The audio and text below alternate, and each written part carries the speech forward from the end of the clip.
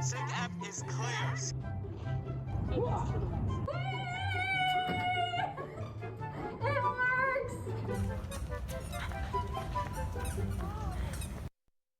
All right, we're ready now. Time to get down to business.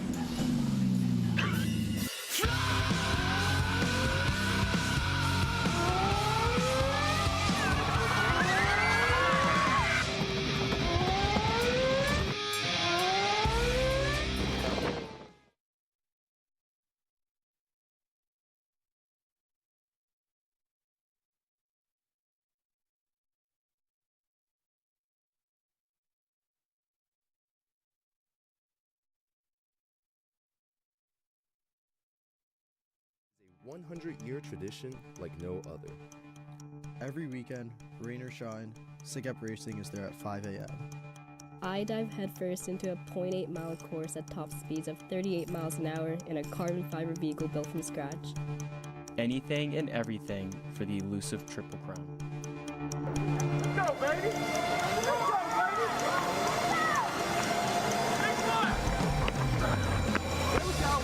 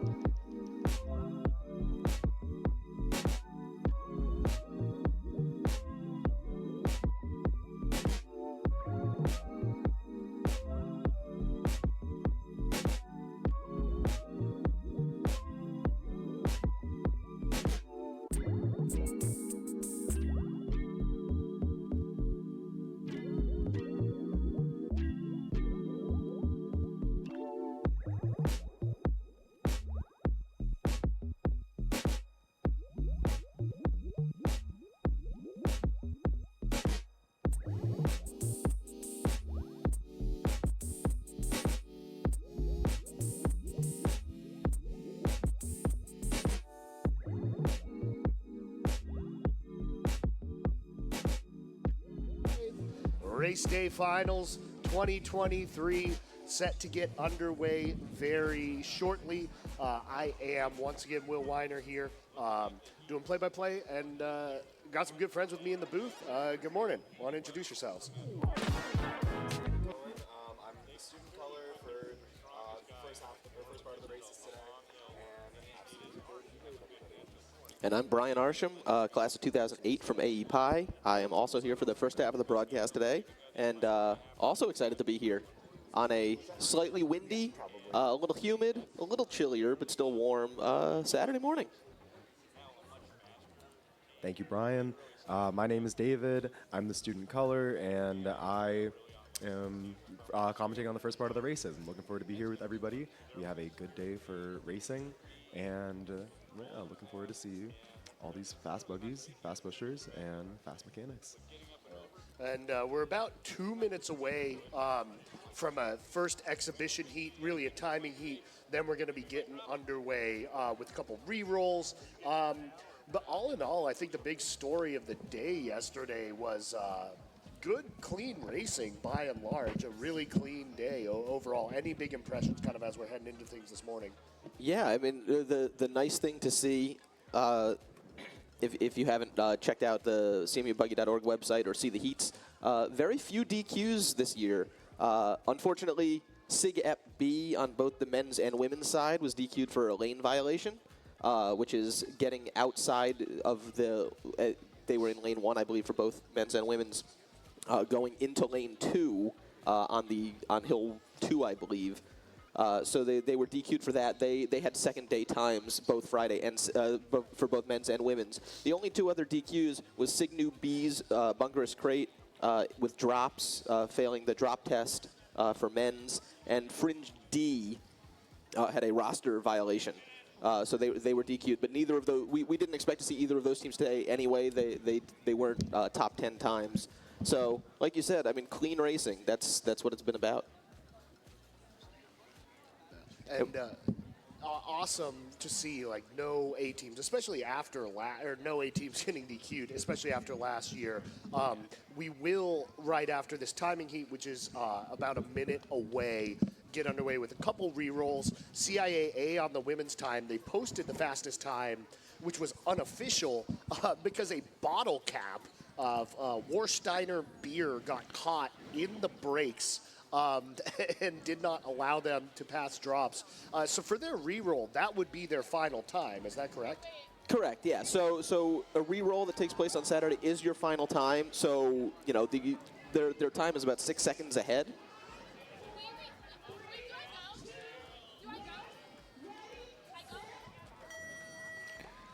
It looks like we're off in the exhibition heat. This is the Spirit Drivers team pushing. I guess Apex having some windshield issues or front hatch issues, it looks like. So they're still at the starting line.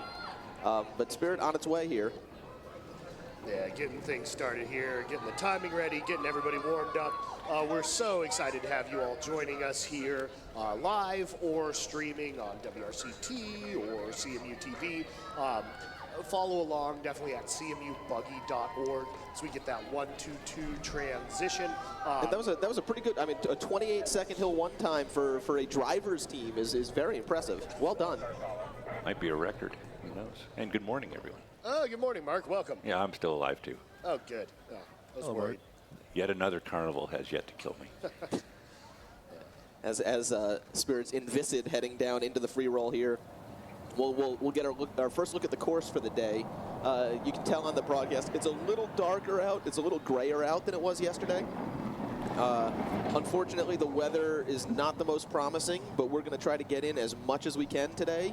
There was a bit of a schedule change. The exhibitions that usually come first on Saturday have, other than this timing heat, have been moved to the end of the day after the men's finals. That way, it gives a little more flexibility for getting the races that actually matter into the day. All right, Invisid's coming down. Doesn't look to be screaming, but you wouldn't expect that for this heat. Just getting everybody get a chance to make sure the timing system works. Nice smooth turn. Through and done. And, ooh, big time wobbles there. Past the chute crosswalk. definitely exploring the road. Well, it's tricky, right? It's a driver heat. How many drivers deep are you to whoever's driving there? It also is just a good reminder, some of you who may be joining us who don't watch Buggy or haven't seen Buggy before, there is a human inside that buggy, human approximately size of the human who is pushing here as we get that 3-4 transition. A little bit of miscommunication there on the 3-4 transition. These probably focusing on driving much more than the chemistry on the push hills, but nice to see the drivers get some recognition. One thing that a lot of people don't think about, that there is actually a science behind the push bar of a buggy and the angle it takes and the height of it. You can see here, Invisit is, the push bar of Invisit is almost the height of the Hill 4 pusher, one of their drivers. Sometimes you have to think about who's going to be pushing that buggy. And it sometimes causes, a buggy that would otherwise be your top team to be put lower on the list because it doesn't align with the push team that you have for that year. You're right. It is interesting because, one thing with push bars is that accidentally lifting the buggy off the ground when you push it by pushing upwards slightly, depending on how high the push bar is. So that's always an issue for driver comfort and safety while pushing. So as you see, these pushers are doing a fantastic job making sure they push just straight lines and strong lines and everything. So this was a fantastic race. Yeah, 3:21.55, pretty good time overall, especially considering all drivers. And that beats a couple of the C and D teams I think that came out that raced yesterday. So it's not a top 10 time, but that time would have put them in 16th. Congratulations. Well, there we go. And the opposite of 16th, the team that posted the fastest time unofficially yesterday, CIAA on the women's side, getting their re-roll coming up right here. So this is kind of a funky scenario we really haven't been in a while on race day, where normally the top qualifying team gets the last roll, hypothetically gets the warmest, road, the best road conditions, all that. Here, CIAA, the presumptive favorite, is going first thing. How do you think that affects them in this race? Because it could be setting the pace for everybody else. I think one thing we have to worry about is that the roads are a bit colder today. As we said before, warmer roads are better because with wheels are made out of a rubbery plastic, and when you heat that up, it gets stickier and it grips the road better, and that makes it go faster. So that's why teams heat wheels and everything. So as we have colder roads, we may see potentially slower buggies, but we'll see how they make up for it. They got some strong pushers out there. They got this. Yeah, and for CIA, it's their women's team put up a very solid 236.67 yesterday. They're over 6 seconds ahead of Spirit A, who's right behind them. So the coldness, even if they're a little slower today, they may have a little bit of a buffer. But one other thing that comes up with being the first roll of the day is, the mechanics have to get up early. Your team's got to be ready. If you think about yourself, when you get out of bed at 7 in the morning, you're still a little groggy, as opposed to hey, if you've been outside, walking around for 2 hours already, you're ready and raring to go. You kind of got to get that adrenaline pumping early. That's a fantastic point. Having been there on race day the next morning, wondering if we're going to roll or not. And, you're right. There's definitely a different energy early in the morning versus at going on 10 a.m. and whatnot. So we'll see how these mechanics pushers, this team figures it out. And yeah, I'm hopeful. I think. Try to put it. Oh, this day is going to be great. I think we have some great. Re-rolls coming up, and then. Yeah, so it's a couple re-rolls to start off, CIAA women's, then Spirit C for men's. And, this could be an interesting case for the women's races, right, where CIAA very well could set the top time, the pace time everybody has to meet. In between, really excited that we have our first ever all-gender race. Yeah. So that is essentially anyone, no matter whatever identification, able to push, drive, roll, whatever. So we have 5 teams with that. So that's coming right up after these re-rolls. Really excited for that. And then we get in the women's, then we get into the men's. But, depending on what CIAA does here, that really sets the the stage for all the rest of the women's teams, which probably we won't be seeing for another hour or so. Yeah, and as a reminder, as we said before, this re-roll time is the final time. This is the only roll that CIAA women's will get today. So this is that final time. So they need to put up a good one. It will set the pace for everyone else. But the exciting thing beyond that is, and we'll talk about this more when we get to the women's finals heats, these times, once you get past CIA, who had a 6-second edge on Spirit, these times, Spirit basically rounds to 243. Fringe, you're 244, 245, 246, 247, 247, 248, 249. Like, these are teams that are, and one of these heats in particular is going to be two teams that are basically a second apart.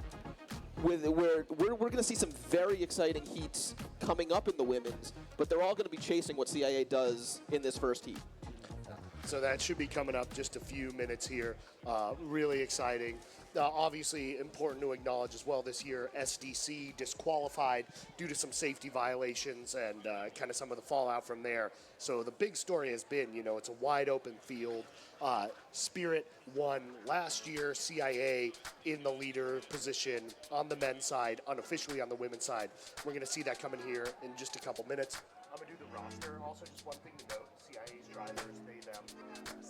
Cool. All right, so we are going to have CIAA in their reroll, which will also be the final time of the day. Getting set, we'll be out here very shortly, getting that buggy prepped. It will be Equinox, the driver, Julia Liu on Hill 1, Leo Hasher, Hill 2, Victoria Nguyen, Hill 3, Abby Breitfeld, Hill 4, Catherine Orr, and Hill 5, Jocelyn Sang.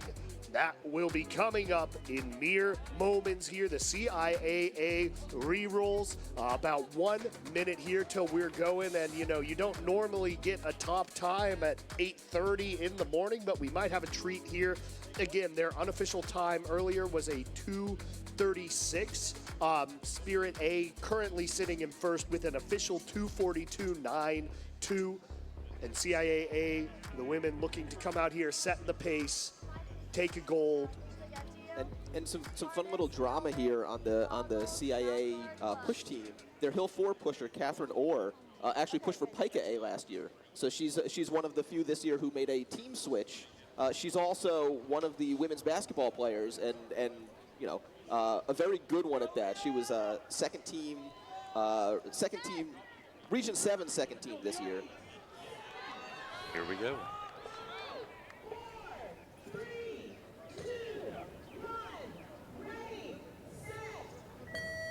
So here we are, CIAA coming off to a powerful start there with Leo Hasher, trying to claim gold here on the women's side, in the leader position on the men's. Again, this a re-roll after a bottle cap.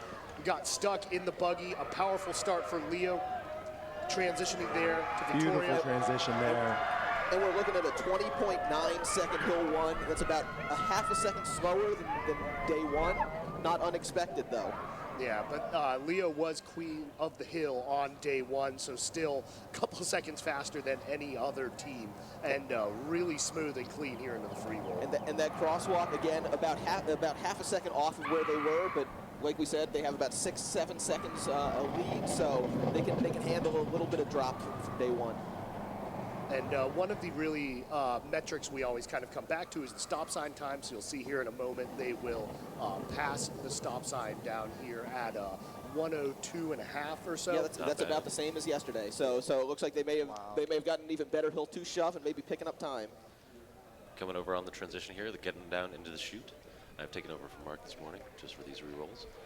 As they go, taking the chute flag, nice and smooth through, no slips, no slides. Nice and smooth through, made the turn, looking fast, turning into Hill 3 now. And we'll have to get that shoot speed time to see how they did compared to yesterday. But a really pretty turn, textbook, and an really nice pickup right there. Excellent pickup on Hill 3. You can see the CIA team up here gathered at the top of Hill 2, looking very excited about this. And, I would be optimistic if I'm them as well. Things looking textbook here. The transition to Hill 4, Catherine Orr pushing it. Yeah, and combined, we won't have the full times, but their combined back hills yesterday were just a touch over a minute. So we're looking pretty good here. They're looking very competitive here as they come up with the 4-5 transition. And here we go. A little bit of a long shove from 4 to 5, but picked up nicely there. Coming here on this final hill, crossing over 220. Yeah, And really nice hill 5 Reminder push. was 236.67 yesterday, and they're looking pretty close to that. Yeah, they're looking very close. And In fact, they might be looking a little better than that. Let's Wow. see Jocelyn Sang coming across, hands on that push bar, Wow. almost identical, 236.5. 236.5. We'll wait for the official time, but that is excellent, excellence and execution you see with CIA right there. It's incredible consistency, pretty much rolling the exact same time in worse conditions, frankly, this morning. So the pressure is on for the rest of the field. Now, there is one thing to note here. We had the bottle cap incident yesterday, but they did fail drops, so they're going to have to go over to drops now. We'll see if we can get word once they get down there, or if we get a shot of it to see if they're able to pass today, because this time is a winning time, most likely. You guys were saying that how it's worse conditions today. They're trying to roll out and do everything, and they were rolling at exactly the same speeds. They were at a 33.8 miles an hour going down the chute. Say 33.8. That's about half a second faster. 0.4, actually. sorry. So they got a 0.4. Oh, 0.4. Yep. Okay, so yeah, that's pretty much on par with yesterday. Makes a very consistent team day to day. That's great to see. I mean, I guess they kept that spirit alive from yesterday. We were talking about that, keeping that energy alive early in the morning, and I think this team just showed that they kept it alive. We're watching a bunch of yellow sweatshirts walking down the hill as they head over to drops, and here we'll get to see because this is the big test right here. There are those bottom caps.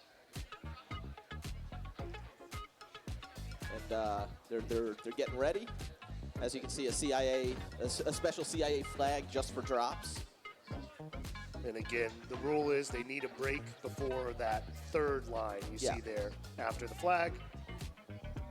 And a successful break, really nice drops. There you go. That's how breaks are supposed And you to can see a ton of energy, ton of excitement there from this CIA team. The time to beat is going to be set now at 2:36. Wow. Let me see. I see it on. I'm not saying it's impossible, but it feels a lot like everyone else is fighting for second now. That is a great time for CIAA. And it's going to be, a pretty close battle. So we'll get into that in a minute. Well, the one more quick thing I want to say about that, there is the threat of rain today. That re-roll now makes the women's races official. So the women's races are now in the books. If rain happens, for some reason women's finals don't count, those day one times are final. That's right. So no matter what, CIAA has a time on the books. Has a time on the books. Now there may be an issue. Again, there's a chairman's meeting later today to go over a tape review, make sure that everything was clean. There's no DQs, but at the very least, they have a time in the books. All women's repeats from prelims are now officially done. Everyone's got a time, and we move on to men's, where we have one re-roll coming. Yeah, just one re-roll. Spirit C. Was this was the girl who did the break, right? Yeah, so this is Spirit C and Kingpin. Hit the brakes with a near pass. And the driver got kind of sandwiched a bit between the flag and the curb at a safety. Hit the brakes, got the re-roll. There was actually a second re-roll that was requested on the men's side for Fringe B in Barbie, but Fringe B's time on the day actually put them in 10th place, so they had already made finals and therefore didn't need to take the re-roll. So we'll be seeing them in the men's finals, in men's finals heat 1 a little later today. And so here we go, under 2 minutes till we see Kingpin here. And it was a really impressive, top hills that had them neck and neck in that race. But again, we're going to be seeing Kingpin. The driver is Laura Whitwick. Hill 1, Alexander Shepard. Hill 2, Sebastian Bernal. Hill 3, Jason Easterling. Hill 4, Jeremiah Cochran. And Hill 5, Chayton Chilakunda. And yeah, this was one yesterday where it was a bit of a surprise because they were going up against Fringe A, and you know, an A team versus a C team, you're not expecting it to be all that close, and yet Spirit C was right on their tail the entire way up Hill 1 and Hill 2, and went into the free roll a touch behind and was moving faster. Like it's, you know, Spirit this year has been coming out with very fast free roll times, free roll speeds. Spirit's definitely been a strong team this year, and I think yesterday the driver really showed their skill and experience with braking and avoiding a potentially dangerous pass, and that was definitely the right decision to make because, as you see, they're getting a reroll, and early on in the morning here, will they keep that spirit alive they had yesterday, and they're going to show us now. Spirit always coming out with some extra spirit on race day. Absolutely, they got some strong pushers, and I think they're gonna give us a good race. Here we go.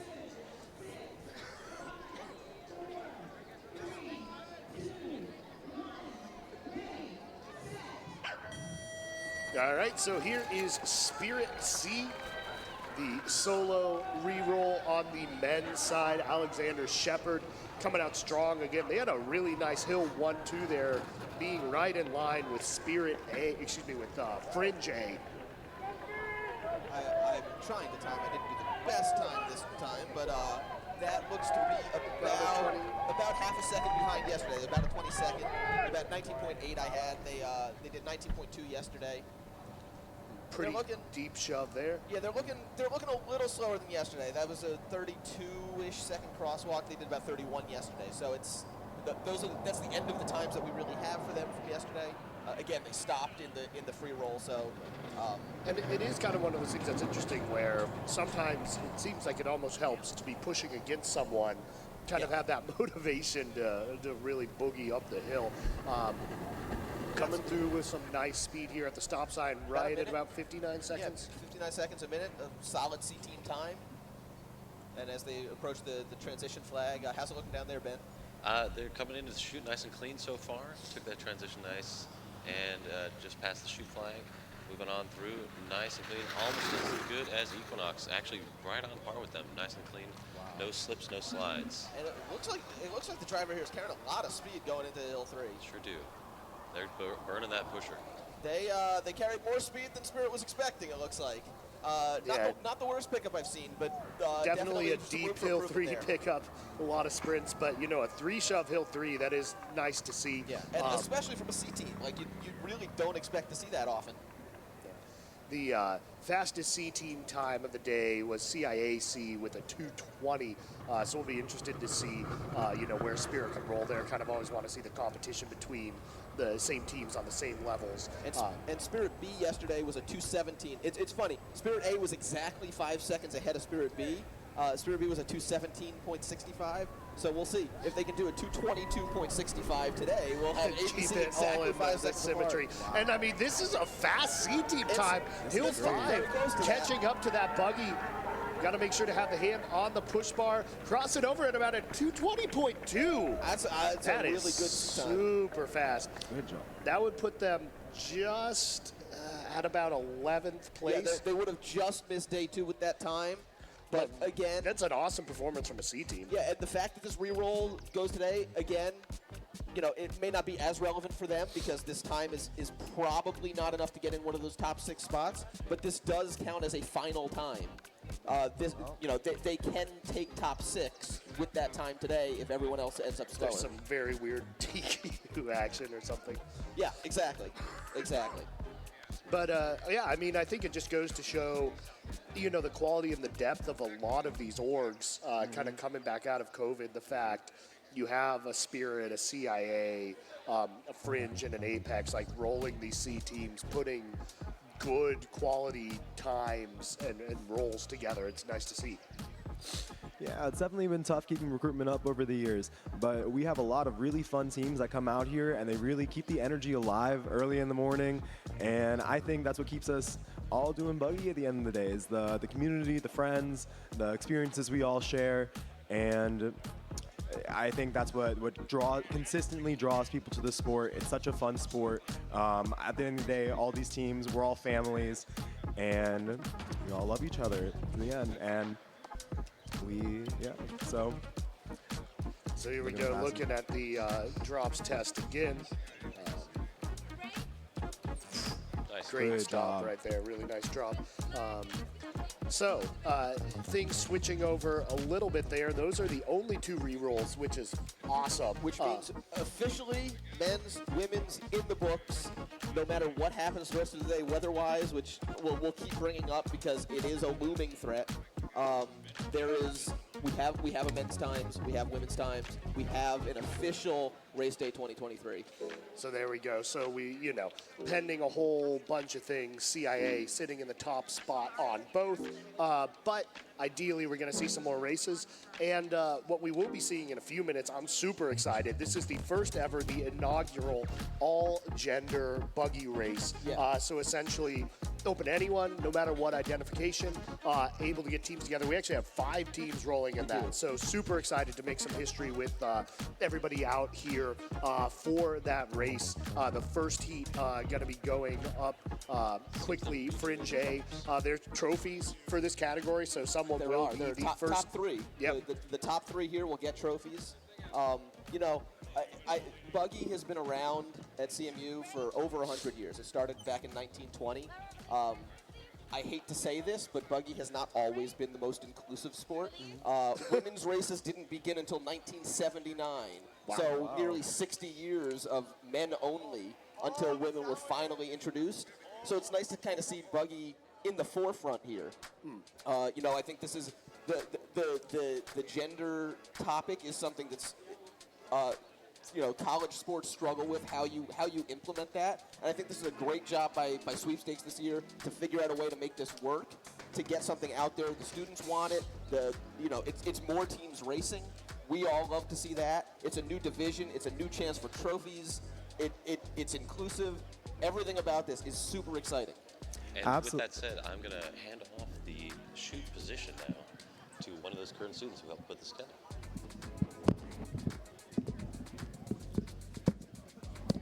Yeah, absolutely. We've been talking about adding an all-gender heat for years now, and I'm sure that talk's been going on well before me.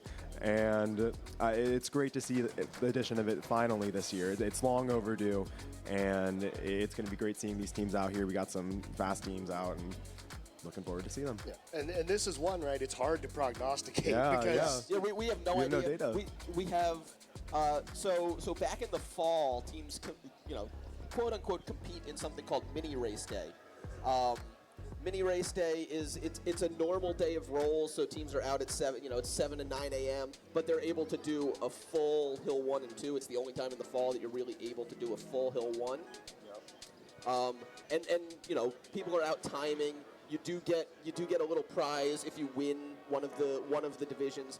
This year they did have a bit of all gender running then, but I believe it was only 1 or 2 teams then, and the times were.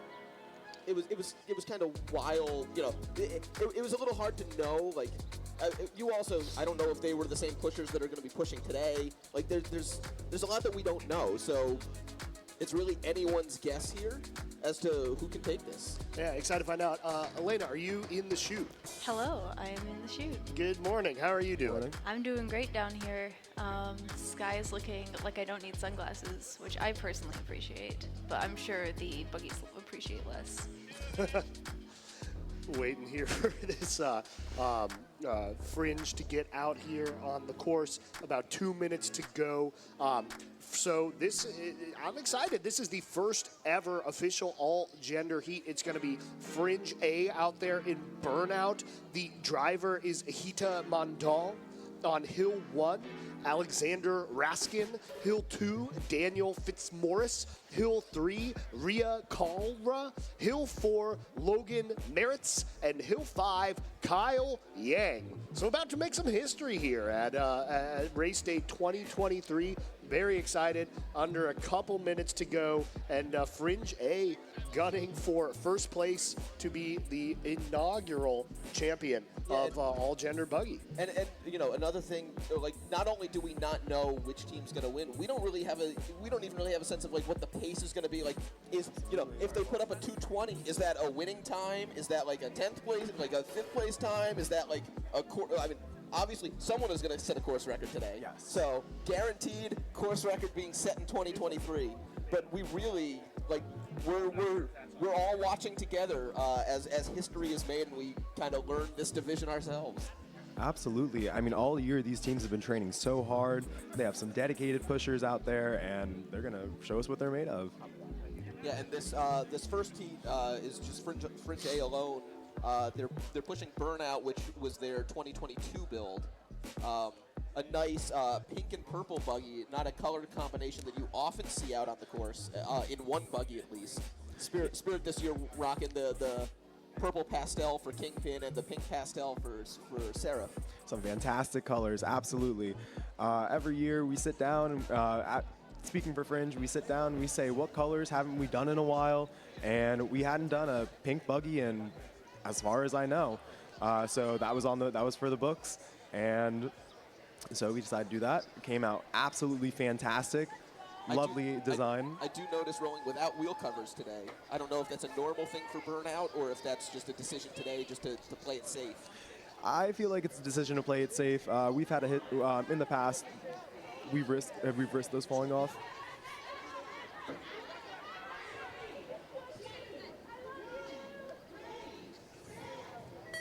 And here we are, the first ever all-gender buggy heat is underway. Alexander Raskin pushing, flying uphill one here. History being made, race day 2023, Fringe A, wide open field. Let's see what they are able to do. Nice. Good transition. So that's about a 21.5 second hill one. Ooh, a big lift on the hill two push there. Everything's fine, but it's not something that the driver, driver kind of wobbling there. A little bit of wobble there, losing some speed, but into the free roll.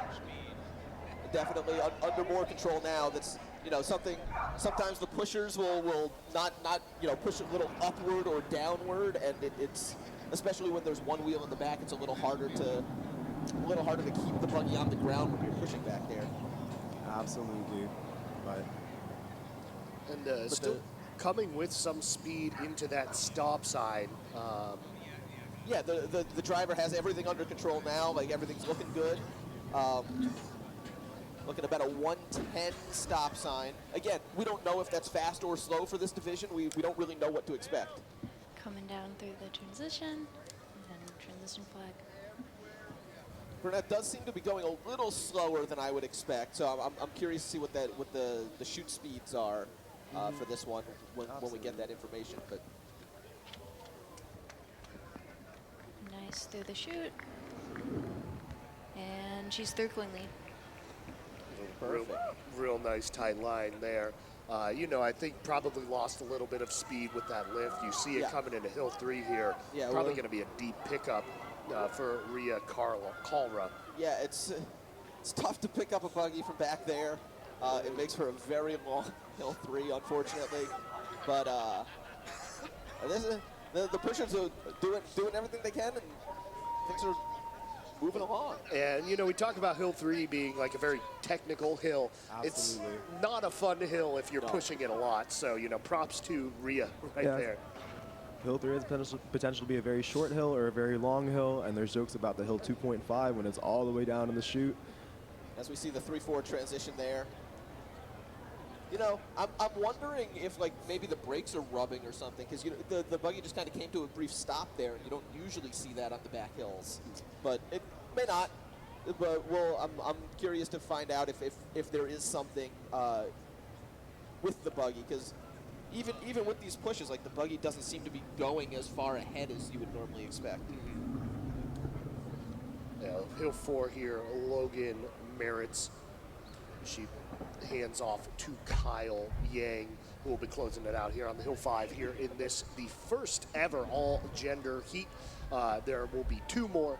Then we'll have the women's races and the men's races closing things out. And Kyle Yang, he's got some flying up hill 5. He was able to add some speed in there. As we're coming up here on the finish line, as the first ever all-gender heat is about to be done in.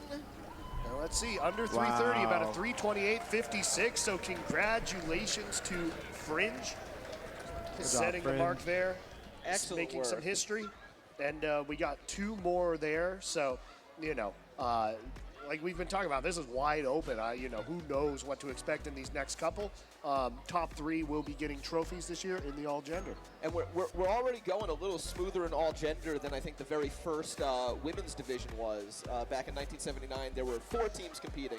It was 2 heats of 2.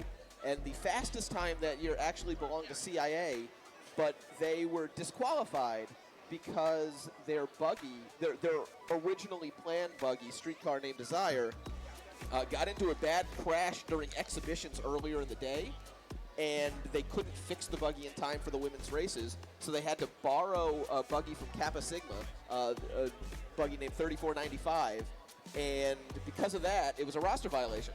So even though they were 10 seconds faster than SDC's Blue Haze, SDC took the win because it was a Cap Sig buggy being pushed by CIA. That's a fun fact. So Fringe completing this race with their roster and their buggy, always a good start. Yep, I just know this team had fun here. They're a good bunch of kids, and yeah, I mean, they went as fast as they could, and they pushed Burnout. I mean, speedy as possible. So here we are with the drops test. I know more people showing up. Essentially, this is just a test to make sure the brakes work. The driver, once they see that flag, has to hit the brakes. Nice. And they successfully braked? Yeah, broke. Something like that. Stopped? I don't know. Yeah. It's early. I think it's Break Eye, right? That's Break. 2 teams going to be rolling in this next one, Pika and Spirit.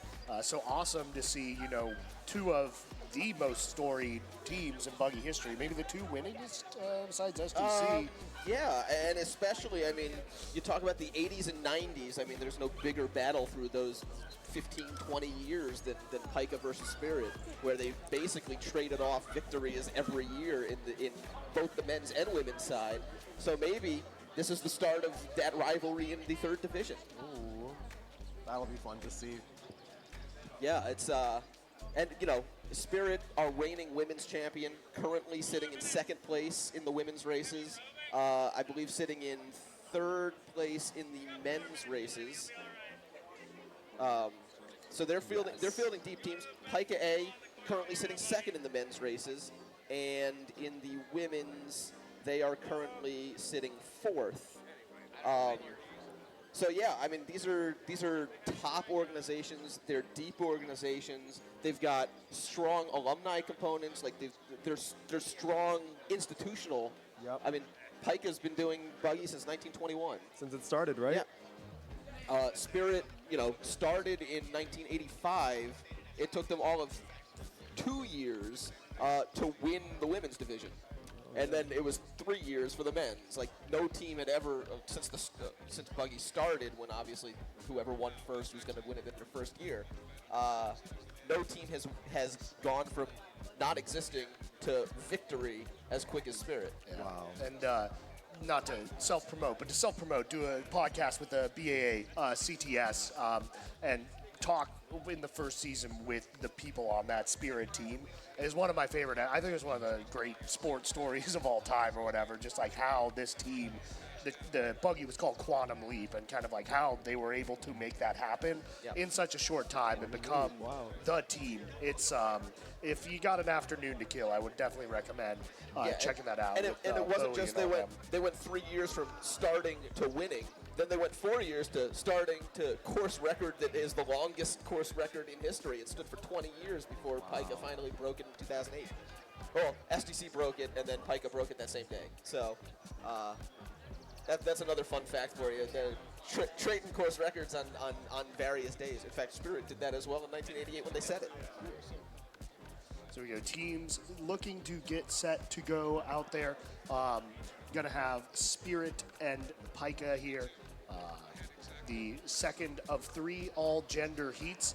So in lane 2, we are going to have Spirit They are driving Invisid.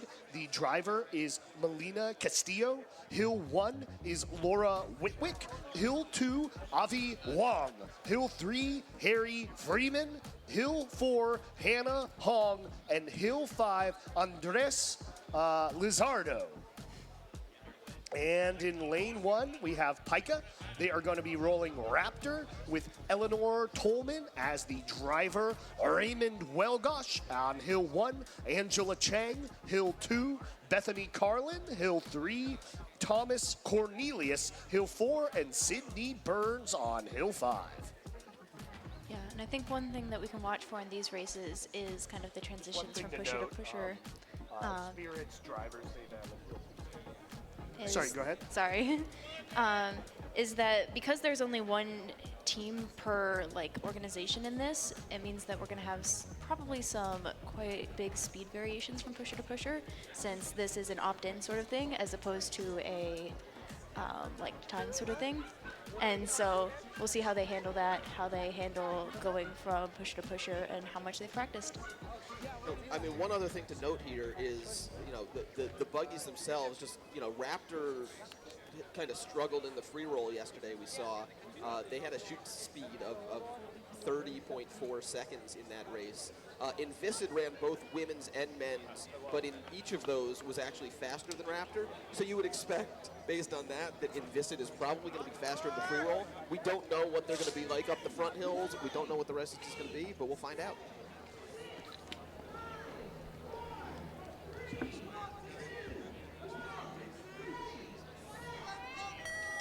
And here we go, the second heat in this all-gender division. Pika Spirit, one of the most storied rivalries in Buggy, renewed up on Hill 1. Raymond Welgosh pulling a bit ahead. Zooming up that hill. And here we're looking. Pika at about a 19.2 Hill 1.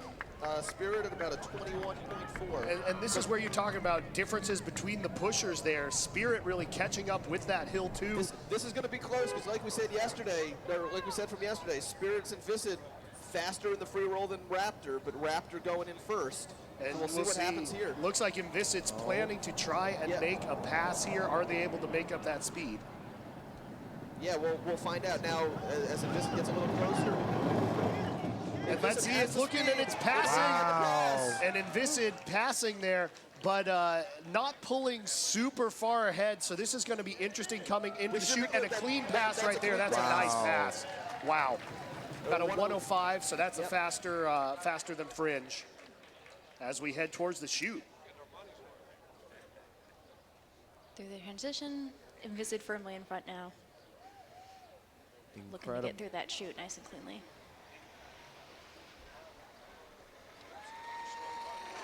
Invisid's through. And Raptor through right behind them, looking faster than it did yesterday. Really nice driving there by Melina Castillo for Spirit in Invisid. Harry Freeman. Burned a little on Hill 3, Spirit. They got to catch up. Yeah, and then Pika having to go back a little bit. And then a little bit of a wobbly pickup right there. But still, Pika looking to be gaining a bit of ground on Spirit. So again, because on the front hills, Pika had the faster pushers. So this might end up being a much closer race on the back hills. Yeah. And it looks like it's tight right there. Thomas Cornelius taking over Hannah Hong on Hill 4 for Spirit. Still a little bit ahead, trying to close in. And this is going to be a crazy sprint on Hill 5. Oh, wow. And then to Dave's point, we've got different pushers mixed up on different heats. And it looks like Pika has passed now. Yeah, about a buggy length ahead. Yeah, let's see what happens. 4-5 transition there made by Pike. 4-5 now by Spirit. Good transitions. Yep, nice and clean. Pike's Hill 5 flying there. Really good pushing on these back hills. Spirit, keep it up. Like they're a little bit behind now, but not that far back. And let's see, coming through, making up some really nice speed actually with that Hill 5 from Spirit. Here we go, Pika coming across a 2:49.90. Spirit trailing a bit by them.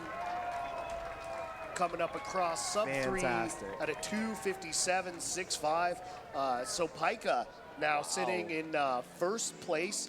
Awesome to see them involved in this. I think just as we've talked about, one of the most storied teams in buggy history, and I think a really cool statement to, take part in this this all-gender race. So one more heat for this. Pika going to be the time to beat. But again, who knows what we're going to see in this final heat. Yeah, and there, I mean, again, there's a heat selection, and teams will do their best, the week before to schedule these heats in a way where you avoid passes.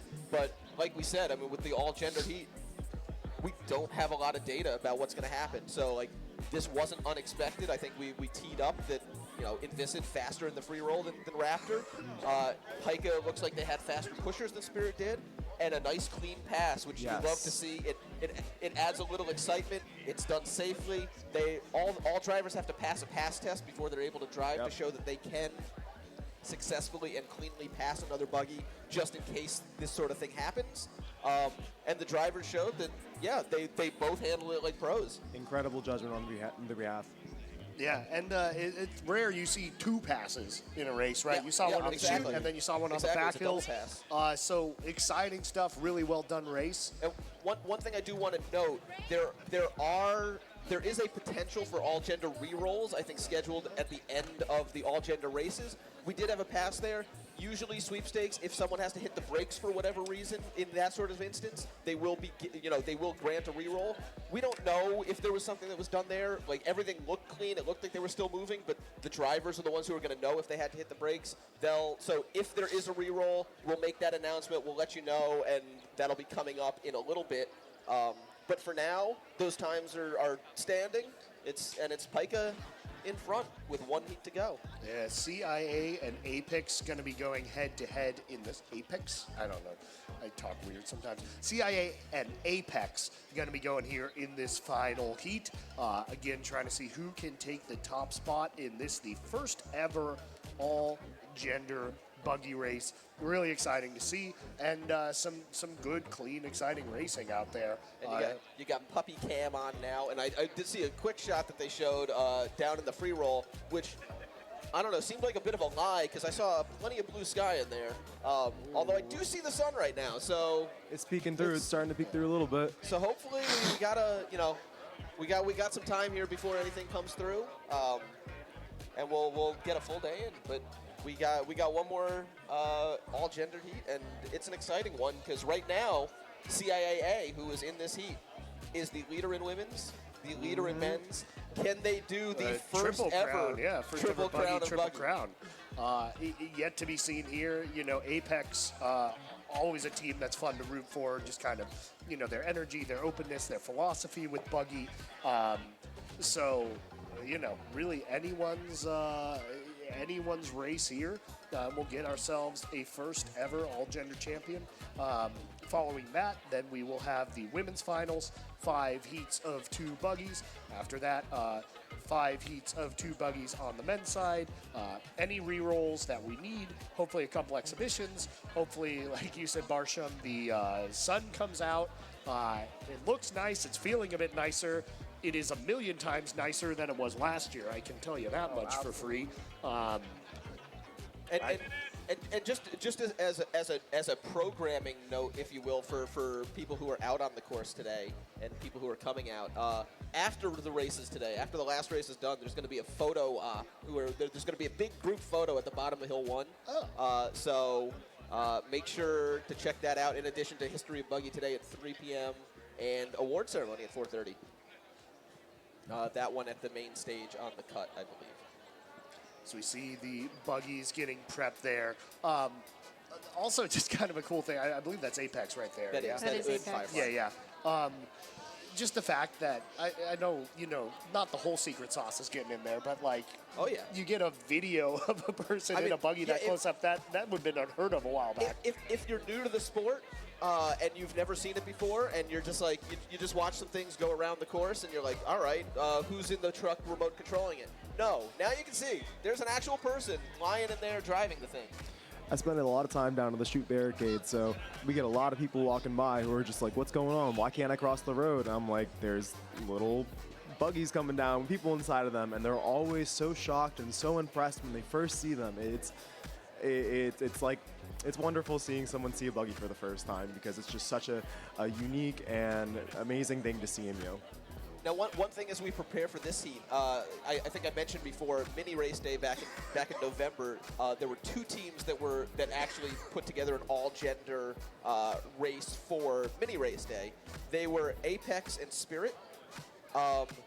They ran pretty similar times. So, to the extent that we have any data, we might expect Apex A here to be somewhat on par with what Spirit did in the 257. But I have no idea if it's the same people. We're going to find out. Yeah, we're about to find out, so let's go ahead and meet the squads in Lane 2, Apex. They are in Firefly, the driver, Leah Rested. Hill 1, Gus Gamble. Hill 2, Sydney Sid. Hill 3, Evren Canuck. Hill 4, Christoph Gufford. And Hill 5, Brandon Bravo. Some fun names on that Apex team. I enjoy saying those. Then in lane 1 is CIA in Equinox. Julia Liu, the driver. Stephen Lawrence, Hill 1. Bin Peng, Hill 2. Audrey Young, Hill 3. Sophia Corono, Hill 4. And Hill 5, Katie Lynn. And I really love those Apex wheel covers that have the Apex written on it. They look really cool. And they kind of flash as they roll. It's a lot of fun. Yeah, you're right. We had fun with it. We painted them to match the buggy they were going to go on last year. So. Now we see Apex on the line. I don't see CIA yet. We're still within a minute to go, so, you know. Oh, or we're not. CIA may not be running? Or was that a false countdown? Let's see what's going on down Looks like there. there's maybe some confusion down there. We'll get some word. So it sounds like something hold by judging and safety? Yeah, it sounds like they're resetting the countdown. I guess there was a...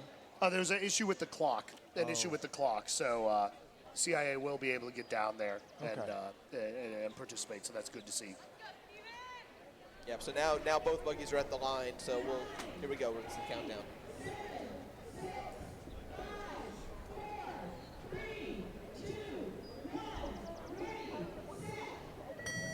So here we go, the final heat of the all-gender races. First ever. Time to beat right now is Pika. Stephen Lawrence on Hill 1, separating a bit from Gus Gamble. But Gus keeping some good distance, yeah.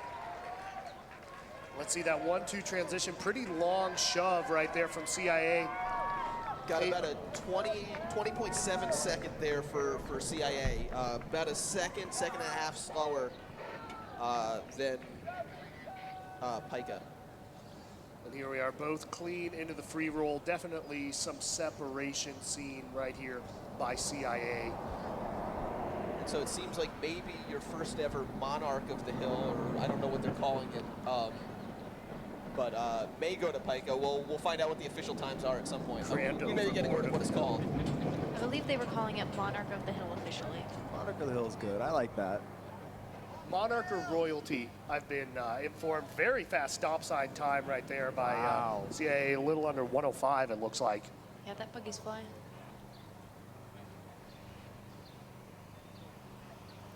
We get the shoot turn here. How's it looking? Looking good. They're going in and nice and clean. Good inside line. Here comes Firefly. Firefly turning. And nice and clean too. And Equinox carrying some speed here, and a pretty good pickup there.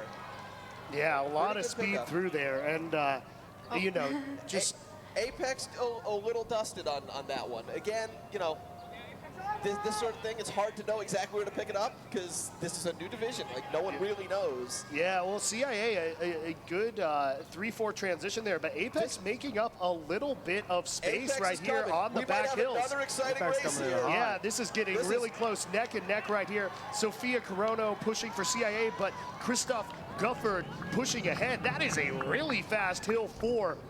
And we're looking at the top time right now is about a 2:49, I believe. Yep. And here we go, the 4-5 transition. Brandon Bravo taking over it for Apex. Katie Lynn for CIA. We'll see who's able to make up the ground, but it looks like Apex here is flying, and they have an opportunity here to take the lead. The time to beat is at 2:49.85.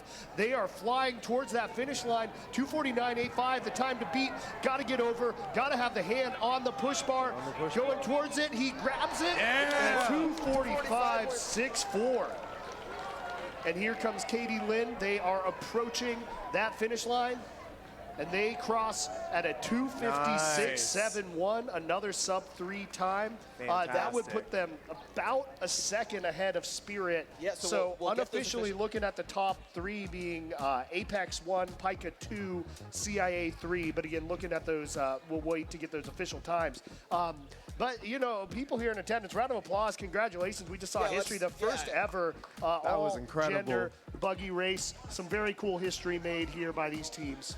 And a big congratulations goes to Apex. I know that this means a lot to them. They've been trying for a very long time to start placing and start getting trophies. So, huge effort from the team. And that time, if it ends up official, it looks like a 2:45.58 is the official time for Apex. That puts them at the top spot. So, barring any DQs or a reroll coming up, like that's their first ever win. Yeah. Big congratulations. And congrats to you, Elena, even though I don't know if you had anything to do with this particular heat. I had everything to do with it, absolutely. No, I'm over here trying not to start screaming and cheering for my team because that would be loud for everyone listening to the broadcast. But you can see our capes from yesterday still being used as our drops flags. The all-important drops test, we did see one failure yesterday with Signu B on the men's side. Firefly, a consistent buggy. No problem stopping there. That should be good to end them on top. That was fantastic. Those were a great set of races. Some really, really strong pushers. And big congratulations out to Apex. That was fantastic. Yeah, it was super exciting. I'm happy as ever that it's gone well. I think it went great for all the teams who participated, and it's looking great to continue this into future years. So big congratulations to Sweepstakes for pulling this off too.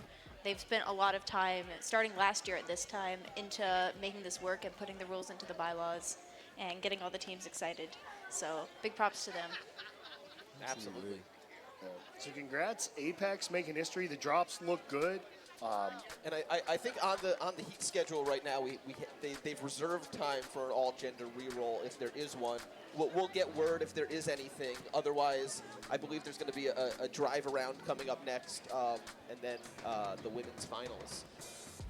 Yeah, so things moving. We'll see. Still a lot of racing and morning to come, but weather holding out at least for now. We do have full times in.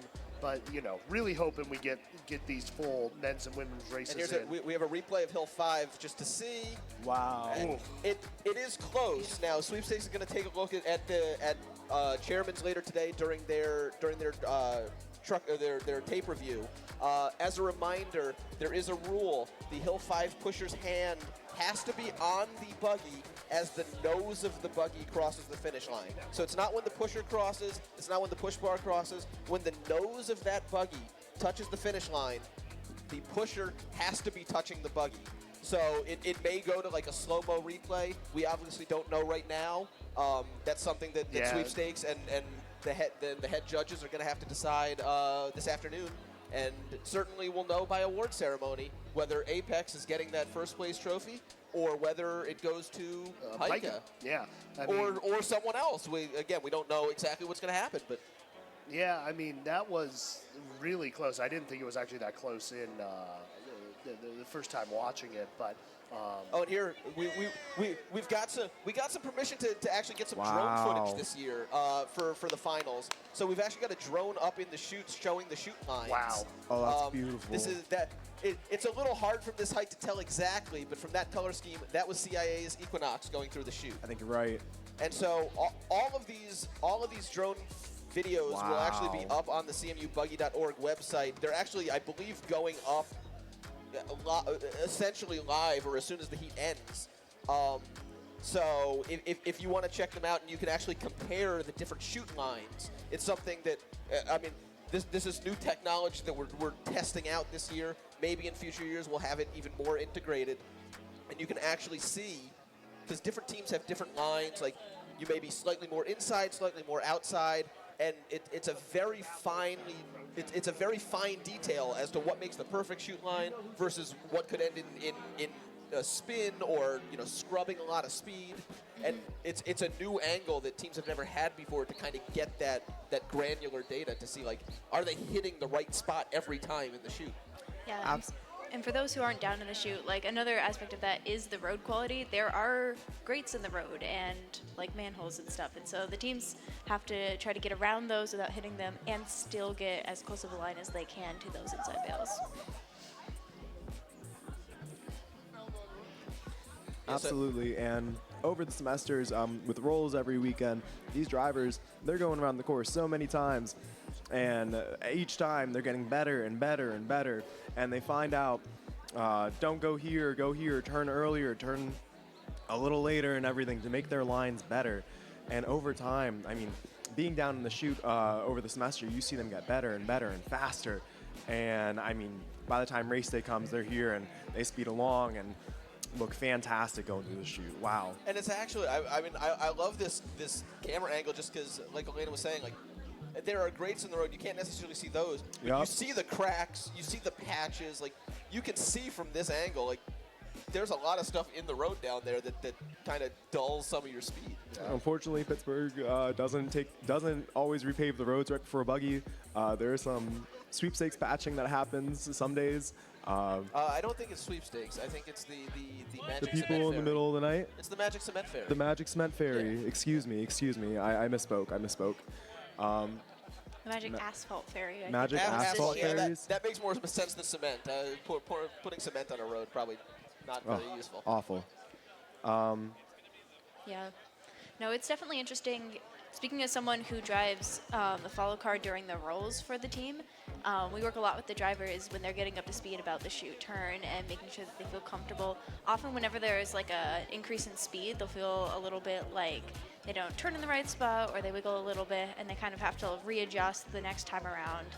And so we'll talk to them and work about like what sort of hill 2 push off they want and how fast they're trying to go so that they can refine and really get the exact speed they want to practice those lines.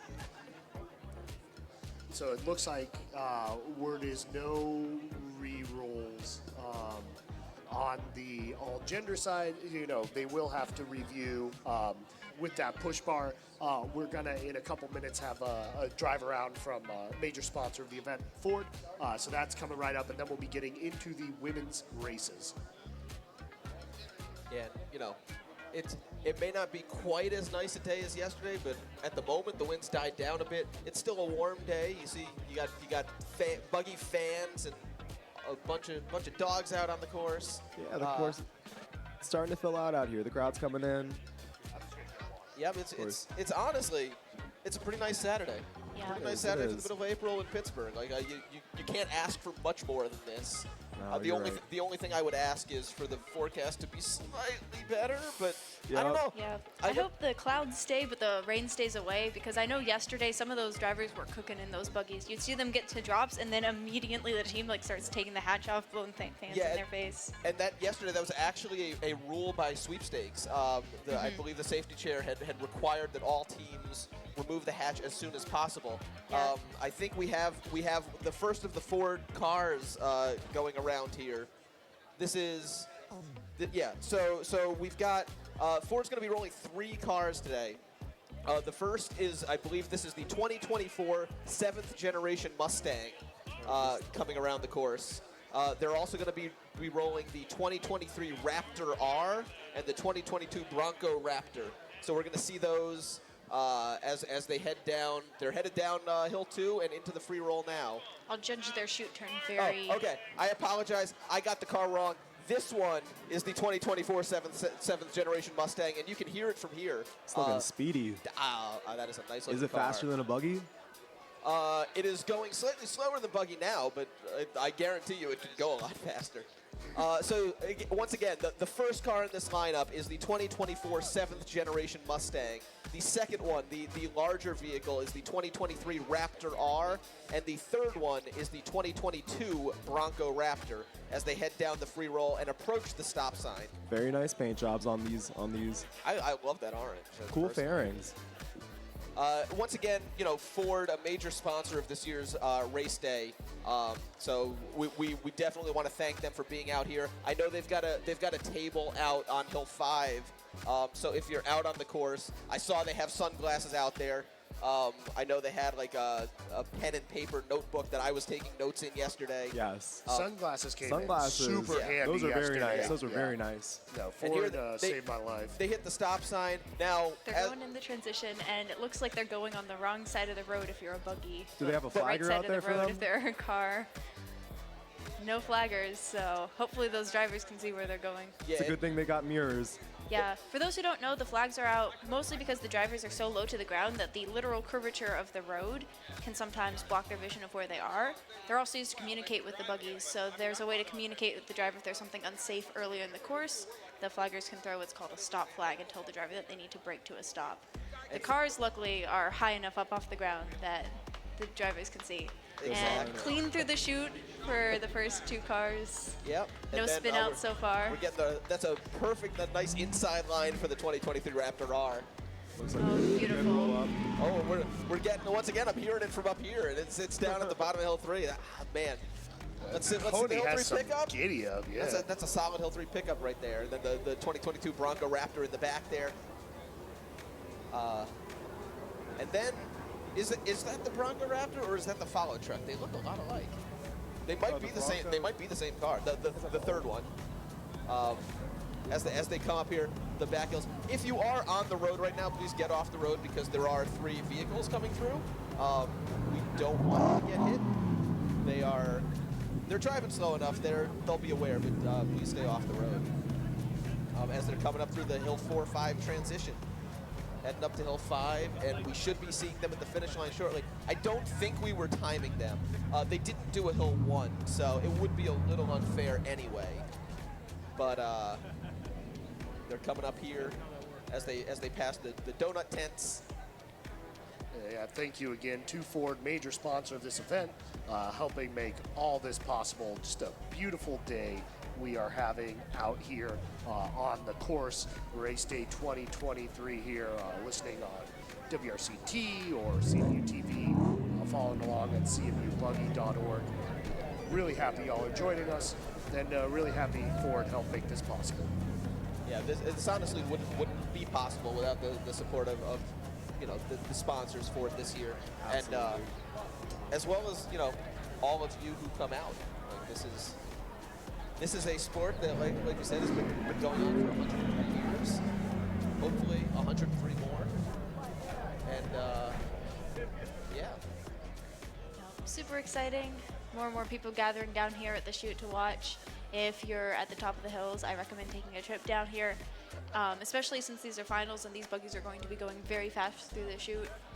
It's hard to see when you're at a distance and even watching on camera to get a sense of just how fast these buggies are going, but they're clocking mid-30s most of the time, and seeing them do this sharp of a turn that low to the ground is quite impressive.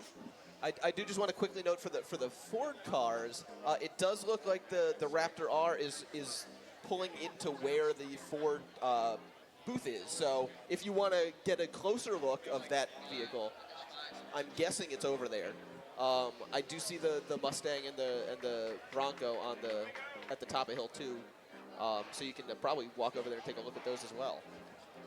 And get rolling right along. We're going to get underway with the women's race very shortly here.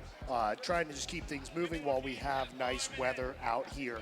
I think it's a really interesting race this year on the women's end. We saw early this morning CIAA had a re-roll from yesterday to have an official time. That time would be what they would finish with today at 2:36.43, about 6 seconds faster than Spirit, who's in second place. So it's kind of weird. Normally the fastest team will go in the final heat. but not so. Yeah, but this year we know what time everyone is chasing. Like it's unusual, but it sets up for an interesting day. One thing I do want to note as we show the 5 final seats on the screen right now. So for those who haven't been involved in chairman's meetings, haven't been administration for Buggy, for the prelim races, there's a heat selection. It's based on times from the past several years. Teams pick and choose which lanes they want, who they want to go up against, that sort of thing. That is not the case for finals. Finals is set by rule, the order in which you go. So the first heat is always going to be the 5th fastest versus the 10th fastest from day 1. Second is 4th versus 9th. 3rd versus 8th. 2nd versus 7th. 1st versus 6th. However, for safety reasons, there have been years where there has been a change or two. One of the changes was actually made this year in chairman's. The second women's finals heat would have been CIA B versus CIA C. That has been changed. SIGEP A, who was 6th on day 1, actually swapped places with CIA C. So CIA C is now running in the final women's heat. SIGEP A is going to run up against CIA B. But just from some analysis I did last night looking at times, that's going to be an incredibly exciting heat. Those 2 buggies, SIGEP A and CIA B, they only finished a second apart. Right. I mean, it's so stacked. If you look at this leaderboard at cmubuggy.org, right, Spirit at 242, but if Fringe A at 244, Pika at 245, CIA B 246, Signu A 247, SIGEP A 247, DG 248, Apex A 249, CIC 251, Spirit B 253. So right in that middle, you're talking about maybe a second of separation between these teams, and all left some room to kind of move up and down that leaderboard. So it's going to be really exciting to see how this shakes out. I got to sign off right now, but we got the buggies coming out. Hey, thank you for joining us, David. I appreciate it. So in lane 2, we're going to have Spirit B in Zook. The driver is Natalie Sarabosing. Hill 1, Janae Bacchus. Hill 2, Divya Srinivasan. Hill 3, Zulema Noriega. Hill 4, Chloe Wen. Hill 5, Mackenzie Vanderhagen. And in lane 1 in Jaeger is Signu A, Vanessa Wu, the driver. Alana Frederick, Hill 1, Kate Hansen, Hill 2, Hill 3, Aaron Anderson, Hill 4, Sarah Misak, and Hill 5, Bryn Sklar. So here's what we're looking at for Hill 1. Signu A with Jaeger had about a 22.2 second Hill 1 yesterday. That would be the 4th fastest women's time of the day.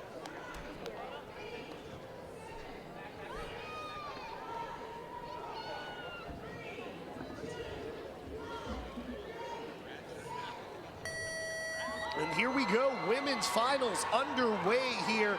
Race day 2023. Signu, one of the fastest free rolls of everyone. But you can see this is really tight neck and neck on Hill 1, Signu and Spirit. It is. There was about a 2-second difference yesterday. It looks like it might be a little bit less than that today. So if the Hill 2 can make it, they are even. They are absolutely even. And a pretty much simultaneous handoff there. Signu pulling away just a tiny bit. Maybe we'll get ahead in the free roll, and then you think they have the faster buggy. So a little bit of separation there on Hill 2, but not much of a shove. So let's see if that affects.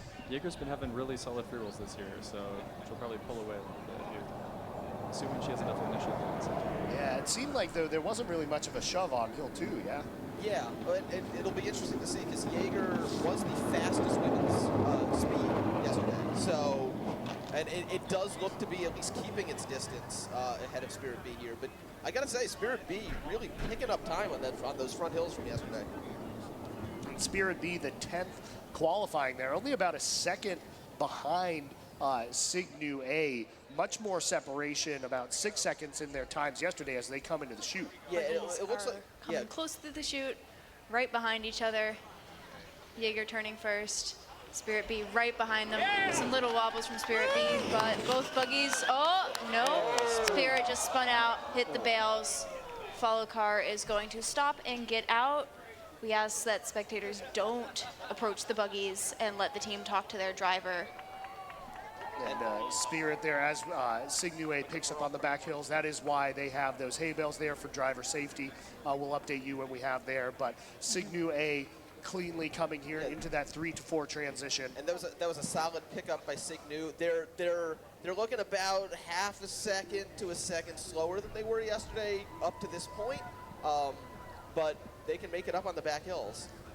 This was a much cleaner pickup on Hill 3 than they had yesterday, so that can shave back that second and put them right to around where they were yesterday. Yeah, and here comes Sarah Misak handing off that 4-5 transition here. And again, Signue, you know, who would imagine that they could be competing for a trophy, but, you know, we'll see what their time is here. They qualified in 5th. They would love to bring a trophy home to that house on the women's side. That would be huge. This is their first women's team since 2000. It's been like their first. 2009. Yeah, I think so. I think that was their last women's team. And to bring home a trophy the first time in almost 15 years. And let's see, hold on. Coming across that finish line at a 2:46.94, so it looked like they might have actually shaved about a half second off of last time. I did get word it sounds like the driver seems to be all right. Again, EMS checking out all these precautions. As we know more, we will let you know. And you may have felt a little rain earlier, just a few drops, so I'm wondering if that has anything to do with the spin. Yeah, you know, it's one of those things. I don't know if down in the chute if you saw anything. It's looking pretty dry so far. There were a few drops, but hopefully nothing to do with it. Just normal spin out conditions. And Elena, I don't know if you noticed anything in the turn that indicated there would be a spin. There were some wobbles at the beginning. It just seems like they corrected and then maybe overcorrected. Yeah. But certain buggies can be prone to spin outs. It just happens. And we have the hay bales, we have EMS here, so we're always ready to help the drivers and make sure that they're safe. Exactly. And yeah, I mean, and we'll see, because like we said before, there is a drone flying overhead, so we may be able to see like if there was something in the line or something in the turn. Spirit did, 10 years ago have a tendency to do this. It's a little more common in a forward trike where there's one wheel in the front, 2 wheels in the back. It's not completely uncommon to see that sort of thing. It's why the hay bales are there. It's why all the safety rules are in place. And we're looking at the video now, but it looks like they're talking to the driver. They're going to unload her down. They're going to unload the buggy down there. Driver's already out. Getting some applause. She looks fine. She's waving, I believe. Yeah, and for those who don't know, those drivers are secured into the buggies with a full harness. They're attached so that they can't slide around. They've got helmet, they've got mouth guards, and so they're prepared in the event of something like this to not be like getting flown forwards into the windshield or anything. They practice. We work really hard and do a lot of tests to make sure that in the event of something like this, all that they get is just a little bit of driver a looks shock. like smiling out there. Yeah, she's giving a high five. Seems like everything's fine. So an unfortunate result, but a little emotional for the team. Yeah. Glad she's okay. Yeah.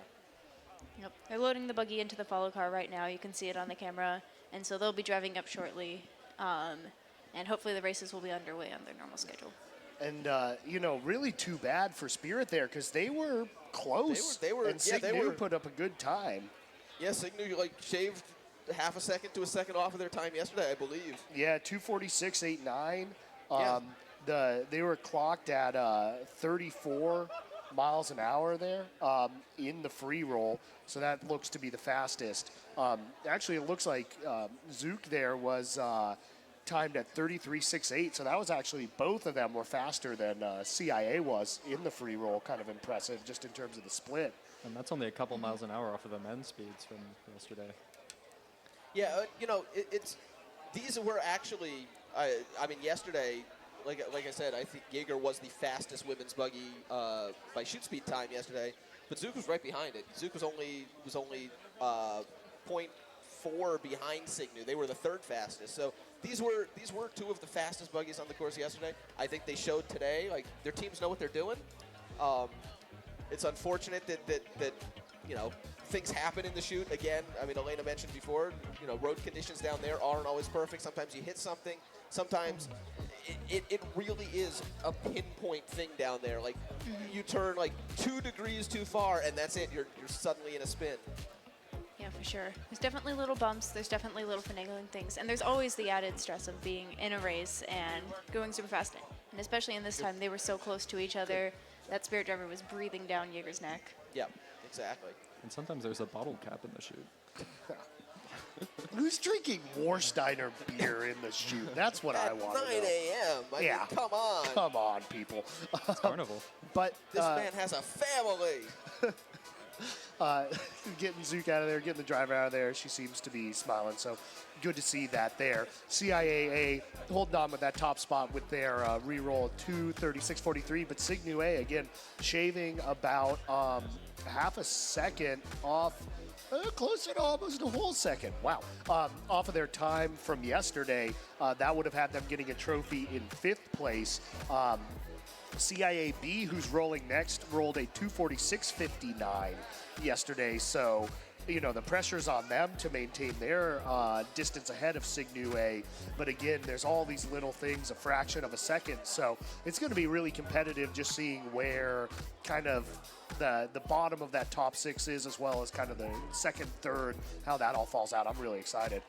We'll also be seeing a lot of chase factors up Hill 1. All these teams are going to be much closer than they were in yesterday's heats, so the Hill 1 pushers will be able to have that extra motivation of trying to chase someone or being chased. And like we said, you know, this is the unusual situation where you know the time you're trying to get to, so you have that added oomph just from that.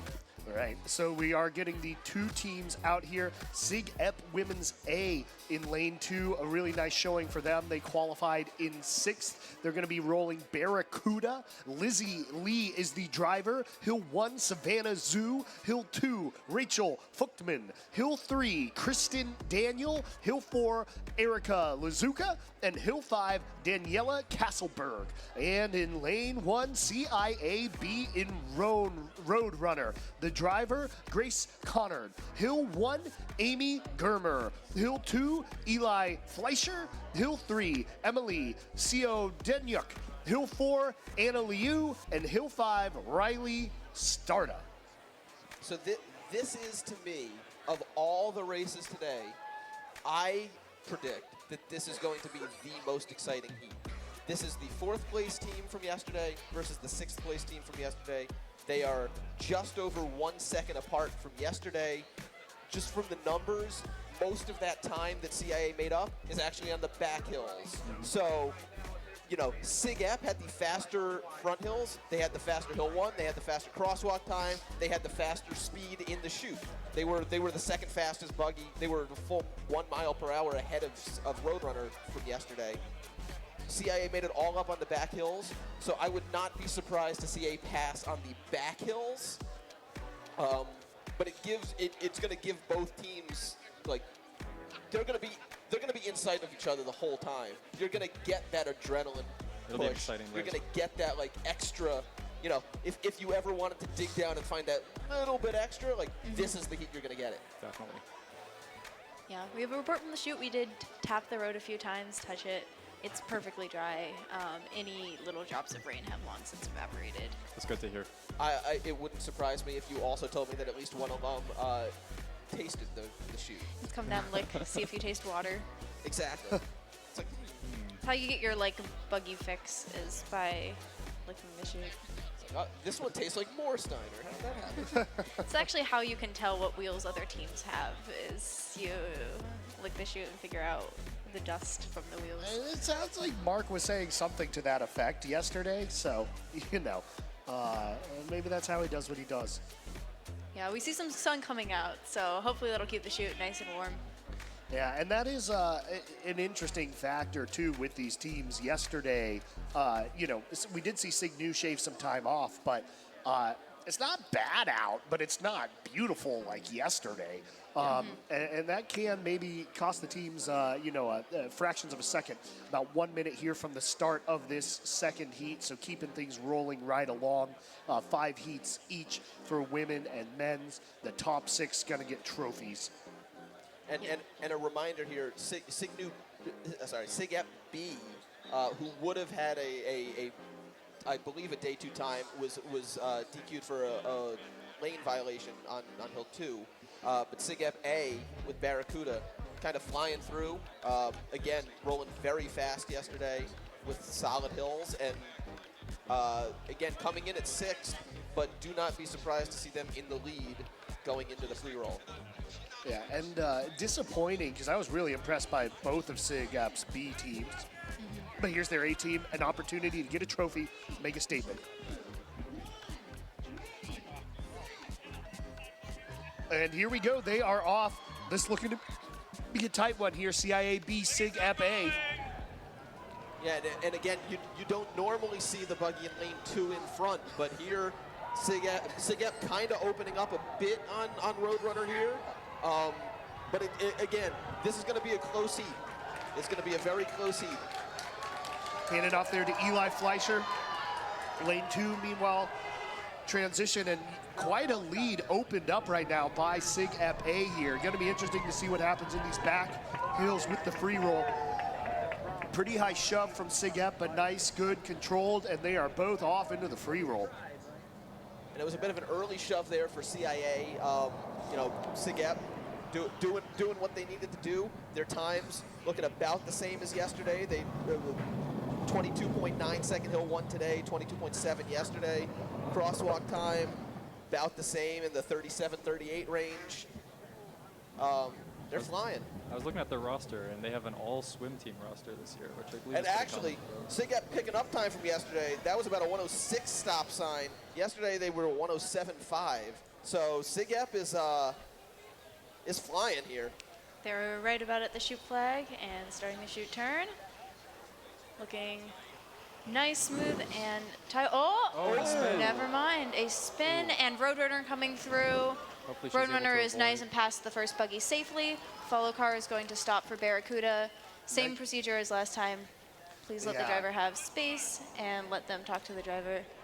Hate to see that for SIGEP because they were looking really fast there. And a little unusual for SIGEP. They're, again, you know, the spin outs are not uncommon for the standard trike. The Barracuda or reverse trike, you don't see that very often. Yeah. 3 to 4 transition here from CIAB. Clear for them to be able to finish. CIA looking to collect all the trophies here. Anna actually came to us thinking she was coming to STC, but she got to the wrong 10 and just stayed. So, lucky mistake. And now she's pushing hill 4 for CIAB. Transition 4-5 coming through here. And, you know, CIAB had a very solid back hills yesterday. Riley's our 18 pusher from last year. She was on the team that dropped the winning time, but unfortunately got DQ'd, so she's looking for redemption here. And you were looking at a 246.59 yesterday. It's a 246.85 for first place, or 89 for second place today. And looks like they're probably going to top that. Let's see. Coming across that line. Ooh, 247.41, 247.41, so just behind Signu there. That will be good for third place right there. And again, we'll get word as soon as we have it from the shoot. Again, if everyone can just give space down there, we will update as soon as we know. Really hate to see crashes ever. And after such a clean day on day 1, 2 spin-outs already here in these women's finals. Unfortunate Lizzie Lee driving there for SIGEP. We'll let you know when we know her status. And the good news from that spin is it didn't even look like she hit anything. Like she didn't even make contact with the hay bales. So hopefully, you know, nice. I know I would be shaken up as a driver doing that, although these drivers have a lot more experience than I do. But yeah, we'll obviously get word soon. But a great job by the driver Roadrunner to avoid that, get through the shoot cleanly. That is a case where it is possible that CIAB will request a reroll because of the buggy in the chute if the driver had to deviate from her it might have affected the line a little bit. Yeah, but we'll see. Exactly. So that's another question. It looks like the driver is out of the buggy and walking back to the pickup truck now. So looks like the driver's fine. Hopefully. Yep, she looks okay. She looks like she's just chatting with the safety chair right now. So they're just loading the buggy into the truck to take it back up. Yeah. Very unfortunate. Yeah, because that really was looking to be a good, like a very.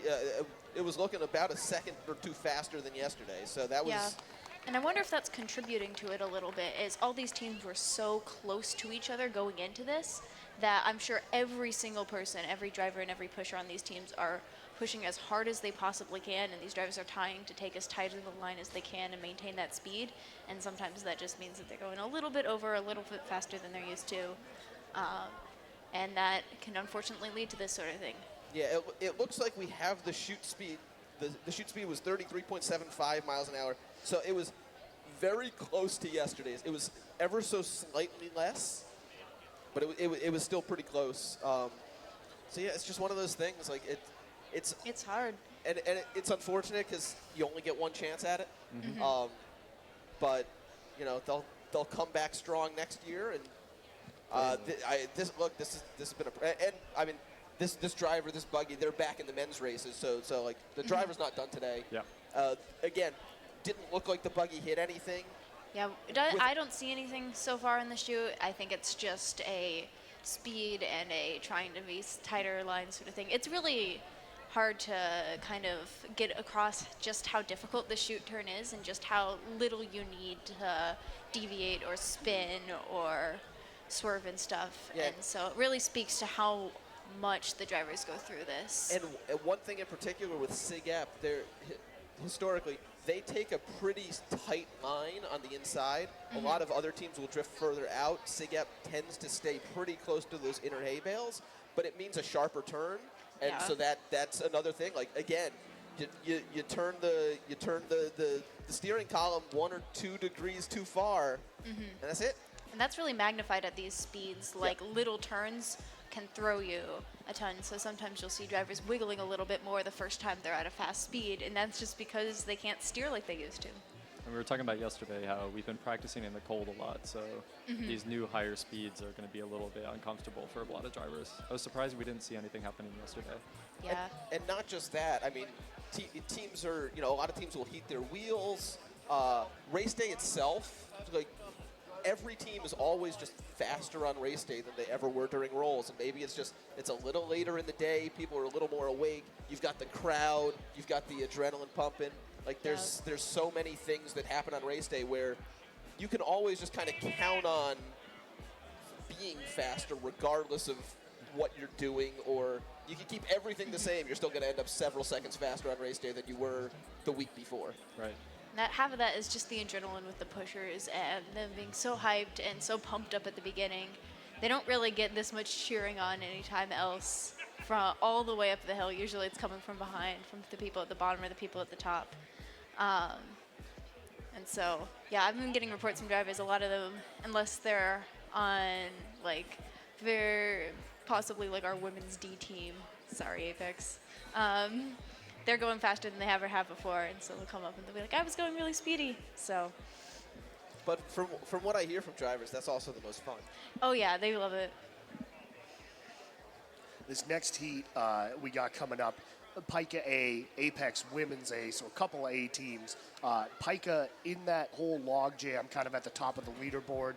They were about 1 second out of second place in qualifying behind Fringe A, a couple seconds behind Spirit A, but did look like there were some multiple opportunities for them to make up a little bit of time. We've already seen Signu improve their time, so it's going to be one of those things just so tight on top of this leaderboard. Who's going to be in that top 6?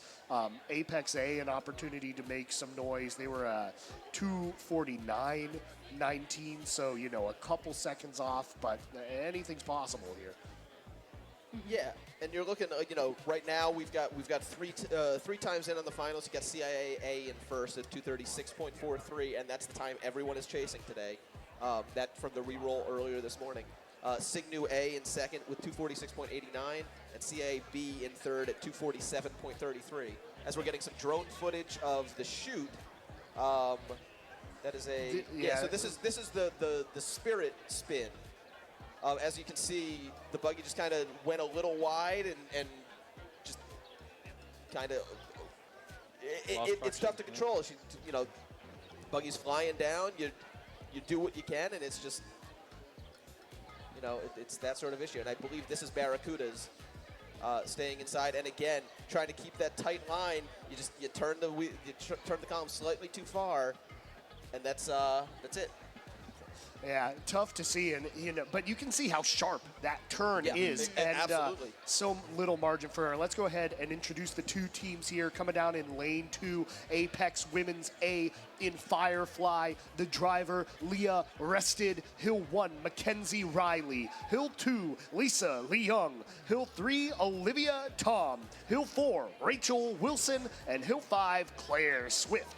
And in lane 1, Pika A in Banshee. The driver, Juju Nieto.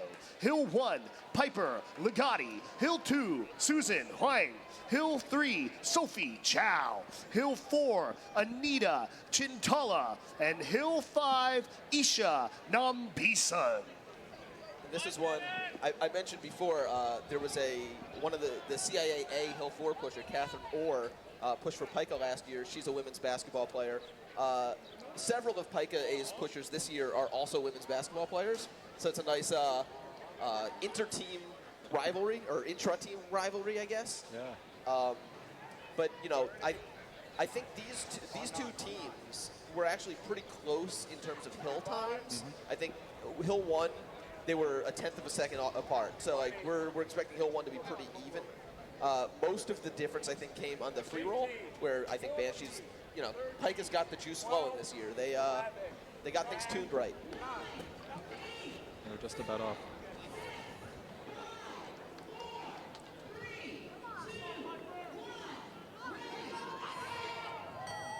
And here we go, Heat 3 of women's. Time to beat 236.43 for CIAA. Second place, Signu, 246.89. Pika would love to top Signu, but they're gunning for a gold as well. Things pretty tight here on this Hill 1. Pika starting to separate ever so slightly, but really neck and neck as we come to that 1-2 transition. Pike shoves off, Apex right behind them. So it's about a 22.6 for Pika. That's a couple of tenths behind yesterday, but still pretty close. And then about a 23. It was a little slower for Apex on Hill 1 today than yesterday. Pretty high push-off for both going into the free roll there. Lisa is ex-CIA Hill 2 pusher. She's very experienced. Banshee looking beautiful there in the free roll. Just cruising there, getting a little bit of separation. But, Firefly. Yeah, hanging in there. Anytime you can see the Buggy in the shot, it's going to be pretty close. Both of these buggies are very fast buggies. About 106. It's about a second slower than yesterday for Pika, so it's not the best looking free roll that they've had. Apex pretty much on par with where they were yesterday, but it's going to make for an interesting finals here. Pika coming through into the chute. Nice through the middle. And beautiful, nice and straight. Firefly coming through. Nice and clean, no wobbles. I gotta say, visually, Firefly seemed to have more speed in the shoot here. Yeah, it looks like Firefly's gaining right there. And let's see what this pickup. Firefly really is gaining. Firefly, nice rollout. Bit of a higher pickup than by Pika there. Pusher was expecting that. I don't think the Apex pusher was expecting that rollout. And well, Apex pusher though is gaining some of the ground. Olivia Tom shoves off, and this is going to be simultaneous. This is going to be about who wants it more on these back hills. Anita Chintala for Pika getting a bit of separation here, and this is maybe just showing the class of the pushers. But Apex right behind as we're getting close to this 4-5 is really going to come down to these last couple pushes. The final Hill 5 pusher here, Pika separating just a bit. That 4-5 transition made. Isha Nambisan pushing right here for Pika, Claire Swift for Apex, and really nice job by Isha on Pika getting that separation, a little bit more space for herself after it looked like it might have been a close call. Again, the time they are looking to beat 236.43 or 246.89 for second place. Both these teams looking to be putting up some really, really fast times. So here we go. Pike coming through, hand on the push bar, 243.47. Pike seems happy with that. Apex coming through at 246.99.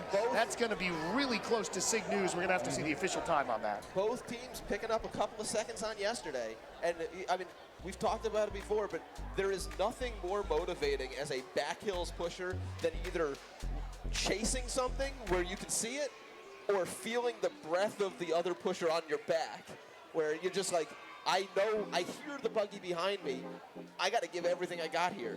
Yeah, honestly, the back kills are a little boring if you don't have that. Yeah. They tend to drag, and there's not really many reference points you can use to like feel like you're going fast. You're just kind of in the open road by yourself usually. And, you know, until you get to the latter part of Hill 5, you have less crowd back there. Exactly. Like, a lot of people aren't standing on Hill 3, Hill 4 watching. So when you don't have that buggy to chase, you're going as fast as you think you can. But when you put another buggy there, it's like, oh, I've got another gear. And times coming in there. So Pike officially a 2:43.41. That puts them into second place. Just for reference, Spirit A yesterday had a 2:42.92. So a lot of pressure on them. You know, can they get second place? Can they catch up to CIA? But Pike looking good there. Apex A 2:46.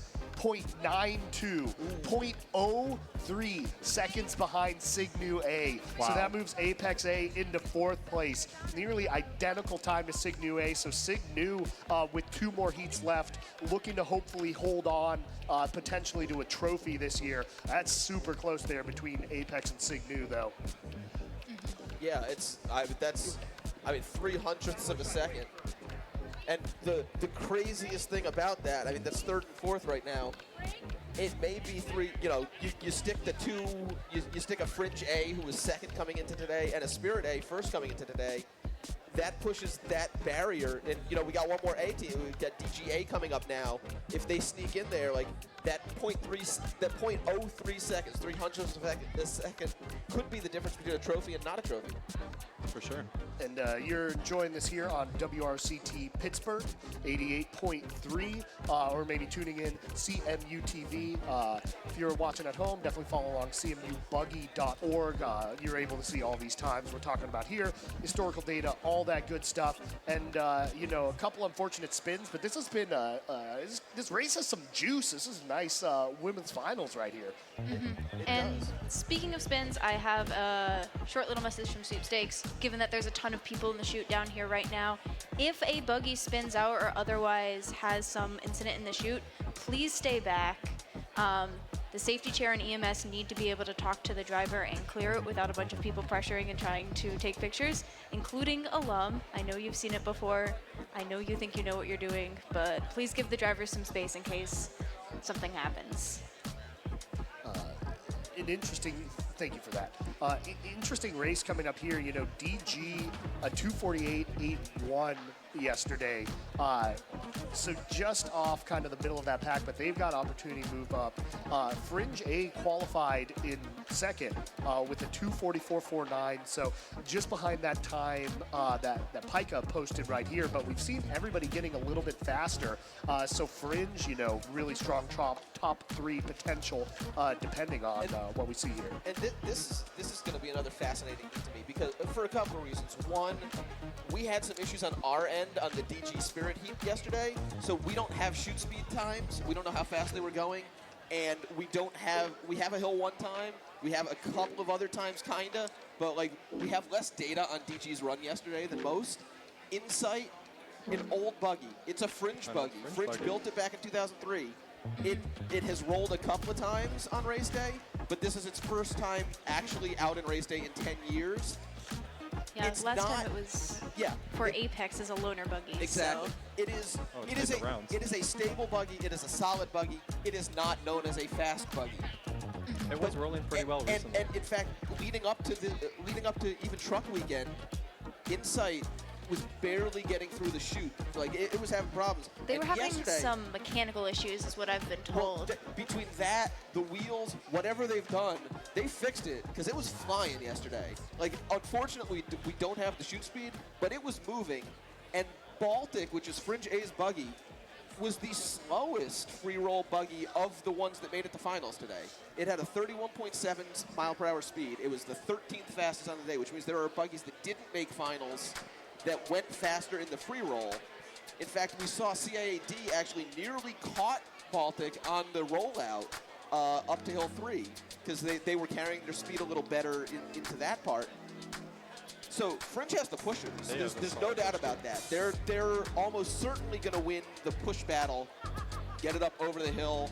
The back hills, they had the second fastest back hills of the day yesterday. They are flying on the hills, but part of me wonders, I mean, DG, I don't know that DG was expected to put up a 7th place time yesterday, but they did. They were moving, and I think this is actually going to be a very exciting heat.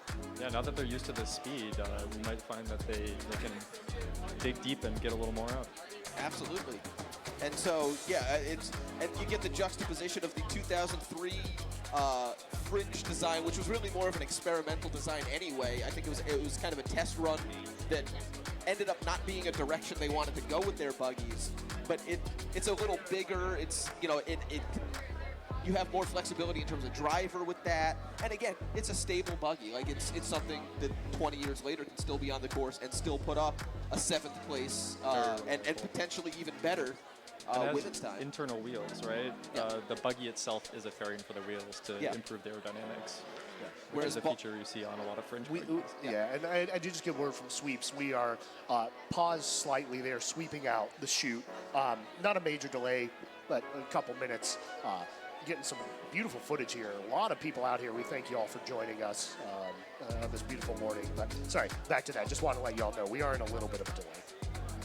Yeah, no, but you know, this is one of those heats. I think, you know, Fringe historically a very good team, a very deep team, a very solid team.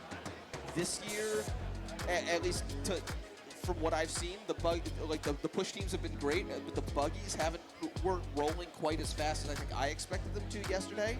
But there were prelims. Like a lot of teams, you know, they tried something in prelims. Just hey, let's play it safe. Let's get around the course. Let's get to day 2 because that's the important thing. As long as you get to day 2, you can ramp it up the next day. You can try new things. You want to go faster. You just have to get there. Yeah, so in prelims, you're just running up the hill. If you're like one of the A teams, exactly, and you've large gap between you and the last pusher, so you just kind of feel like you can kind of sit back and relax a little bit. The same is not true today. Exactly. So you know, I fully expect that Fringe, you know, if they made a decision that didn't work yesterday, I fully expect that they fix that. I would not be surprised to see Baltic rolling faster. And then again, I mean, you're talking two teams that were 4 seconds apart yesterday. We just saw on the back hills, when you have two teams that are in sight of each other, you're going to go faster. You know, Pika and Apex both dropped two. I'd say pretty much everybody today has gone faster, save for CIAB, and they had, you know, the spin out in front of them. But everybody who's posted the time has cut off, you know, a second, a little bit more even. So it's going to be interesting on this one. And it's worth remembering that everyone here, all these pushers, haven't seen a finals unless they're a master's student who was around in 2019, because last year our finals got rained out. So this, for many of them, is the first time they're even going to have a chance to be within range of another pusher. Yeah, I think I'm the only one on my team who's seen a finals. Wow. Yeah. On all of CIA. Yeah. Whew. I mean, it makes sense, but that just swizzles my noggin. That's wild. Teams looking to be getting set out here. Again, this heat, a really interesting one. It's going to be DGA Fringe A. And so just a reminder, we do have a couple more women's heats. We've got what is in the bill is a mascot race, but is half a mascot race. And then the men's finals, there may be exhibitions afterwards. There are on the schedule. We'll see if they end up rolling. We've got the photo at the bottom of Hill 1 at the end of races today. So if you're out on the course, you know, if you're down there at the bottom of Hill 1, which is the bottom of Tech Street outside of Margaret Morrison Hall, there's History of Buggy at 3 p.m. today. There's an award ceremony at 4:30 where we'll find out the official final results and see who gets these trophies. And then, of course, there's potential re-rolls. I don't know where in the schedule they'll fit, but certainly before exhibitions. There's a reroll slotted for women's at the end of women's heats, and there's a reroll slotted for men's at the end of men's heats. Hopefully we do not need more rerolls than we have allotted time for, but they're considered part of the finals races. Perfect. So women's finals is not over until the reroll has happened, and men's finals is not over until the reroll has happened. Looks like, you know, no word yet from Sweeps. Probably the only reroll so far potentially would be CIAB with that spin out in front of them. Hard to know exactly if they had to alter their line at all or not. But yeah, so we've got these last two. The time to beat right now, the time that seems like it's likely to be the winner, is CIAA's 236.43 that they put up in their reroll first thing this morning. But second place right now is Pika A at a 243.41, and Fringe yesterday did a 244.49. So if they can shave a second off, they would put themselves in that second place spot.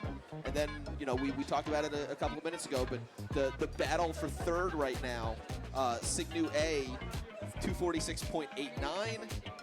Apex A, 246.92. That is 0.03 of a second off. And the last one being CIA B with a 247.33, the last official time. It looks like we have some drivers going around in the course in the truck right now, maybe to inspect checking the the chute is word I got from Sweepstakes there. Also got word, congrats to Apex A Women's. Obviously didn't quite top Signu there, but that was a team record on the women's that's side. incredible. 246.92. Congrats to Apex. So shouts out to them. Yeah, so this is the sort of thing, and I will point out, we had two spins today.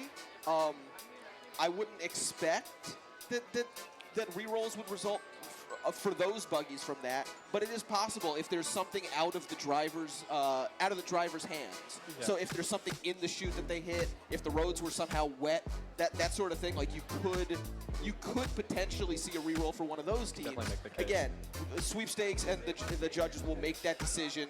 We'll announce that if and when we hear anything. But right now, this is not uncommon to have drivers go down to the chute.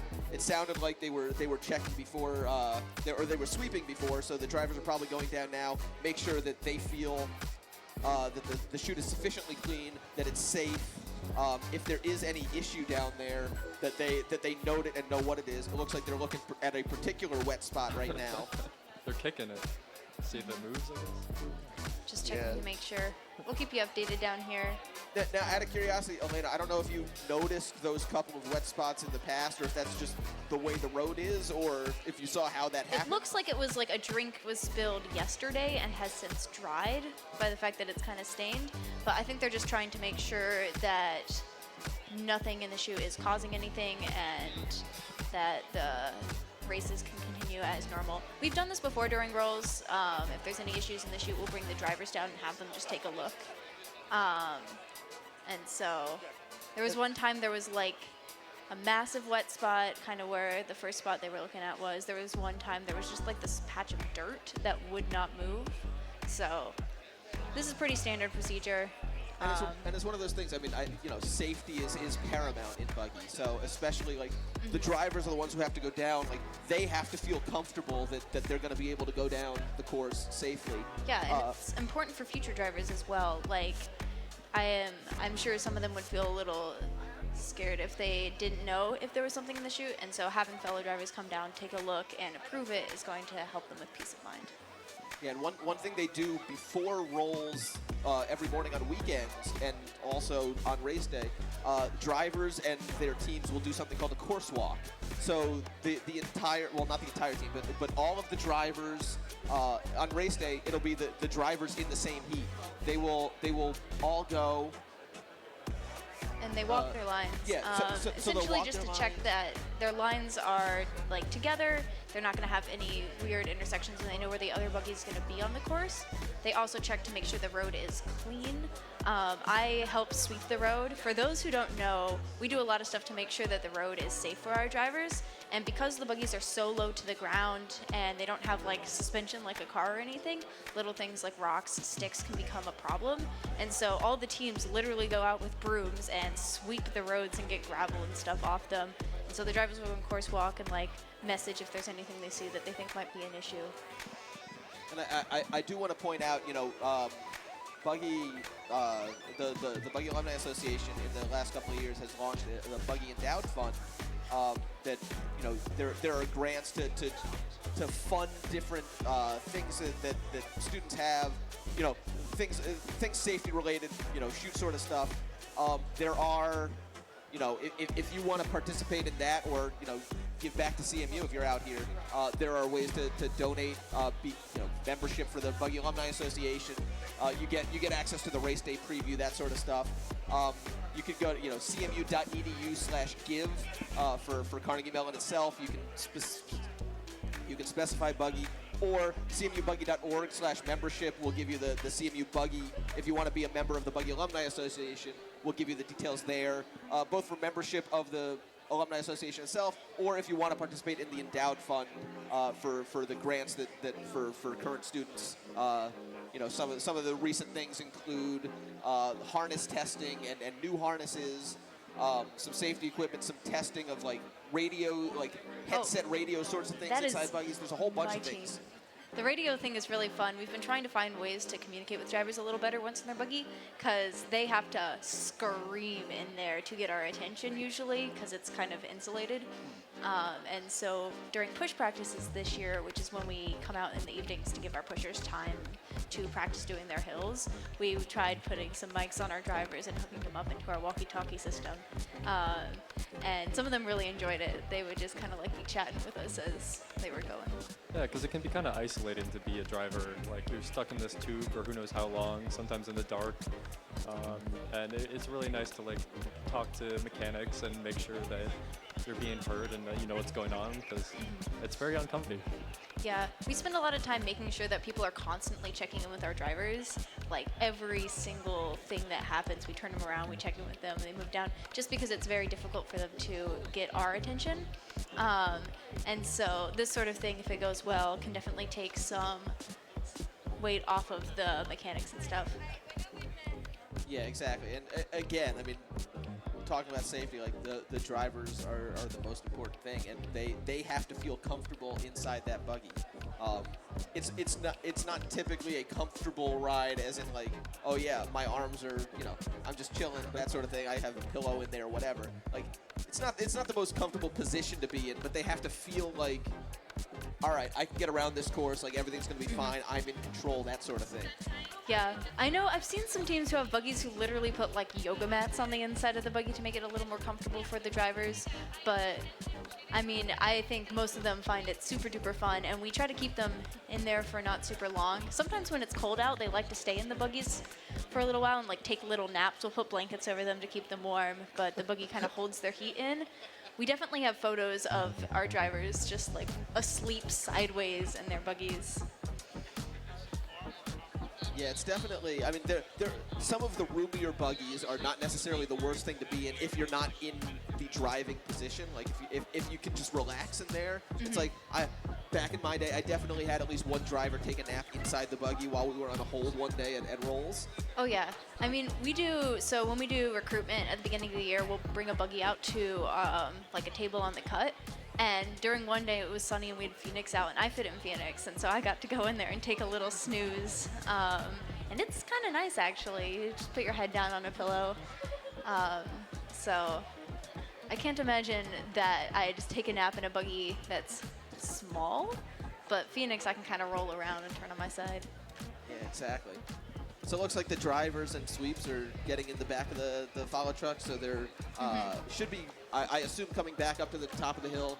If you're on the road, please make sure to stay off the road, especially the back hills. The truck will be coming up that way, and then we'll get some word from Sweepstakes shortly on any updates that, how the drivers feel, if there are any changes to the schedule, what the plan is. And it looks like we got a history of buggy video while we're waiting for things to get going on. So I know something you'd probably like to talk to here, Barsham. And the clock has restarted. All right, so we're 8 like minutes gone to go. Yep. All right, so this is the 100 years of buggy history in 246.80. I don't know if you can hear sound. There's audio to this. If not, well, I don't know. I think you got to do it live. Oh God, it's a very quick thing. I don't remember everything that I said. But these are, without the sound, it's fine. These are photos. We've collected over 26,000 photos of Buggy through the last 103 years. 34, I hear a little bit. 35, Sabotage. 36, Cap Sig's Final Reign. 37, Our White Whale. 38, Pika's 12-foot Ladybug. 39, 4 in a row. 1940, Sorority Baby Buggies. 41, Cap Sig makes it 6. 42, Jalopies. 43, 44, and 45, World War II. 46, We're Back as Cap Sig gets taken out by Pika. 47, Flying Pork Barrel. 48, DTD by a nose. 49, DTD by another nose. 1950, 2 Buggy Heats. 51, Brakes. 52, 240 No More. 53, B-Teams. 54, Frozen Bearings, Thrown Wheels, and Spinouts. 55, The Golden Goose is Born. 56, Track Champs Take Buggy. 57, Tau Delta Phi crashes hard. 58, a Tuesday 6th for ATO. 59, Pacing and timing errors cost ATO a 7. 1960, Beer Kegs on the course. 61, SAE's Bike takes third. 62, The Golden Goose wins one last time. 63, Beware the Shark. 64, Four Wheels are better than 3. 65, Consolation Finals and a Buggy Book. 66, The Curse of Beta Sigma Rho. 67, Formal Rolls begin. 68, Collusion. 69, Independence on the Fringe. 1970, Flying Doors in April. 71, Buggy Safety changes forever. 72, Little Sister. 73, Here Come the Russians. 74, Copybookie gets booted up. 75, Angry Mobs in the Rain. 76, Sweepstakes Chairwoman. 77, Who Let the Dogs Out. 78, Goodbye Consolation Finals. 79, Women. 1980, D-Teams. 81, Black Magic Sunday. 82, The Three-Wheel Era begins. 83, B-Team Shenanigans. 84, The Battle of the Basement. 85, Sabotage again. 86, Fire! 87, Race Place Win controversially. 88, The King takes a leap in the snow. 89, The King is dead. Long live Three-Wheelers. 1990, Noses Apart. 91, Pika and Spirit again. 92, so many rerolls. 93, The Crash. 94, it's Schadenfreude for Schadenfreude. 95, Pika's Rules Advantage. 96, a mix of finals DQs causes blowouts. 97, explosions and protests. 98, Cow Stealth and a Phantom Transition DQ. 99, Wonder Boys and Sunday Joys. 2000, Pneumatic Chisels are a basket case. 01, Fringe's Clean Sweep on Zooters. 02, Pika starts the streak. 03, Beta and Fringe go 10 rounds. 04, KKG and Pika B. 05, Flips and Curve Push Bars. 06, a Pika Double. 07, Green Wheels. 08, Epic Duels Records and Pika Buggy. 09, Swap Wheels while SDC ROM. 2010, Watch Your Propane. 11, 49.7. 12, a new Apex. 13, When is a Race Not a Race. 14, Buggy Slalom. 15, Superman and Centipede. 16, CIA's Women's Double. 17, 202 and 223. 18, No Malice, No Problem. 19, 8 in a row. 2020 Quarantine. Of course, that was made back in 2020 for Virtual Race Day 2020.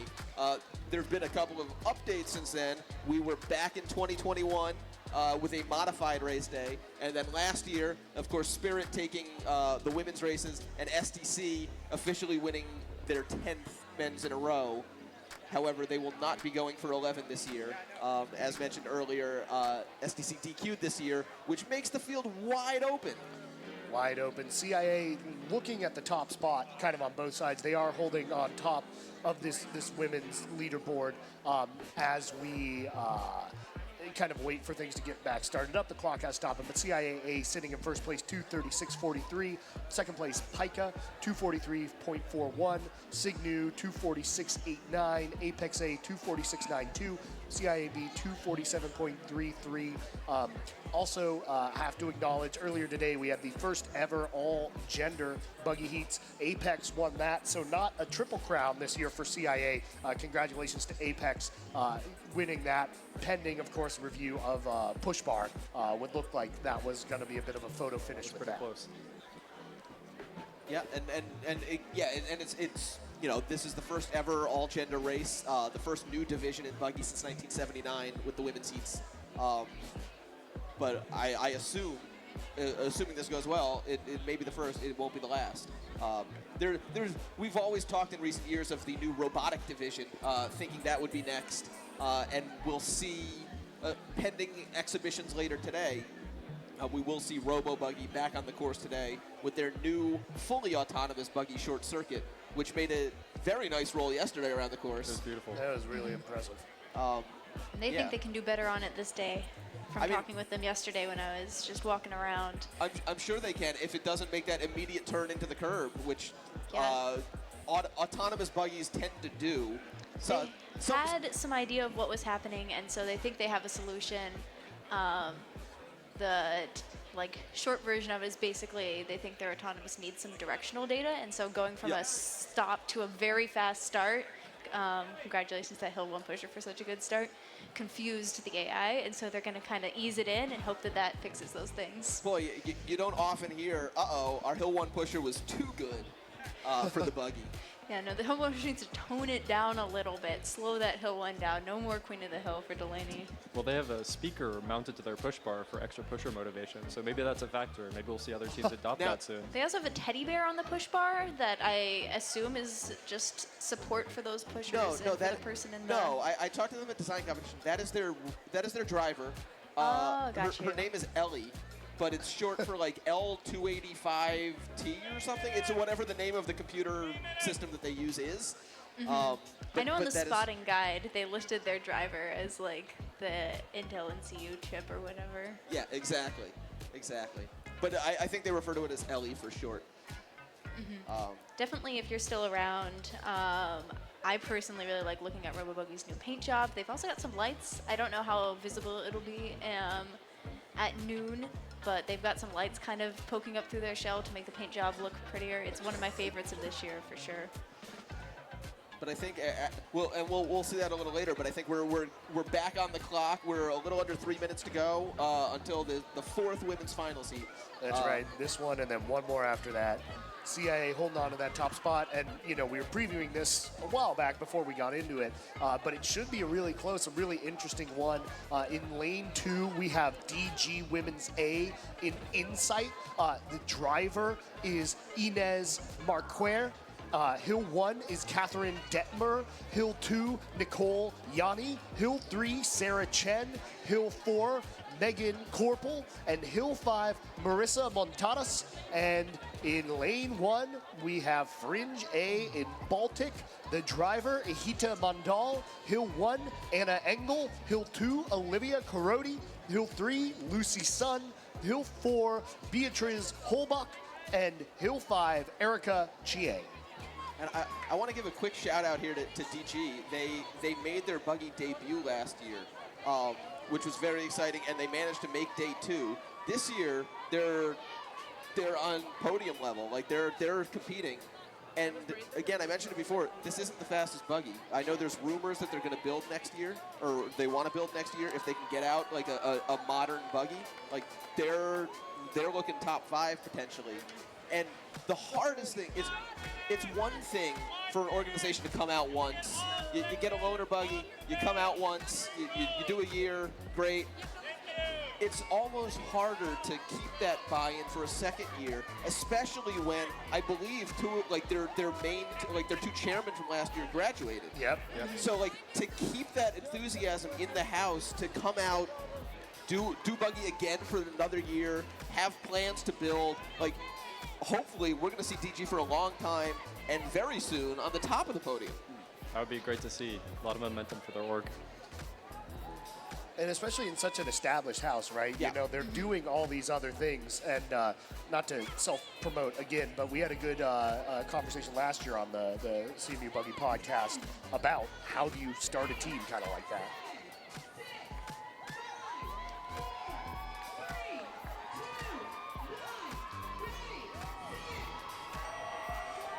So Fringe and DG, this is going to be an interesting one. Yeah, we expect Fringe to win on the hills, and it's just a question of whether Baltic is rolling as fast as it can. And you're seeing Fringe pull away here. They came in as the second place time yesterday at 2:44.49. Some really nice stuff right there by Anna Engel. Nice transition. Good transition, 1 to the 2. DG just a few Buggy lengths behind. Let's see this shove into the free roll. Takes it down pretty deep there. Nicely done by Fringe. DG a bit behind. And again, let's check out these free roll times, because as you mentioned, Baltic was not super fast in the free roll. Yeah, so we'll see if Insight gains or if Baltic can stay ahead. Fringe right on pace with where they were yesterday, looking about a 22-second hill 1. They were 21.7 yesterday. That's they were the 3rd fastest yesterday. Crosswalk time, it may have been a little quicker today than yesterday. We'll see as they hit the stop sign where they compare. But they're moving. That's a 106, 107. That's about on par with where they were. DG 109 or so behind them. It looks like the lead's staying about the same. We'll see what the rollout looks like. Fringe Buggy is hitting the shoot flag and starting the shoot turn. They are through cleanly. DG coming in right behind them. Nice tight line from DG. That's really clean from DG. They're got some speed going into the pickup. Yeah, good rollout from both. DG even making up a little bit of room right there. We'll see what we get with these back hill pushers. Yeah, and again, you know, yesterday Fringe ate the second fastest back hills of any team. They just only a second slower than CIA on the back hills. So we expect them to pull away a bit, but don't be surprised if DG stays in the picture here. Yeah, you can see that separation happening, though, on that hill for Beatriz, really getting a couple buggy lengths of extra separation as they get that 4-5 transition. Fringe really wanting to get a top 3 here, trying to challenge CIA. I feel like you see the most difference opening up on Hill 4. That's where you really have to have that nice balance between speed and strength. And both of those in multitudes here with Erica Chang here on Hill 5. She is going really fast. It's a 2:36.43 to first, a 2:43.41 to second right now. And let's see here. It's going to be close on that top spot. Let's see, a 2:40.21. That's 4 seconds. 4 seconds faster than day one. And here comes DG looking to finish. She's going to cross right there at 2:51.57. It's a couple of seconds off where they were yesterday. Still, a very solid performance from them and a great performance from Fringe. Again, I think we mentioned it earlier. Baltic was running a little slower in the free roll yesterday. I think they fixed whatever the issue was because they were moving. Yeah, and you can see the Fringe team very excited there. The official time coming in at a 2:40.15, so that moves them well into second place, about 3 seconds ahead of Pike, 4 seconds behind CIAA. 1 heat left to go. Spirit, who qualified in first, really with the second fastest time yesterday. Your defending champs here, you know, a lot of time for them to shave off, but Fringe just took 4 seconds off, you know. Well, Spirit's able to do something like that. You know, there's an opportunity for them. Yeah, and you know, we have the shoot speed times now. The shoot speed times are in for that heat. Again, yesterday, Baltic, a 31.7. They were the 13th fastest. Today, 33.82. They were over 3 seconds faster today in the free roll, or 3 miles per hour faster today in the free roll than they were yesterday. And the 33.82 is the second fastest we've seen today, only behind Jaeger, which has been consistently one of, if not the fastest free-rolling buggies on the course. And that looked like plenty of time to stop for Baltic, so that looked like a successful drops there, though we'll get confirmation from that at Chairman's later today. So this is going to be an exciting one here. Your defending champs, Spirit, going to be in this last heat here. The time to beat for CIAA, 2:36.43. And pressure on them even trying to hold on to second. That's a great time by Fringe, the 2:40.15. Exactly. They're going to have to shave almost 3 seconds off of yesterday's time to get up to that second place spot. Now, last year, they are the defending champion, but they were actually the 3rd fastest time last year. Both SDC and CIA had faster times, but ended up being DQ'd for various reasons. So, you know, Spirit got the win, but I think they probably felt like they had something to prove, that it wasn't just a fluke. And I think they showed on day one it wasn't. Like, they're a legit team. You also have Mame Kandua trying to defend her Queen of the Hill champion. Yes. And I mean, there was, I'm looking at my notes for this next race because when I went back and rewatched the races from yesterday, you know, they did a 2:42.92. They came into today in first. You know, the CIA re-rolled from today, notwithstanding. But they lost a lot of speed in the shoot.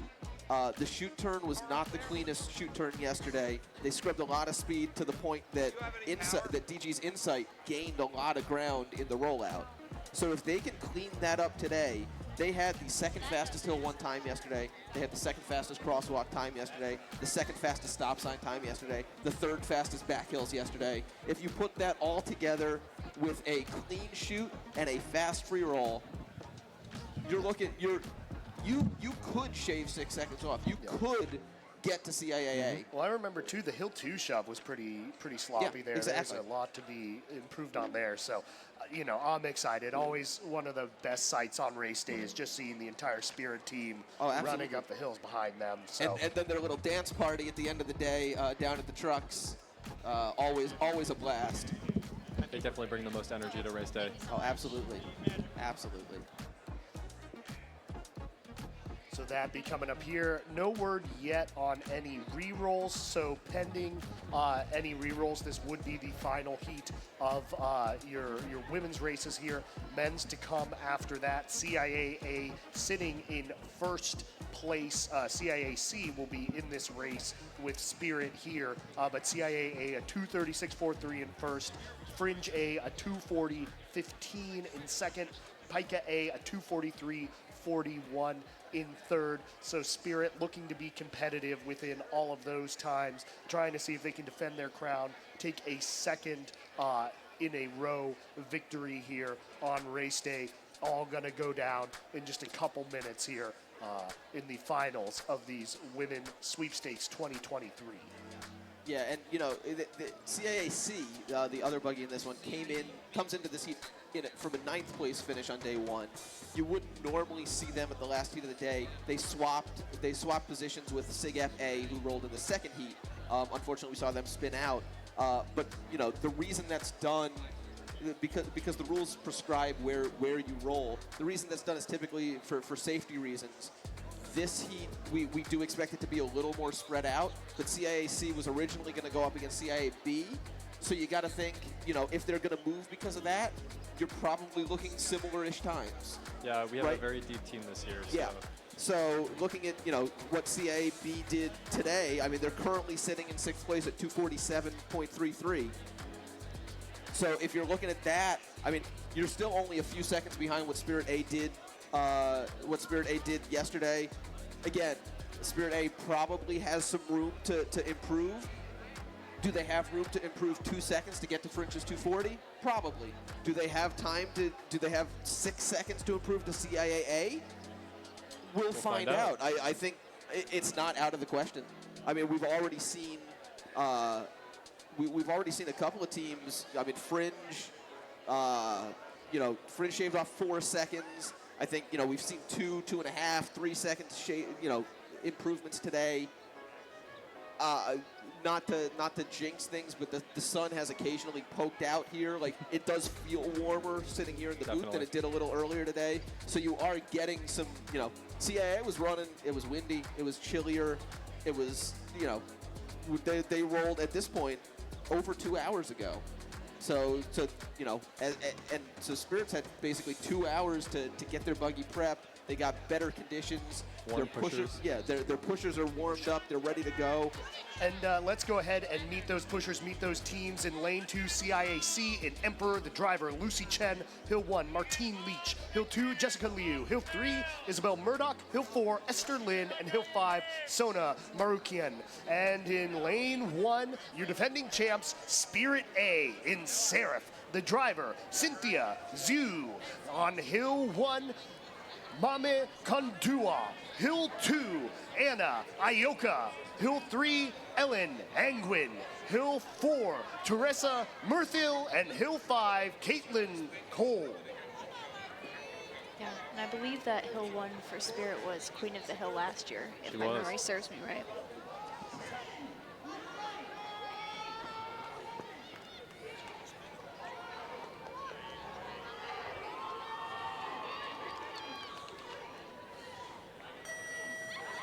And here we are, the final heat of women's. Can Spirit reclaim their title? Hill 1 looking very fast here by Mama Kondua. And this is what you'd expect. It's an A team versus a C team. It's also the reigning Queen of the Hill. Like, you expect her to get up the hill very, very fast. She's pulling away. She's cooking. And a nice transition there. Anna Ioka trying to shave some seconds here off for Spirit. And here we're hitting the crosswalk. We'll see. Good shove there. It's about the same as yesterday on the crosswalk. Standard depth for Spirit. They like to push off very deep. Yep. CIAC looking good there. Obviously, the separation you would expect between these two teams. So Spirit, Seraph rolling clean and away here. And, you know, it's going to be a close one, it's looking like. And I will say my very, very unofficial Hill 1 time was a 21.2, which is slightly behind what I had CIA at. But we'll find out the official Queen of the Hill later today. And I believe that's faster than the time she put up last year, so yeah, just shows how intense the competition is this year. Unfortunately, we didn't get the stop sign times there, but they look like they're moving. Spirit Buggy is about to start the shoot turn. Looking beautiful in the pink. Nice. Beautiful clean line through. Here comes the CIA Buggy following right behind. Also through nice and clean. And you hear the cheers here at the corner of Tech and wow, through. a lot of speed coming in. Almost smoked the Hill 3 a little bit. That's a great pickup. A ton of momentum by Spirit A, and here we are on their back hills. CIC solid pickup in the back too, but I mean, this is a great Hill 3. And the 3-4 transition, so here we are pushing for everything. Spirit A trying to defend their title. The time to beat a 2:36.43. Second place time, a 2:40.15. Let's see what Spirit has in them as they get ready for the 4-5 transition. Their Hill 5 pusher, Caitlin Kolb, what can she bring in? What can they do to defend their title? Or will it be CIA this year? Spirit flying here on this back Hill 5. This is going to be super tight. We don't know which way it's going to go, but this is going to be very close. You can feel the energy here up at the end of Hill 5. She is flying. The energy of Spirit is going in. You can hear it. The crowd roaring. Can she beat the 2:36.43? Gonna put her hand on there. And a 2:35.37. That is unofficial, but oh my word, it is looking like Spirit might have taken the title back. Amazing. CIAC coming in here as well. Looking at about a 2:49.5, 2:50, 2:51. So let's wait for that final time, but it looks like Spirit they're well under. Cut the time down. We were like, can they 7 seconds? But you saw yesterday, it wasn't a great Hill 2 shove. Scrubbed a lot of speed in the shoot. Like, they had the time to make it up. Could they make up the 6 seconds? We didn't know. But they proved here, absolutely they could. They cleaned it up. And I just got the official time in, so pending drops.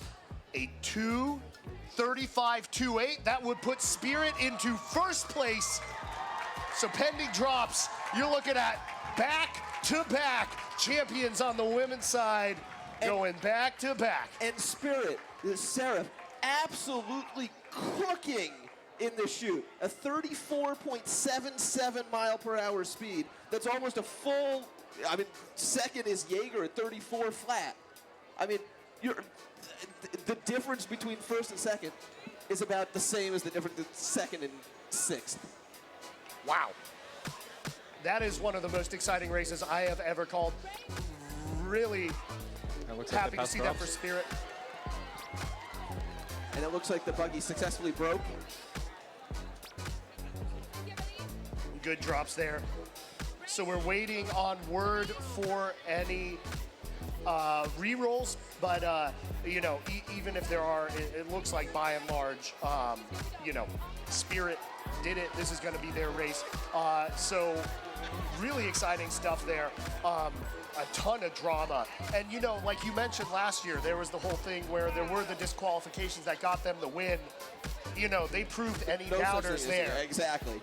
I mean, this was, again, I think everyone coming in saw that 236.67 yesterday from CIAA. It's like, all right, we're you know, 242. It's a battle for second, right? Like we got a bunch of times in that 242 to 248 range, seconds up in the air, but first place is CIA, and Spirit just blew the doors off the place. They knew what they had to do. They did, and they did it. That is one of the most exciting finishes I think I've seen at race day in a long time. Yeah, awesome stuff from Spirit there. Huge congratulations to them. Waiting on word of a re-roll. So far, not hearing anything there, but we'll update you. We have a semi-mascot race coming after this, a mascot and advisor race. Yeah, exactly. Casey and Stacy? Yes, I believe it's Casey and Stacy splitting it, going up against us. You know, our mascot Scotty. Yeah, and huge congratulations to Casey yesterday. Shouts out to her getting the Buggy Lifetime Achievement Award, I believe. And anyone who's been involved in the sport over the past 20 whatever years knows how much Casey dedicated to making it happen. And I have to say, I've only met Stacy at race day this year. She's new this year, I believe, but she's very excited about Buggy, definitely knows what she's doing, and I think we're lucky to have her here taking over for Casey. As someone on sweepstakes, Stacy's absolutely lovely. She's really come in at a very busy time, honestly. She came in during the spring, which is usually like buggy, and she's been absolutely on top of things and wonderful to work with. Awesome. Some really cool aerial shots here. Yeah, we've got the drone over the front hills. I'm trying to see if this is... what heat is this? This is a dark buggy versus a light Is this buggy. Pika? Yeah, I believe... is that Firefly? That's not what Wait, Firefly that might looks like at the be- top. Boy, I don't know. This is... Blue could be either Baltic or Spirit. Yeah, because Baltic was lane 1, so we'll have to get confirmation of when this was, because it does look like a... Was Jaeger up against... Who was Jaeger up against? Jaeger? Yeah, I think that was Women's Finals Hill 1, or the Heat 1. I think that was Jaeger in lane 1 and Zook in lane 2. We'll get confirmation at some point in time. If you go to cmubuggy.org, we will have all of those captions so you can follow along with drone footage, or go back and watch the drone footage, I guess. I believe, yeah, again, we'll hear soon if there's any re-rolls. If not, the mascot race will be up next. I believe that's a Hill 5 race, so if you want to watch Scotty... Okay, there are no re-rolls, it's official. So it is the mascot race coming up next.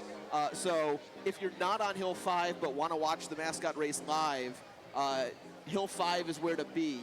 Scotty will be pushing Pika's Cleona, and the advisors, Casey and Stacy, will be pushing, I think it's Casey and Stacy, right? They're the ones pushing, yeah, okay. They are pushing Spirit's Kingpin.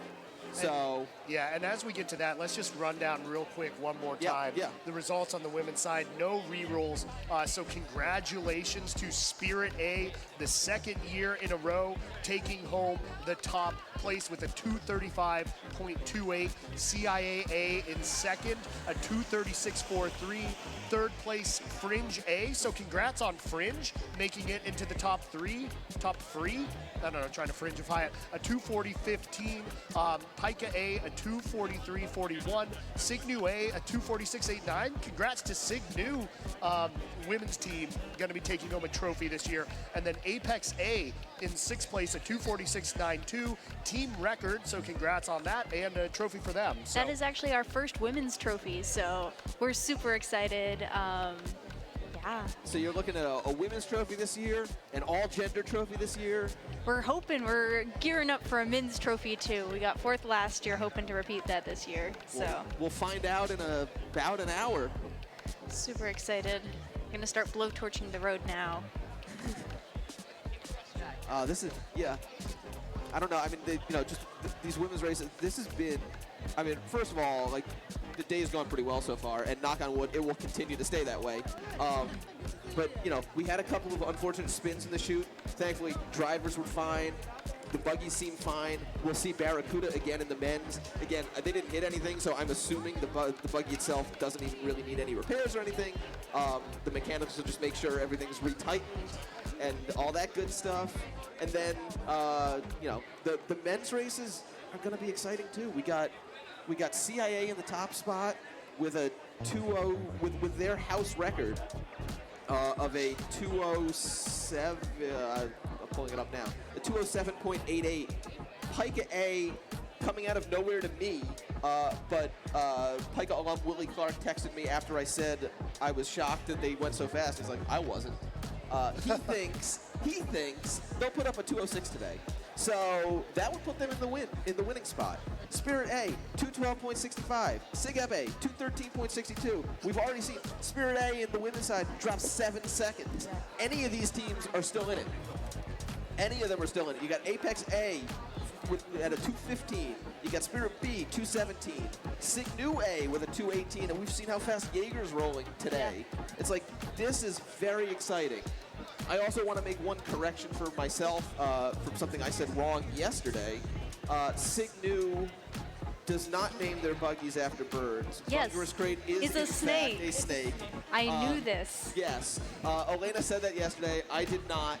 And I said I had looked it up, and it was a bird. Apparently, just call me ChatGPT. If I don't know things, I apparently lie. I will say that there is a story behind that I heard from one of the Sig New chairs while I was waiting to let them into Design Comp this year. So if y'all want to look up more information about the type of snake a Bungerous Crate is, maybe you can find out that story yourself. And on the screen right now is actually FICAP's streak. This is the 50th anniversary of Streak's last win. Back in race day 1973, Streak pulled off the back-to-back. They winning it in both 1972 and 73. I know the driver of that buggy, Evan Hutchinson, I believe is out here with the buggy, as well as several of the members of that team, of that championship team. They are walking. I believe that's the finish line. So if you're at the corner of Tech and Fru, they are walking around with that buggy. It's still in working order. If you're small enough and they want to let you, like, people have gotten in and driven it around as they push. So check that out. I don't know if it's going to be around at History of Buggy today, but if it is, that's at 3 o'clock in Economy in the UC. Tom Wood back and better than ever presenting this year. We're very excited to have him back after he unfortunately had to miss Carnival last year for, I think, the first time ever. Yeah. But yeah, so we're excited about it as the sun pokes its head out again. It's starting to feel like a really nice day. Hopefully the rain will be missing us, and we will get the rest of these men's finals in. Absolutely. I mean, like you said, it's going to be really, really exciting. There's a lot of potential for, like, a lot of things to happen, I would say. Absolutely. And then, I mean, even just going back to that for a second, looking at 10th place is Fringe B's Barbie. A couple of things with that one. One, they were granted a reroll. They ended up not needing to take it because they had already made finals. But they were given a reroll because they did have to, I believe, tap the brakes in their heat. After that pass yesterday. Exactly. So, like, they are faster than that 10th place time. In addition, Fringe A did not make second race day. So the Fringe B alternates were the Fringe A team. Fringe now has the flexibility to just figure out who their 5 fastest pushers are. She's the Buggy Bush. Buggy Bash foam. Okay. They have the flexibility to pick out who their 5 fastest pushers are and put them on the right hills. Put them out there today. 220.77, which is what they did yesterday. I expect them to blow that out of the water. Can they get to 207.88? That's 13 seconds. I don't know that they can go that far, but I said the same thing about Spirit A on the women's side, and they did, and they blew it out of the water. So anything is possible today. Yeah, I'm really excited to see what goes down. You know, everything we kind of hoped happened in that women's race there, just in terms of teams improving. Obviously, don't love to see some of the spin outs, but other than that, you know, really nice to see people improving. The sun is shining now, so potential for some good speed. Yeah, and there's something to be said for the improvements on the logistical side, too. Yesterday, a lot of the teams were running all of their buggies, all of their heats, were super stressed, having to manage like 40-something pushers all at once. And so today they have less. They might be a little calmer, a little bit ready to do faster carry-out, speedier things. Things have been tested, checked. So that can make up tiny, tiny differences that add up over time. I will say there does seem to be a lot more people out today. The excitement in the crowd, at least from up here, you can tell it's going to be an exciting men's finals. And looking at FICAP down there, one of just the prettiest buggies you will ever see. Really beautiful. I think, where are they? Up at the top of Hill 5. definitely worth going and checking out. Through the podcast I do with the BAA, really fun interview with a lot of those Phi Kappa alum talking about that Buggy, kind of a dynasty they had way back in the 70s. So if you're looking for something to do on a free afternoon, definitely tune in CTS and enjoy that as we get underway. For sure. Definitely talking to alum has always been very fun for me, at least as a current student. A lot of the things that happen seem very big and dramatic, but every year has some silly story or something big that happened that just doesn't quite make it into the books. I know my father told me one year about them trying to repave the bridge during race day at the same time buggies were rolling and having to get like cement trucks in and out. And so just little things like that are kind of what makes Buggy so interesting, because the general population doesn't necessarily know what we do here, and so interfacing can always be a little fun. Yeah, and that's one of my favorite things with that podcast, right, is it is such a rich sport, rich history and so many stories in the sport that it's hard to necessarily write it all down. And it's always impressive to me, people who've been along this for 10, 20, 30, 40, these Phi Cap guys, 50 years, remembering specific stories from their days in Buggy. And, that's what it's really all about. Obviously, it's awesome to see the team, see the racing, but, I think what makes the sport so great is really just the camaraderie within it, the experiences of the team, the early mornings, the chaos. It's one of those things, you don't really get it till you get it. It's like, wait, you're waking up at 5 a.m. or whatever, your whole semester, not having weekends to practice for this made-up sport that happens once a year. Yeah. But it makes sense. It's CMU. It's quintessential. Yeah, and I feel like the teams this year have really started to band together and help each other. We've been having, like, RoboBuggy, I know, pulled together a whole bunch of older members on other teams to help them learn how to do, like, carbon fiber layups, because that wasn't in their area of expertise.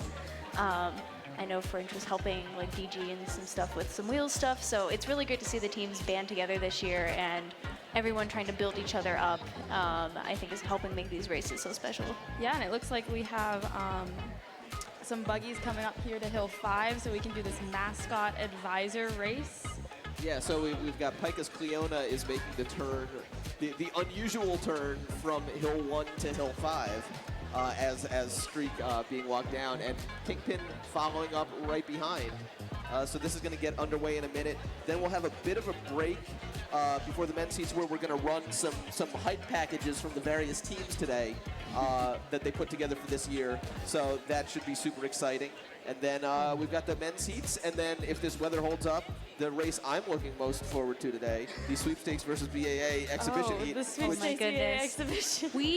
I need people to know that sweepstakes this year is composed of almost entirely driver-sized individuals, Correct. including one actual driver, but everyone else except for maybe the safety chair, who was historically a pusher, could fit in a buggy and could drive. And so we've all been super, super stressed about pushing a buggy up against people. You should have seen us trying to decide who's doing what hill. And like so much planning, way more planning than needed to be going into the sweeps versus BAA election, went into the sweeps versus BAA election. We had it as an agenda item for several weeks in a row on our sweeps meetings. I will give you the inside scoop of the BAA discussions. It was, hey, who wants to push? And like some people reacted, and then no one ever asked, like, hey, what hill do people want to push? So like that was decided, I think, at the welcome event. Oh my goodness. Connor was always going to push Hill 1, so Connor Hayes will be on Hill 1. Other than that, I'm not even sure the pushers know which hills they're pushing right now. It was just kind of like... We were trying to guess. We were like finagling hills, so we have James on Hill 1 because we think he's the only one who might have a chance at matching Connor of Hill 1, because Connor has been a A-team pusher and A-team pusher in the past. But no, we're all super hyped, and it's a full sweepstakes. The driver for the exhibition is a member of sweepstakes. That's Juju, Buggy Book Chair. Well, technically, anyone who comes to CMU, even before they graduate, are alums. So I guess technically the driver for the BA is also a Buggy alumni. And a future alum. I don't know if that group... The Andy Warhol rule. Exactly. He went here. Sort of. All right, so anyway, sorry. Looking at the line here. Scotty, Okay, so we have an important update breaking here. Apparently, Scotty, I don't know, pulled a quad or something. So it is now the advisor grudge match: Casey versus Stacy. All right, so if I can, I'm trying to tell from the backs. I believe Casey is on Pika's Cleona and Stacy is on Spirit's Kingpin. So that's Casey on the left, Stacy on the right, and former BAA president and forever Centennial Committee chair Ben Matsky is there. I think he's starting. Yeah, he's officiating. Yeah, last year he's the if you go to like the drag race, like in the Fast and the Furious, they have the person who's like puts their arm down and then they go. That's Ben Maskey's role here. Live my life a quarter mile at a time. And here we go. I think he's counting. 3, 2, 1. Ready, set, go! And here they go. And they're off. Casey, looks like Stacy maybe pulling ahead here a bit. Yeah. Are there drivers in there? Or Yes. There are drivers inside. I don't know. This angle is not. No, I'm pretty sure there are drivers inside. I don't know that you can. Buggies are very difficult to keep straight. I don't know who's going to win this. I need it over the head. Wow. Casey Palco. Casey by a nose. It's the years of experience. Knowing that technique. It seemed like Stacy came out a little hot, but Casey had to stay. Had the late Let the fire record there. show this is also Casey's first time pushing a buggy. After being an advisor for so many years, this is the only time that she has ever pushed one. I know someone else in this booth who maybe should do that. We're gonna see if Will can get on the BAA team somewhere. Like I said, we haven't planned that far ahead. I do remember in a not entirely coherent state, Connor telling me something about that. So that's why come down to Hill 3. We can grudge match against each other. Yeah, I mean, I'll do it. It was the welcome event. When they were planning hills. It's like, I mean, we'll figure it out. I've never pushed a buggy. I always wanted to. Kind of got a bum ankle. Had a pogo injury a couple weeks ago, but I'll fight through it. You know, anyone have any ibuprofen? I offered to be the hand at Hill 5 that just touches the buggy as it crosses the finish line.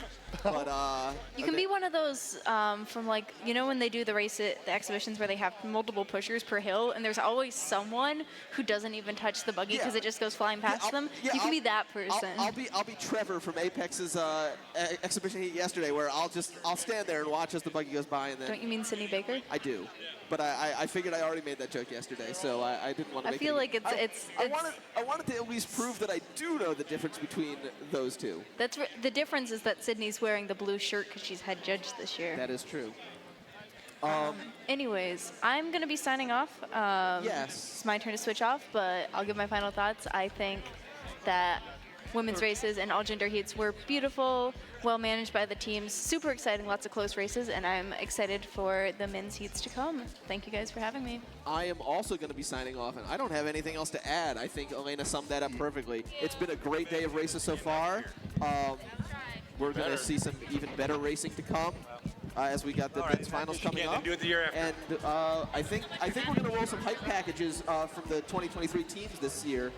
Coming up now, I guess, as we have like 10 minutes or so until the men's heat start. So I'll turn that over to Will and the CMU TV folks, and hopefully we'll be back soon.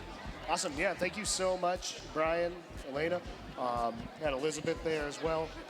Appreciate everybody broadcasting with us. And yeah, let's go ahead, check out some of these hype videos some of the teams put together this year, get them all fired up after what's been an awesome morning of racing, and men's still to come.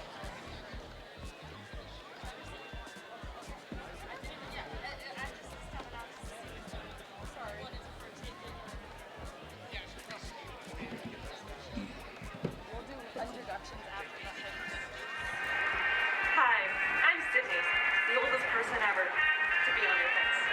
I spent much of my youth with that team. I wonder what they're up to now. Ready? 1, 2, 3.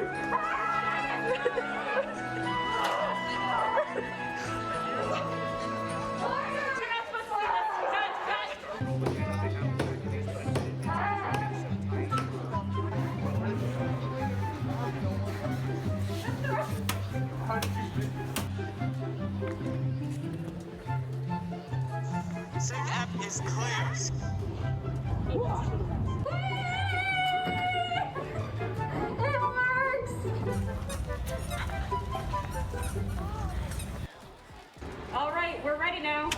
Time to get down to business.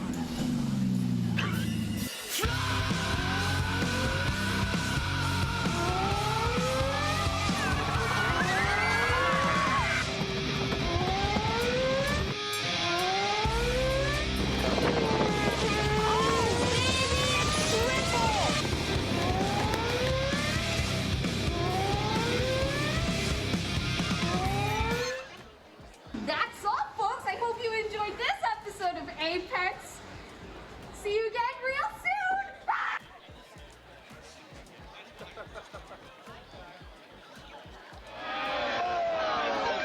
Each team confesses to having its own strategy. This team, however, seems to have the most unusual. Meet the underdogs from Fringe. Their key to success? What else? Pizza and beer.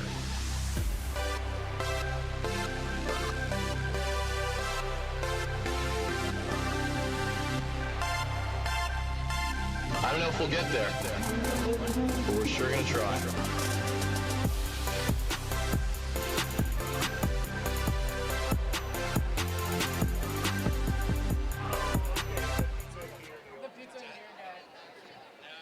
Awesome stuff right there, seeing Apex and Fringe, those intros. They're going to be the two teams going in this first heat on the men's side.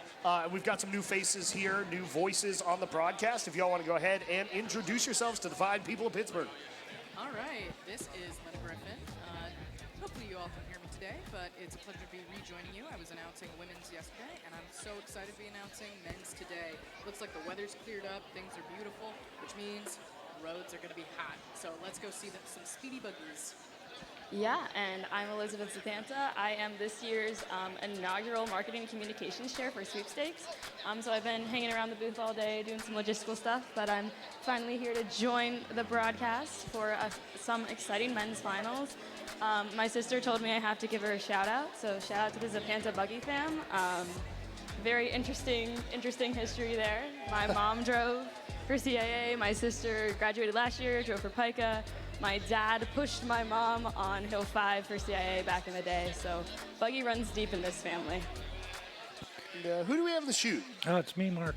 Oh, hey, you, Mark. How are you doing? I'm good. Some of your mics are a little soft, so you might want to check levels. Yeah, I think we're getting leveled up right now. Cool. So it is beautiful down here. There's a much larger crowd down here than there was yesterday, and they're enjoying that. I guess the threat of rain has kind of vanished. It's starting to get nice. In fact, most people have removed their hoodies, their sweatshirts, their jackets. We're down here in shirt sleeves, and it's now suntan lotion time. Yeah, I'm a little worried for my bald head, but that's okay. Yeah, going to be some really exciting stuff here. Again, about 5 minutes to things getting underway. CIA holding on to the top spot for qualification, but Pica close, Spirit close, Sigep close. So quick expectations. What do you all think we're going to see in these races coming up? That's a great question. So I'm expecting to see a lot of teams start taking time off shaving a few seconds off of their times. I'm really looking forward to see people figuring out where things might have been rubbing or tweaking their steering systems overnight just to make sure that they're shaving those few extra seconds off, because it's day 2. Whatever time you had yesterday, it's getting replaced by the time you have now. So you want to make sure it counts. And if you're not as fast as you were going, that's now your new time. So I'm expecting to see a couple new times with several seconds shaved off. Very exciting to see here on WRCT Pittsburgh 88.3. Listening in CMU TV. Mark, Elizabeth, what are y'all expecting? Go ahead, Elizabeth. Yeah, like we said earlier, there's just a lot of potential for teams to get in there. I think we're definitely going to see seconds shaved off of each of these teams. It is later in the day. It is warm out. Those wheels have been heated. And it's going to be good. I think any of these top 3 could have a switch up. I mean, I have my own biases against some certain teams, but being the most objective that I can, I'm just really excited to see this excitement. I feel like we had some exciting races at the end of women's finals, and I feel like that excitement is just going to keep growing as we make our way through these men's finals today. Yeah, and there's a lot of heat on Pika today, both figuratively and literally with magicking the wheels, because this could be their year to win it all. But currently they're sitting second behind CIA, and I believe they had a 2 minutes and 9 seconds. CIA had 2 minutes 7 seconds. Yeah. So let's see if they can make up those 2 seconds in order to. And really, it's a second and a half. CIA a 207.88, Pike a 209.26. So close. Really close. And we saw on the women's side, just about everyone shaved time off. Spirit, who came out and won, took like 6 seconds off. Fringe took 4 seconds. So. And both those two organizations notably were rolling much quicker today. So Fringe definitely stepped up. They gained more than 2 miles an hour in the free roll. And I noticed for the first time in ages, they actually had like hubcaps or wheel covers on the wheels. Normally they run, you can see the spokes. Not today, not on that fast buggy. The other thing that really stood out this morning was Spirit definitely threw down on that free roll. They were 34.7, which would have been a really good trap time for a men's team, right? And they beat yesterday's fastest, which was Jaeger from Sigma Nu, by about almost 3/4 tenths of a second, which is or mile per hour, which is actually significant. So if they can bring that kind of speed to their A buggy for the men's, they could be in contention. Certainly Fringe has an opportunity to step it up considerably today, given that they're rolling much quicker today versus yesterday.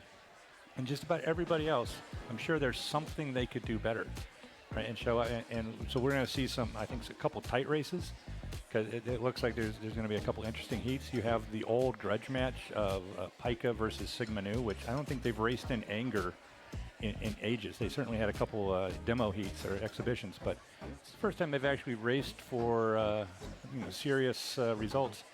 God, since I'm thinking over 10, 20 years ago. So, good stuff. A lot of really cool heats. Let's go ahead and introduce the teams in this first one here in men's finals. In lane 2, Fringe B with Barbie. The driver is Carly Cusick. Hill 1, Giovanni Coraluppi. Hill 2, Nicholas Alvarado. Hill 3, Anthony Caralios. Hill 4, Eyal Davidov. And Hill 5, James Kramer. And in lane 1, Apex A in Firefly. The driver is Leah Rested. Hill 1, TJ Bridges. Hill 2, Jude Marcaboe. Hill 3, Joshua Molly. Hill 4, James Fruit. And Hill 5, Om Patel.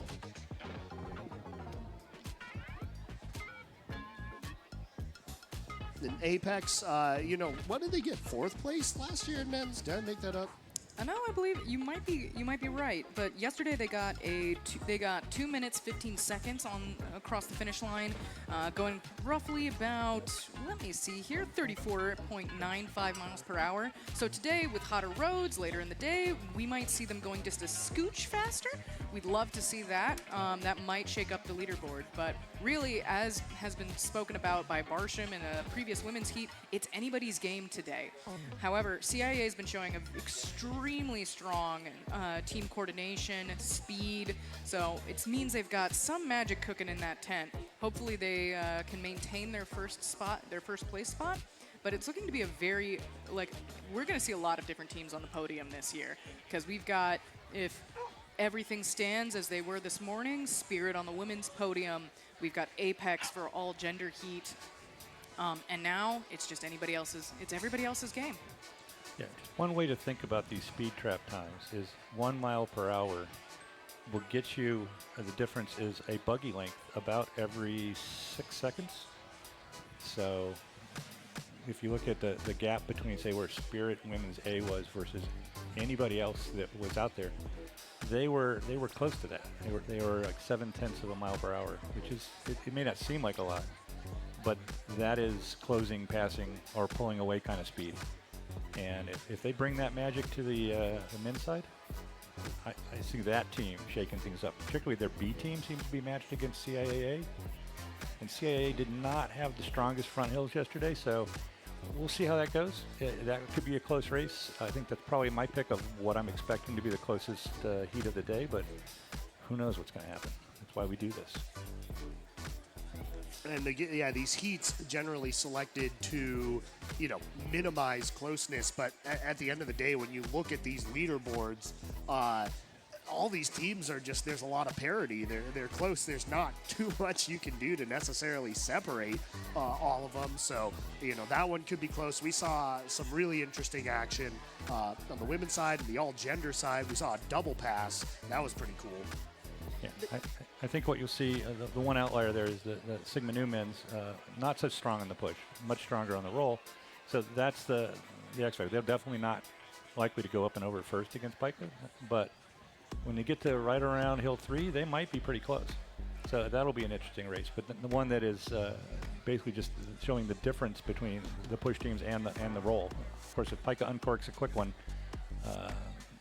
Sigma Nu will not catch him. So. Yeah, and passes are extremely hard to predict. We're lucky that we have the speed trap data that we do from from Truck Weekend and from yesterday in order to help make those heat selections. But there's also the race day effect that I don't think a lot of people talk about. You go at one speed on Truck Weekend because you're only seeing yourself on the course. And then all of a sudden, you're looking over and you have somebody next to you also running side by side, and you have to peel away from them as fast as possible to make the race safer and go faster. And so you sometimes see drivers on Truck Weekend, pushers on Truck Weekend putting up like an 18-second Hill 1, which is still pretty good. And then all of a sudden on race day, you're shaving that off into a 16-second Hill 1 just to get King of the Hill, because it's that competitive spirit. Also, it's just Truck Weekend happens during the usual roll times, right? So like usually every weekend, these teams are out here at the crack of dawn, and rolls are over by 9 a.m. On race weekend, we're out here, we don't start races until 9 a.m. or not until 9 a.m., but they definitely start later than they do when you're just usually doing things like that. Yeah. Go ahead. Yeah, that's right. And you can probably attest to this, but last weekend on Truck Weekend, it was cold. I heard reports that it was below freezing when people first came out onto the course, but the roads were dry, they were racing, and they were deciding to roll. Yeah, just the difference between last week's temperatures and this week's temperatures, especially like you said, people were cold. We had our double layers, we had our hand warmers, we were equipped for, it was almost a weekend winter rolls, it felt like. And this weekend we're out here in our shorts, a lot warmer, definitely again a lot sunnier. So it's really interesting to see how that plays out as well. Yeah. Certainly the heat, urethane tires, which I think almost everybody's running nowadays, really don't do much until you get them above room temperature, and they get excited if you get them above, say, I don't know, 100, 120, 130. Anyway, it's hard to get them that hot, or at least have them that hot down here in the chute if it's really cold. And Truck Weekend, cold. Prior to that, there's sometimes it's so cold that those urethane tires are going to be bricks. But today, we got a chance to see some speed. I'm excited. There's some magic dust on the road in the form of heat. Yeah, it is the magic powder. Under a couple minutes here till we get underway. There will be 5 total heats. The top 10 teams from yesterday's qualification made it on. The top 6 of those times will get trophies. And, important to acknowledge this year, SDC, who had been 10, 11 year in a row champs, disqualified due to some safety violations on both their men's and women's teams. So this is going to be the first time in over a decade we're going to be seeing a new champion on the men's side. Hey, Will, can you run through the roll order here? Yeah, so right here we are going to have Apex A and Fringe B. Heat 2 is SIGEP A, CIAC. Heat 3, Spirit A, CIA B. Heat 4, Pica A, Signu A. And Heat 5, CIAA, Spirit B. And just to go back to that SDC disqualification, that was actually for an unsportsmanlike conduct, excuse me. But again, that just really opens up the field this year, and I think we've seen that in women's, and I'm excited to see it in men's. Right here on the line, you can see that they're floating. A little bit about what we talked about somewhat earlier. They're just trying to keep those wheels as hot as possible. Now, the wheels are currently, and here we go.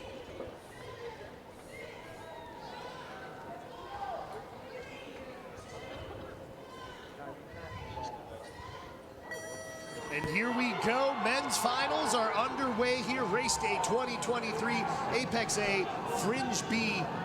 Oh, and it is already close. It is very close. Yeah, this is going to be an interesting one here. The A team, you'd think maybe pulling away a little bit, but Fringe B. Almost an identical time to push off there. Wow.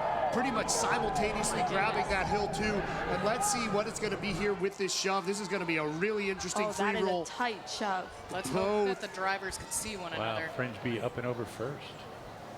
Yeah, and this is Fringe B. Wow, looks like Fringe B passes ahead. Some really nice driving right there by Carly Cusick, and they're out ahead of Apex A. I wonder, Fringe A didn't make to day 2. I wonder if they have some of their A team pushers there. It's quite possible, but no matter what, that's a good-looking separation. Stop sign time, looking about 55 seconds for Fringe B. And about 58 for Apex there. Estes, what are we seeing in the chute? Well, just now seeing Ken and Barbie coming down, looking good. Definitely extending the gap. In fact, I think the other buggy has vanished. I cannot see it. Yeah, it looks like a stop. So Fringe B through nicely with running the uncharacteristic white wheels that I think might have been on that buggy in previous years. But rolling well. Good Hill 3 rollout. Guy had a nice pickup. And yeah, a ton of speed there into Hill 3. You see just flying there. Not too many shoves on that 3-4. You want Hill 3 to be an efficient one. Unsure what happened with Apex. We'll try and get eyes on that. But Fringe B going to be putting up a very competitive time. This might be some interestingness on that leaderboard there as they're coming in the Hill 4, getting ready to transition into Hill 5. That Hill 3, Hill 4 transition could use a little bit more practice, but it was still very, very good. Now let's see the handoff into Hill 5. And a good bump right there. So here we are, Hill 5.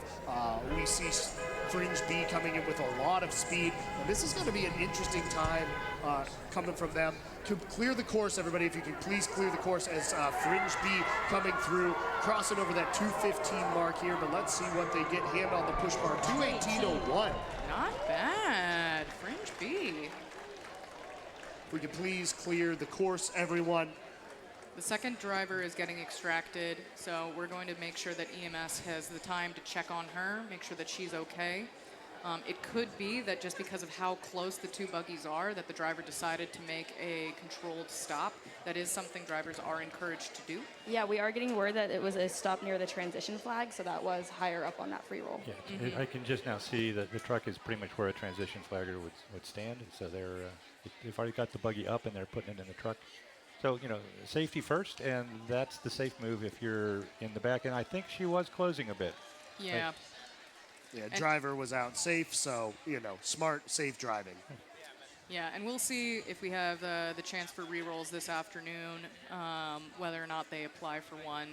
Now, a close heat like that, those, like we were talking about this, those are hard to predict sometimes. And so what could have happened is that the driver just decided to make a call. This is interfering with my line. This isn't safe. I don't know if she can see me or if I can't quite see her all the time. Now, what we don't quite talk about up here in the booth is that driver visibility is limited. They have, for some with wider windshields, they have a better access to see around them, like Barbie there. However, there are some times where drivers have, the requirement is to have 90 degrees field of vision. And so when you're in a close heat like that, if you aren't sure where your other driver is, but you know you're close, sometimes you're relying on like how close they sound. And so making a stop, a controlled stop in a situation like that is exactly the appropriate move to make. Yeah. And the safety chair is going to make sure that all the appropriate actions are taken. And that was, as far as I can remember, maybe the closest Hill 2 shove I've ever seen. Like, amazing, the drivers. From what you could see here at the booth, that was almost a simultaneous. From Hill 1 to Hill 2, that transition, too, that was side by side. I would love to get a replay of that just to see. I think we can get that, the first two hills, look at those again. But that's one of those things where, you know, kudos to the drivers. It's like you say, they are so low to the ground. You know, some amount of field of vision, but, you know, probably not expecting it to be that close. And, you know, a good pass there, but just good driving overall to get through their safety, to have the break. So awesome stuff. And that's one of the horns of the dilemma situations for the driver, because the angel on one shoulder is going, be safe, brake, you can get a reroll. And the devil on the other shoulder is going, no, tuck in behind, you're drafting. This will help. So Right. quick request, we just want to make sure that the finish line is nice and clear, so please clear the roads if you're nearby the finish line. And yeah, you see that they're you closing see right that pass right there. So some nice driving from Barbie on that. Yeah, we'll see. Barbie had a party, you know? We will see if Apex able to get a re-roll there. You know, definitely a bummer for them not to finish, but looks like it was smart driving by their driver, so one would anticipate they'll be able to, but nothing concrete as of yet. Yeah, and SDs, you made a really good point, because drivers want to drive, and they want to finish a race, but at the end of the day, it's their safety in their hands, and that's why we have such strict rules about drops as well, because in the event that you're in a heat like this, you want to make sure that you can count on your brakes, and which is why right after every race, you see the buggies coming down, doing drops, and the drops test, we might see that for Barbie, we might not. Right now on the camera, but there is a full process for it. You need to make sure that you release, and under your own weight, you can brake within approximately 5 to 10 feet. And from there, you need to be able to release your brake again, release it, and brake. So you need to be able to brake 3 times in a row and release without any interference or rubbing to the safety chair standard. I have a question, because I've seen a couple drops, and they seem to be doing the first part. They drop them and they brake, but I haven't seen the release brake again part. Are they skipping that this year? No, I've been seeing our safety chair, Ale, performing that, so can confirm that that's been going on. All right. So it's just, you know, I can't really tell from where I am. It's a bad angle to the Jumbotron. You mean they're not doing drops in the chute, SDs? Well, it's hard to see them. I'm not in the, trying to see the chute and see the Jumbotron is not the best task, because I'm, once again, not up in the tower protesting this. Give me a longer headphone cord. You just need another monitor up there. You can have your own special Jumbotron. They have my own little monitor, but it's also like 20 feet up the chute, so I can't see it either. So. One thing kind of to note there, we talked about teams shaving off time. Fringe B cut about 3 seconds from what they had yesterday, even with kind of all that craziness within the driving. So if that sets a trend for what we have today, there could be a lot of speed gained by these different teams, going from a 2:27.7 on day 1 to a 2:17.95. So nice to see them cutting some of that time off. Things should be getting back on schedule pretty quickly.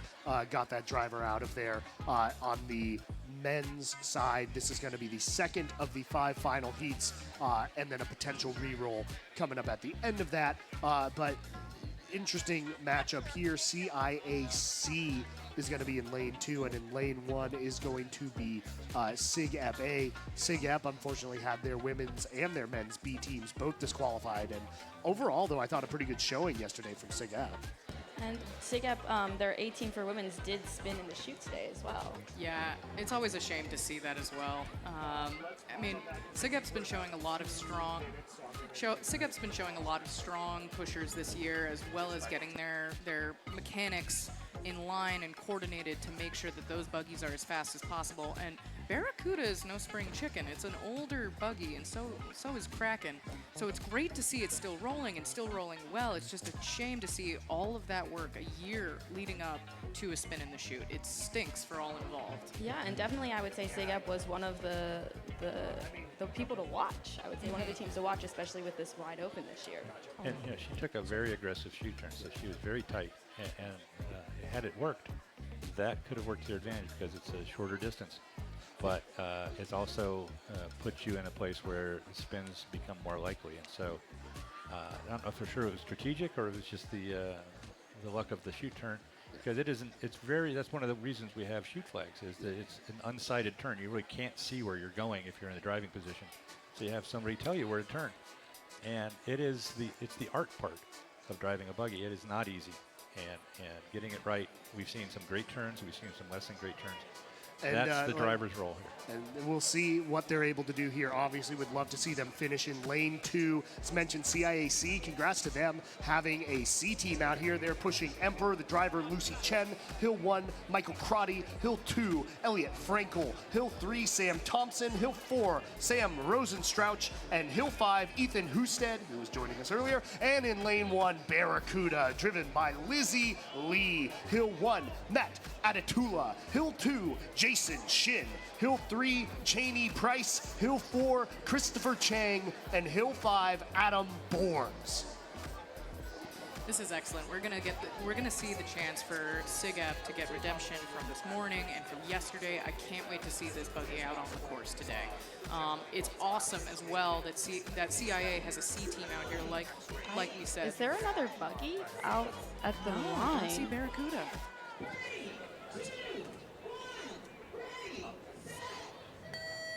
And I do not see. And yeah, no Barracuda out there.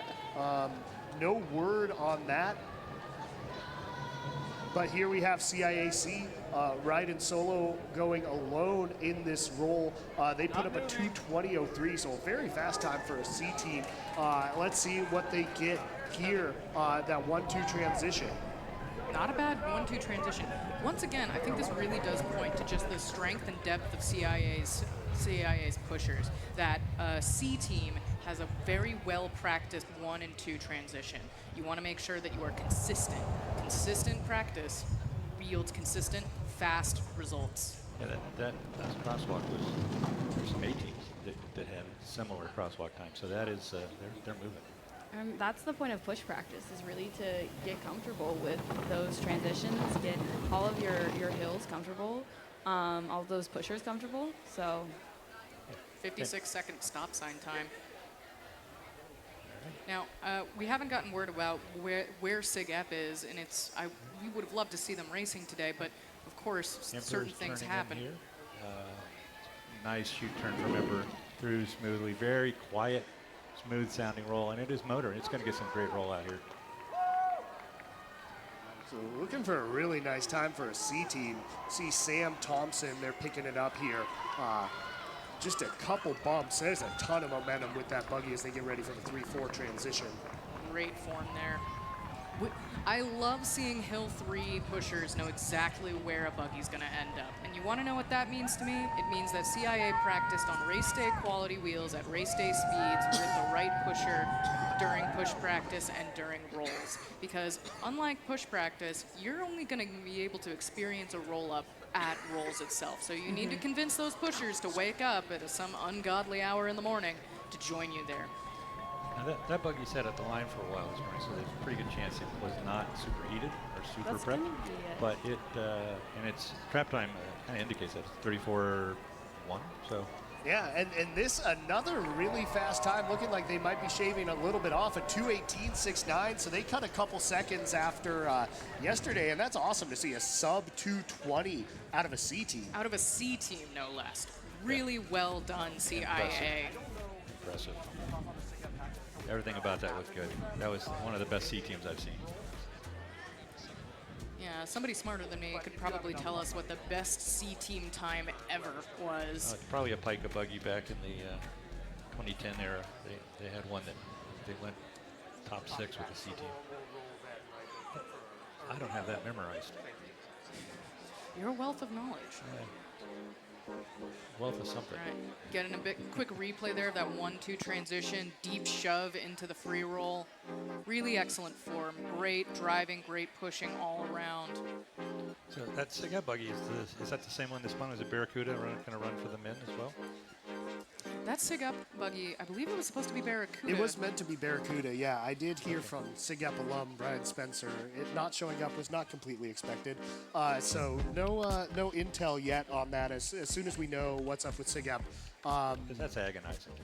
Yeah, that's really a bummer because I thought they had a great day one. I was really impressed with their both their A team times, their B teams, obviously the lane violations, but really good B team times. Looked like they're on an upward trajectory, and yeah, I don't know. these things happen. So if you're a mechanic, you know that when you're in the truck, and we spoke a little bit about this yesterday, you have a timing system down pat. And so you have somebody laser focused on the clock down at the bottom of the chute, reporting back to the truck to make sure that you're at the right time you need to be in your preparation. So it could have been a timing issue. Goodness forbid that it had something to do with the spin in the chute this morning. We just don't know. Sometimes this happens. In 2015, Fringe wasn't able to roll as good of a men's B team time because the buggy itself was just not in good condition after an incident it experienced earlier in the day. These things happen. And sometimes you just have to say the buggy can't be rolled and safely for our driver. And so we're going to have to sit this one out. It's heartbreaking to see, but sometimes that's just the way it is. So, without Sig Ep A there, right, they were in 4th qualifying. Opens up a lot of stuff for that leaderboard. Obviously, Apex A did not finish. Apex A qualified in 5th. So the leaderboard just looking kind of funky, right? You got Fringe B up there, 2:17.95, waiting for the official time to update for CIAC. I think that would put them in 2nd place. Yeah, 2:18.63. Spirit C, 2:22.12.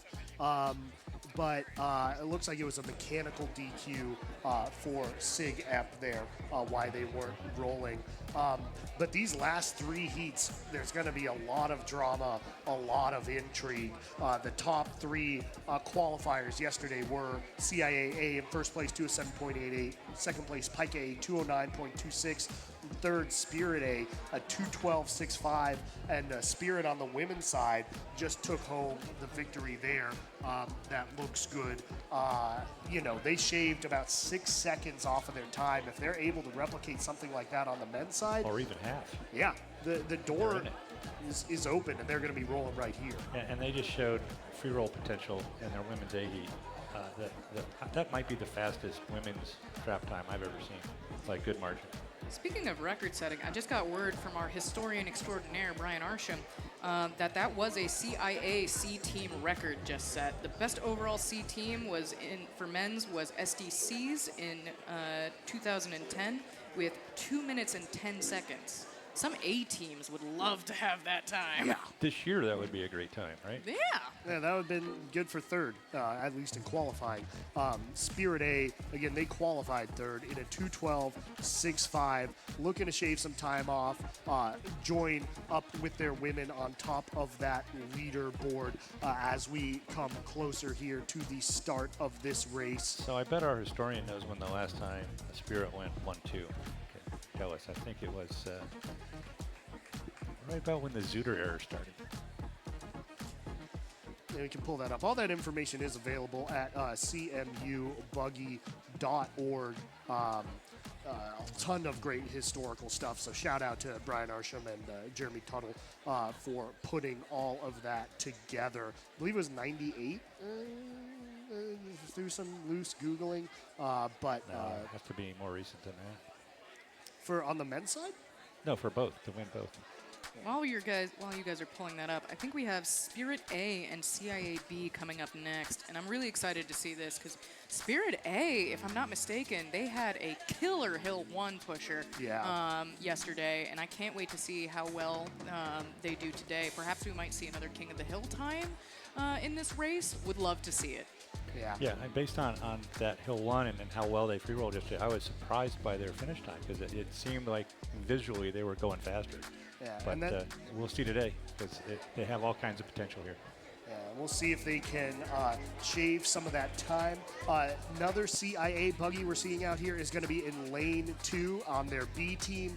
They're going to be rolling Roadrunner, the driver, Grace Connard, Hill 1, Trey Dubose, Hill 2, Leo Nicolosi, Hill 3, Jackson Zoe, Hill 4, Alfred Chang, Hill 5, Charlie Heimowitz. And in lane 1, we have Spirit A in Seraph, driven by Cynthia Zhu. Hill 1, Seth Setsi. Hill 2, Maxwell Jones. Hill 3, Ethan Meandriosa. Hill 4, Jeremy Lucas Oklu and Hill 5, Olukude Oladuji.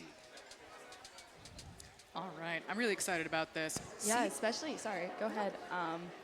This is the first A-team we've seen for our men's finals. Yeah, let's see. To actually, at least Apex started. Again, there was that stop by the transition flag, but I'm very excited to see this.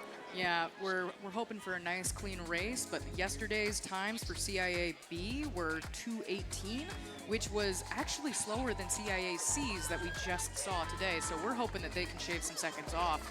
Now, additionally, we're going to see, so Spirit A yesterday was 2:12, so really looking forward to see how they can maybe knock Fringe B off the leaderboard. Barbie's been sitting pretty at the top there, but who knows? Yeah, you got to think there's going to be some movement here these next 3 heats. You know, the door definitely wide open for Spirit.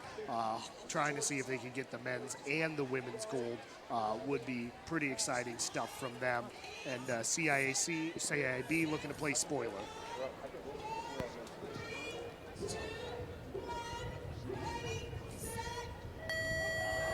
And they're off. Here we are in this race. You expect to see Spirit separate themselves a bit, but CIA, some impressive depth, still Setzi. There's some separation there, but CIA is not far behind. Clear separation. About a 15, 16 second Hill 1 time. And a huge shove on Hill 1 there. Really deep pickup for Hill 2. You like to see that. You like to see that momentum. Maxwell Nice Jones with that nice characteristic Spirit deep shove on Hill 2, and we're into the free roll. You can always tell when the Hill 2 pusher is really going for it when they start running into the woods. They just can't stop. No, their arms are flailing. Unsure how that compares to their time yesterday, but they're looking really fast. The other buggy not even in frame. Their motor. And the stop sign time about 52.5. That's right up there with the fastest that we've seen so far this weekend. I'm excited to see the speed trap data. Spirit was going about 36 miles per hour yesterday.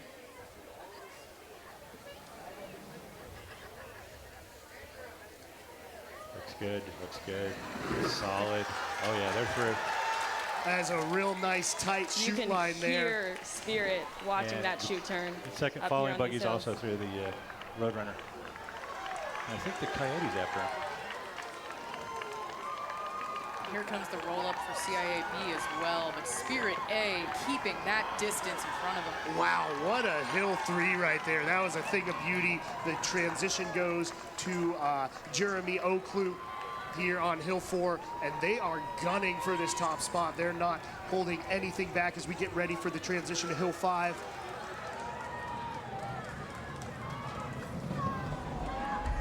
No major shove off from Hill 4 to Hill 5, but that's okay. You don't want to risk that sort of transition DQ.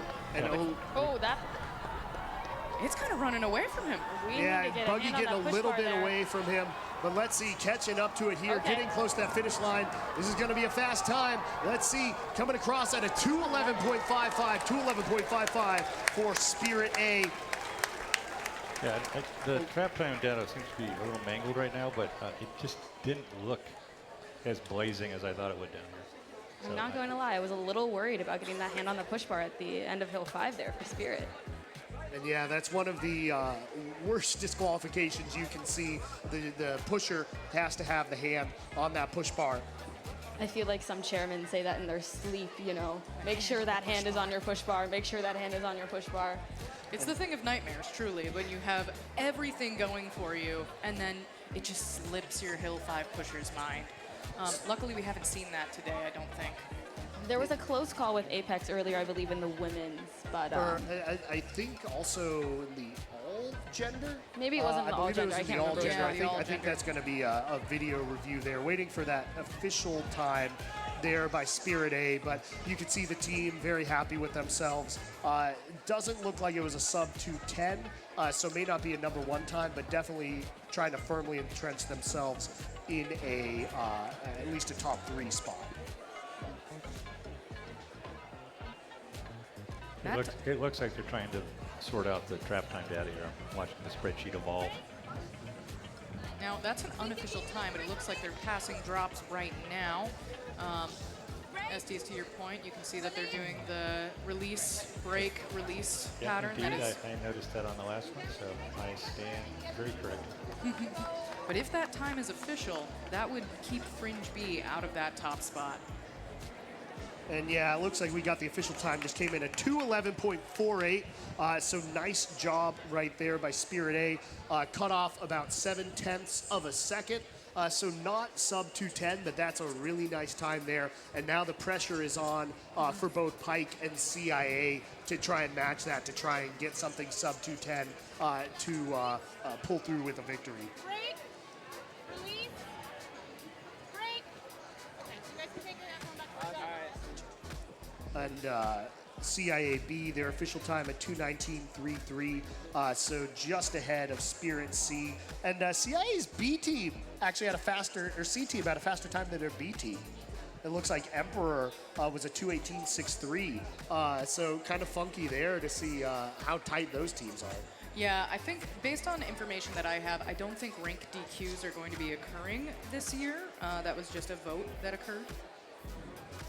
But I mean, you know, we saw they had about a 1.5 separation on day one, so unsurprising they're rolling that close. And, you know, a testament to the depth of CIA, the fact that, you know, they're running that close on their B and their C. Yeah, it's really interesting because if you have a bunch of pushers who are really close in the pack with one another, occasionally you, as a chairman, if you're in that chairman position and you're assigning roles with your push captain, occasionally you have to have those hard calls of like, do we think you're going to be faster on race day than so-and-so who's more consistent? And then all it takes sometimes is somebody saying one thing where like, you're not going to be faster than me on the course, get them a little riled up, and they have something to prove on race day. And that's where you see some pushers getting a little bit faster. Yeah, and Emperor rolled very well for a buggy that didn't look like it was rolling all that hot. It sat at the line for a while, but it came down the hill pretty nice. So, and that buggy rolls. I mean, that buggy has been fast for years. So those big wheels in the back, they love to roll fast. And something about rolling resistance being a function of the radius, I don't know. Wheels are a big mystery. And unfortunately did not get to see SIGEP out there, but did want to play their height package for this year, give them a little bit of recognition there. Not necessarily the Day2 they wanted, but, you know, a really great Euro still for SIGEP. Yeah, I'm feeling awful for them. He works.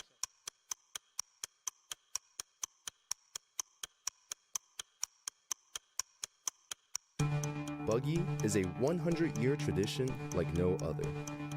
Every weekend, rain or shine, SIGEP Racing is there at 5 a.m. I dive headfirst into a 0.8-mile course at top speeds of 38 miles an hour in a carbon fiber vehicle built from scratch. Anything and everything for the elusive Triple Crown. Go, baby! Let's go, baby! Here we go!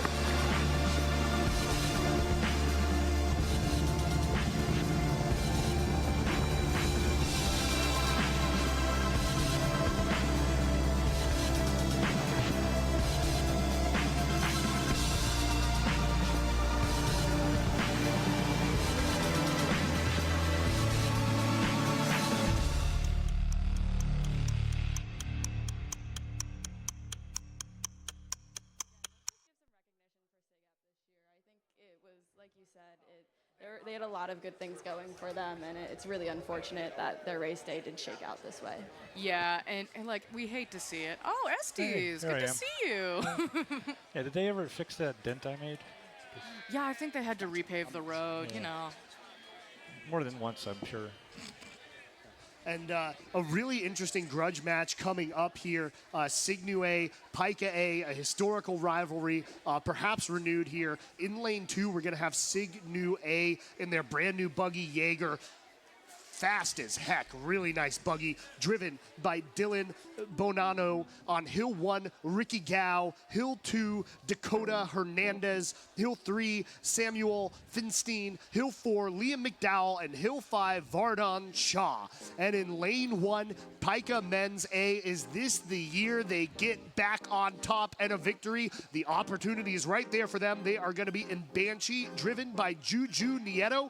Hill 1, Mike Harrison.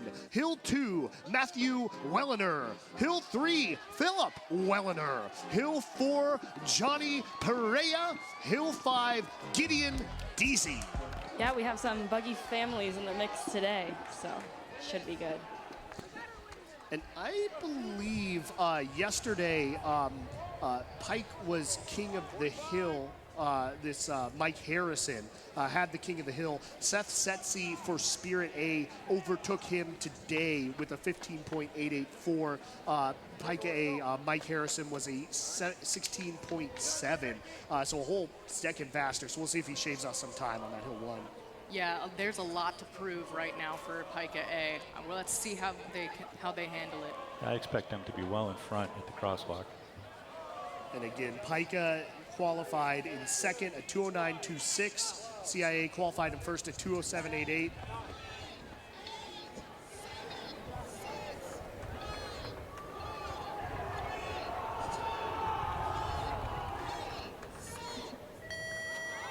And here we are, they are off. Pika trying to get back on top of the podium. Signu A trying to give him a tough time with it, and they're keeping up on that hill 1.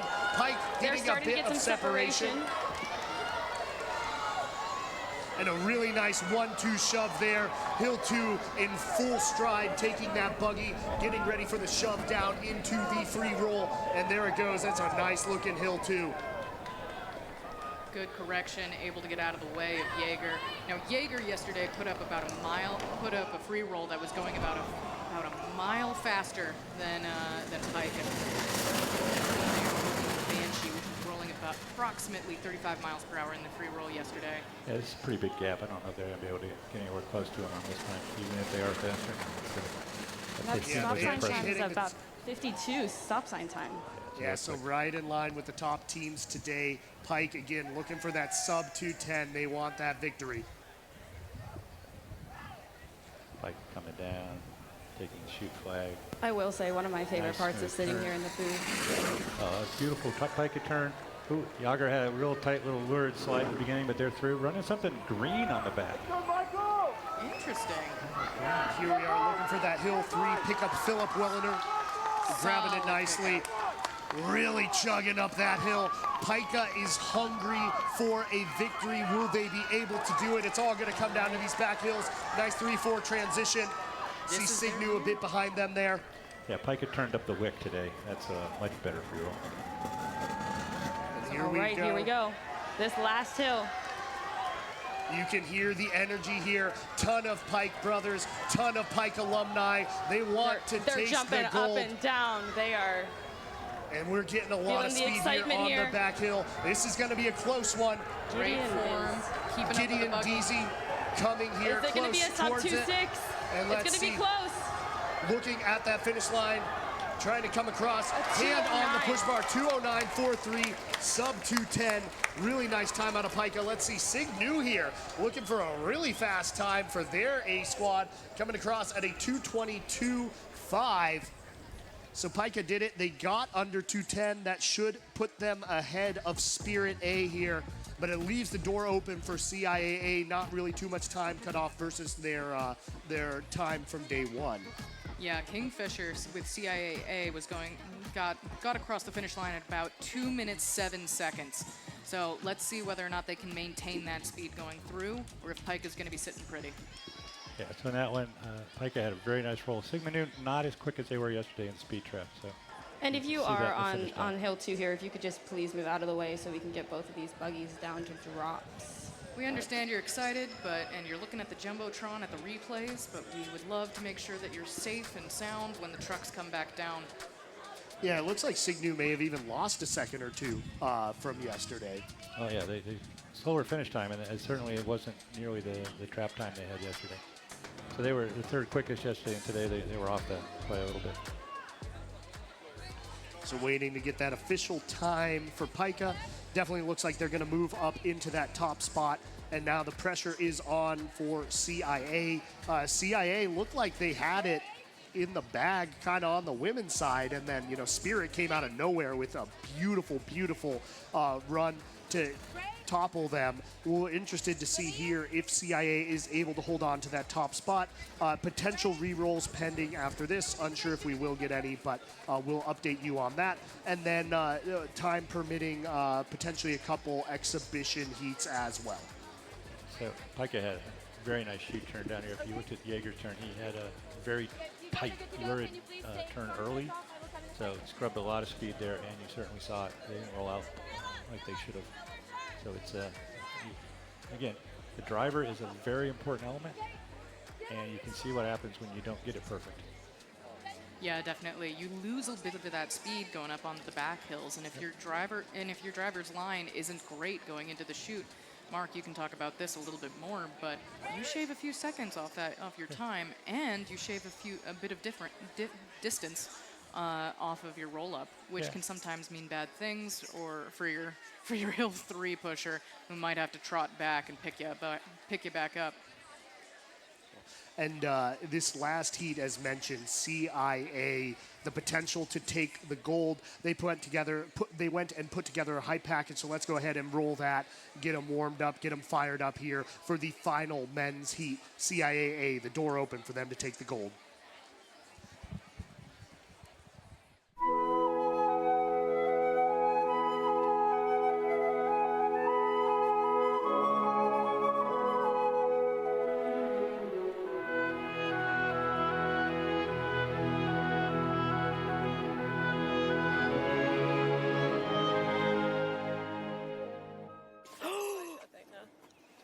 It out. Oh my God, we're on camera.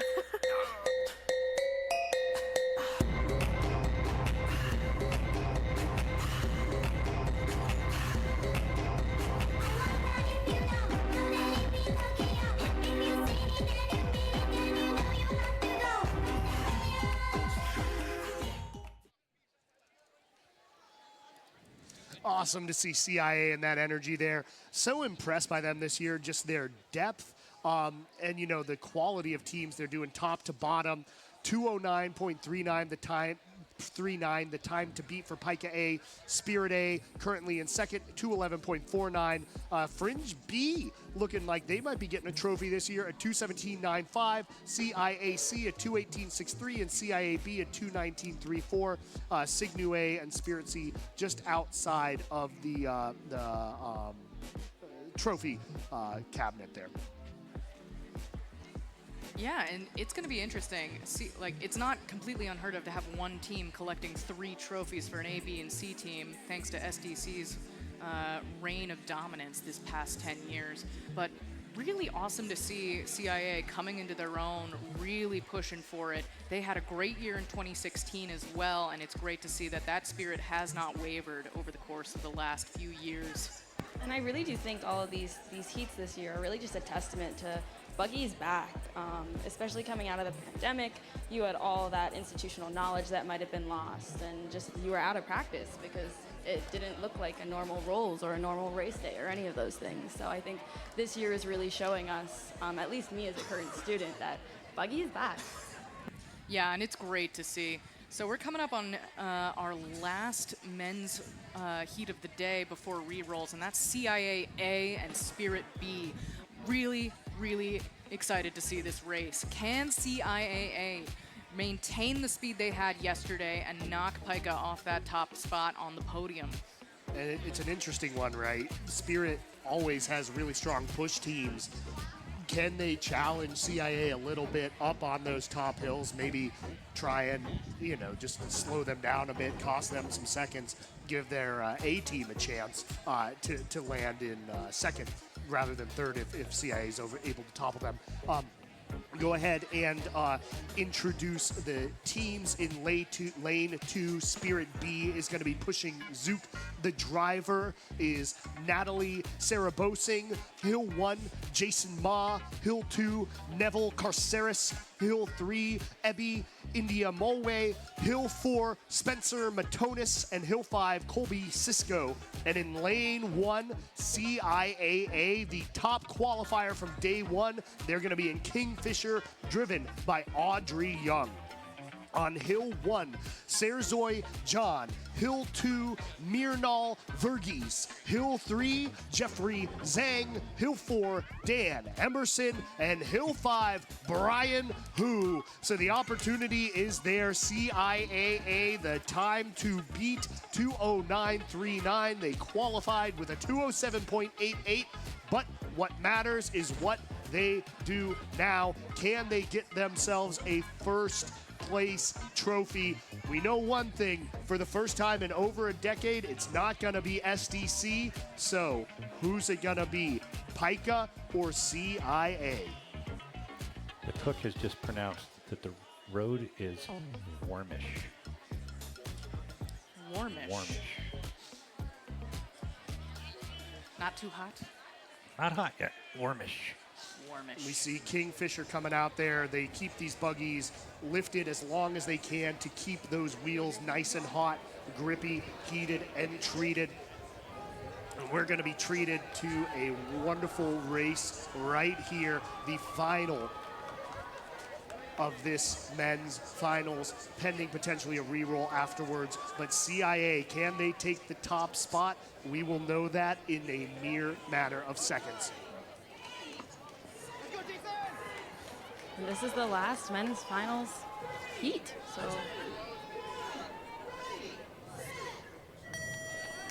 And here we go, final men's finals of the day. CIAA looking to take that #1 trophy.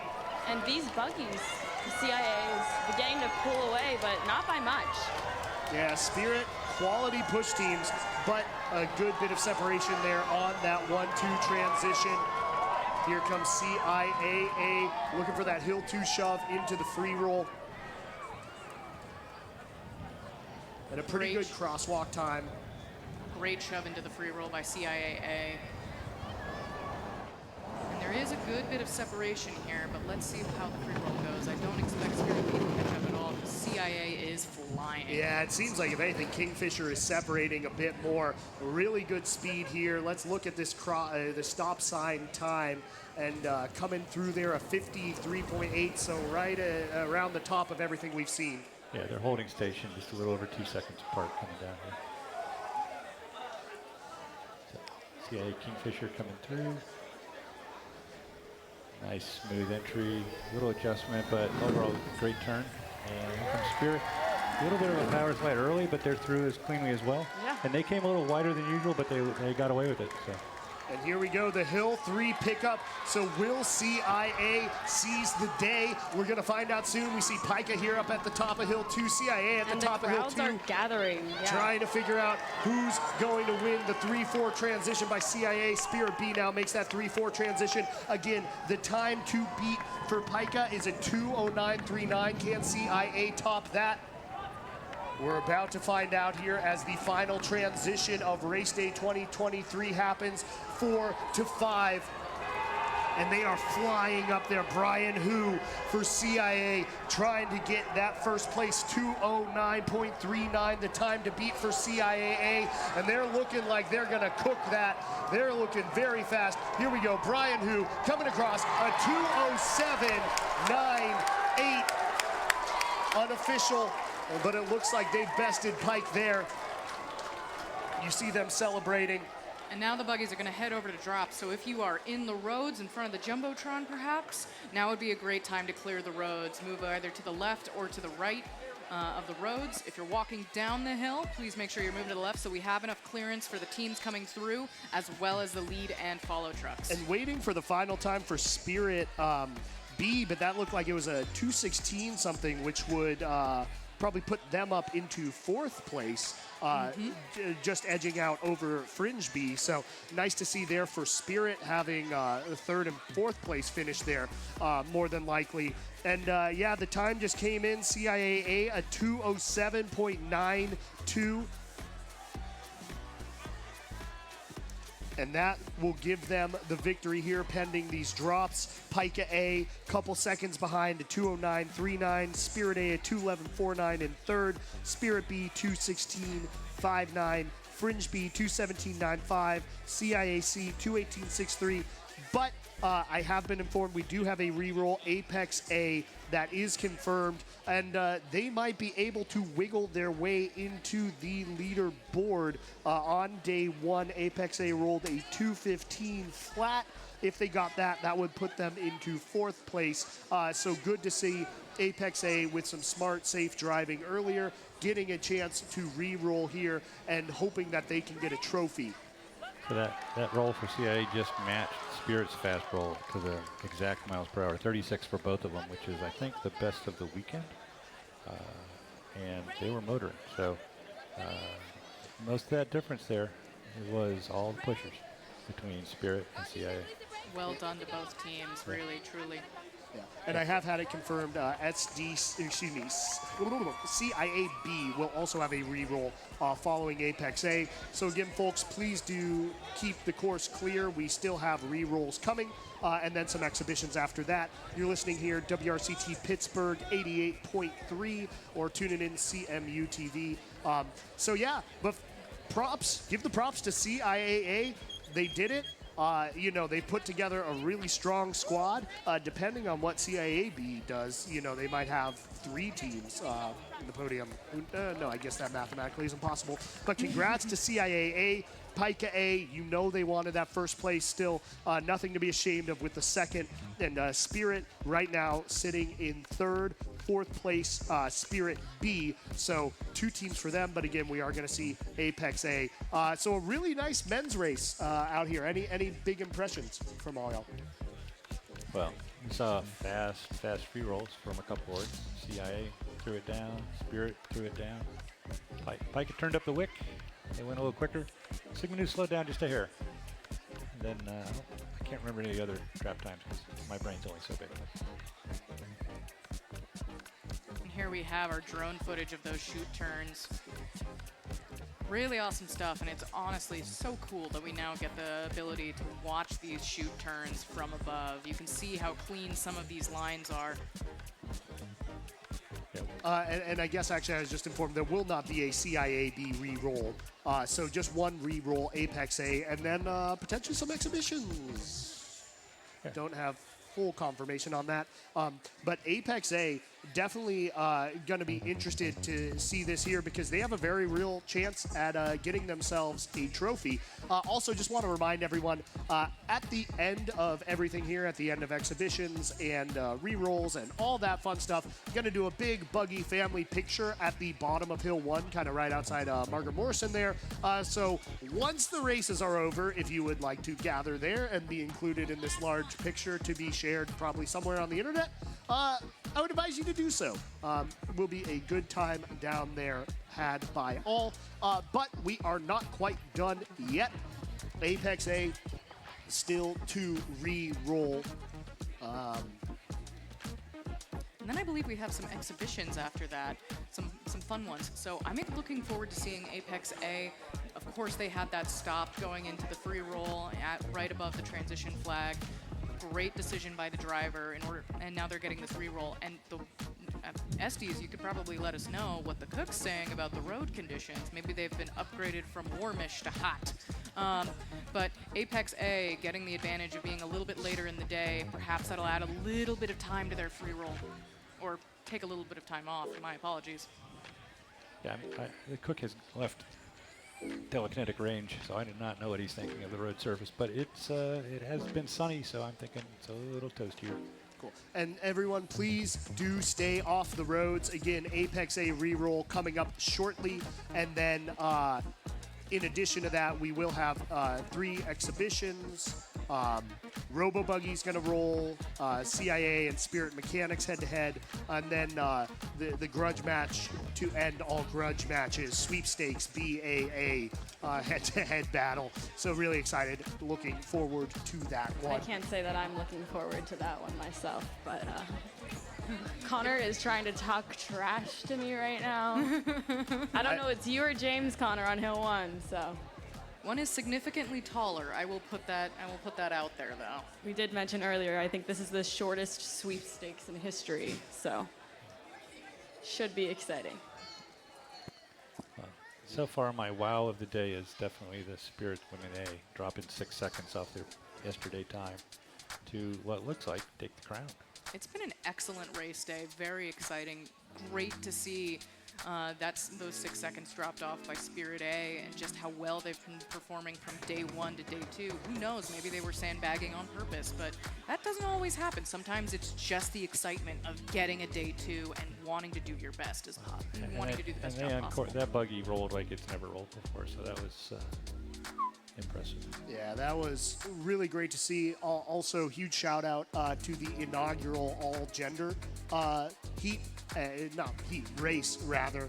Congratulations to Apex who won that. But really cool to see that move being put forward by Sweepstakes and something that should be here to stay. What's the current all-gender record? Apex with a 2:45.58. Awesome. And that was some really exciting racing. About 1 minute here till Apex gets their reroll. So again, everybody, please do stay clear of the course. That buggy's coming out, so please, if you are on those back hills or the front hills or any part of the course, get on the sidewalk.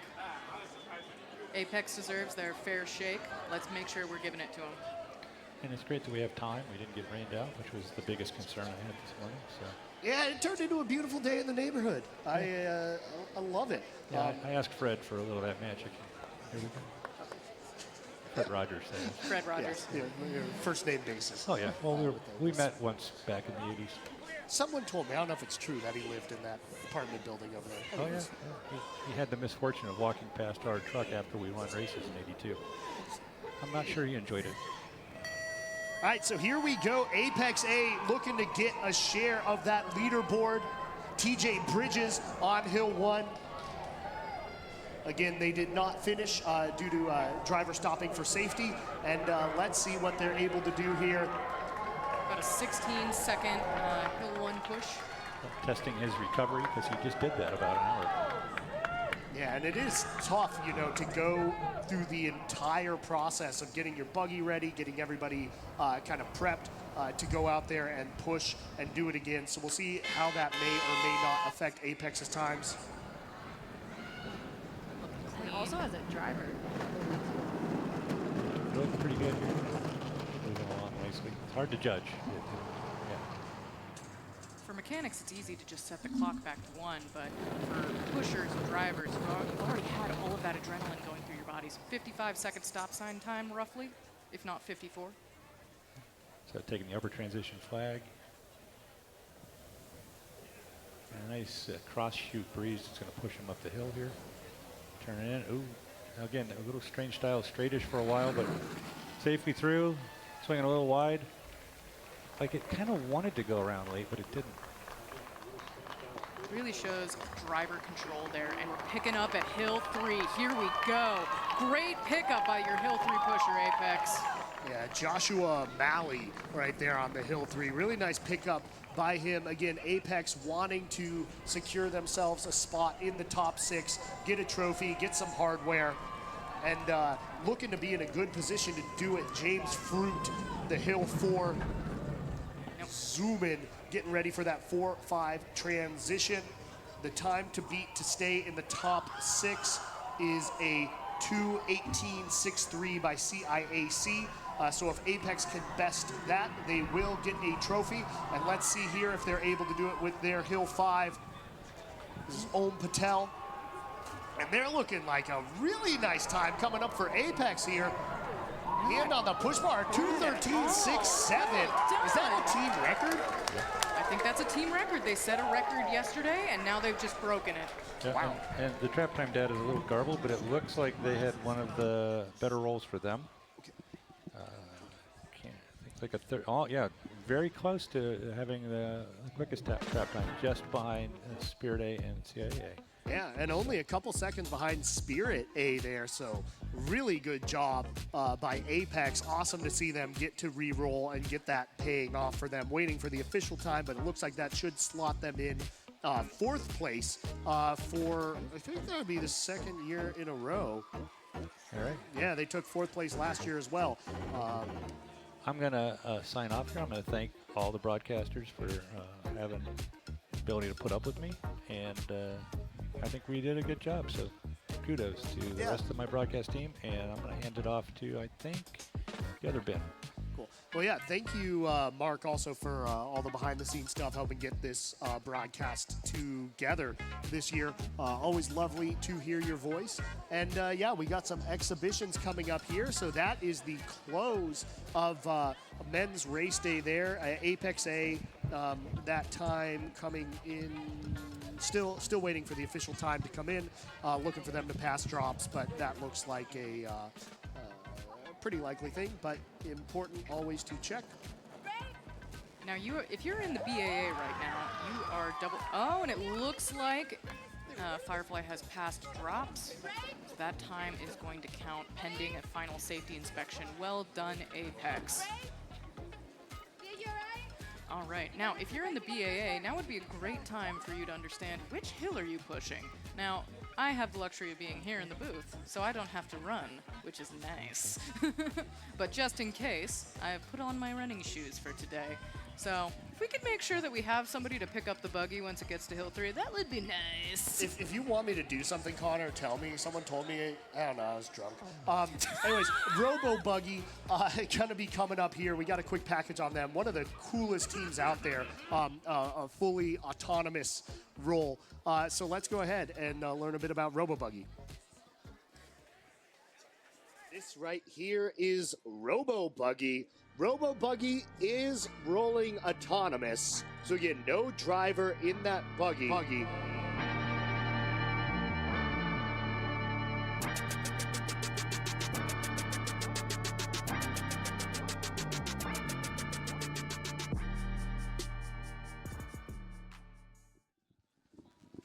So Robo Buggy going to be rolling here in this first heat. We actually have a member of Robo Buggy up here to join us on the call, which will be pretty cool here to talk about it, because it's your mind gets blown in a lot of ways by Buggy, right? The first fact that there are people in the buggy, and then Robo Buggy goes the complete different direction, and it's a buggy that drives itself with no one in there. So really excited to see what you all have rolling out today. Oh, that's working. Hey. Awesome. Yeah, you want to introduce yourself to the fine people out here? Hi, my name's Vivan. I was part of Robo Buggy from 2014 till 2019. And yeah, I mean, I'm also really excited for what the team has in store today. Honestly, I'm not one to get too profound with it, but we could see history getting made here, where it's we've had autonomous completions in 2017 and 2019, but today could be the first time that we get a full autonomous roll. That's awesome. So I guess, do you want to go into detail? What would the difference be kind of for the completion versus the full autonomous? Absolutely, yeah. So a completion in my book is just sort of, we made it around the course while never having human intervention. With 2017 and 2019, we did slam into the curb a couple times. We did have to get a couple resets on the course. But today, the team is confident that they can actually go all the way around the course without any intervention, without any resets, anything. Just having that perfect line down the middle. Yeah, really excited to see that. I mean, it's definitely one of these things tracking kind of the Robo Buggy journey and the technology. Is there kind of been a change in the tech you've used, or just honing in on it more? Or? Absolutely, yeah. So, we started you can see the evolution across all of the different buggies. So the first one that we ever had, Singularity, was definitely science fair project-esque. Then we took a big leap with Transistor, trying to do carbon fiber monoshells, and then just each iteration has been a learning experience. So all the alums and I have been checking out their new buggy Short Circuit, and we're all frankly very, very impressed with what they've managed to come up with, not only in the build quality but also the sensor packages, as well as just the sort of general confidence in the system. We've seen some of their test runs, and we're all extremely excited for what's in store right now. Awesome. Well, what has already been a historic race day, hopefully getting to be more so, get a fully autonomous run by Robo Buggy here. got a furry on the course. I think it's the latest I've spotted a furry in a race day. I feel like normally they're there at like 6 a.m., but you know, race day is complete now. About 2 minutes till the start of this. Then 3 more exhibitions following after this. CIA versus Spirit Mechanics, BAA versus Sweepstakes, and then Apex Drivers will be the final exhibition. Yeah, Apex Drivers tried to push a little bit earlier, but I think they had a mechanical issue, so they played it safe rather than sorry. And the glory of having exhibition heats is that it's not necessarily a reroll, it's more just, if we have the time, yeah, we can still run that. Right. And so they've gotten the ability to do that today, and that's awesome to see.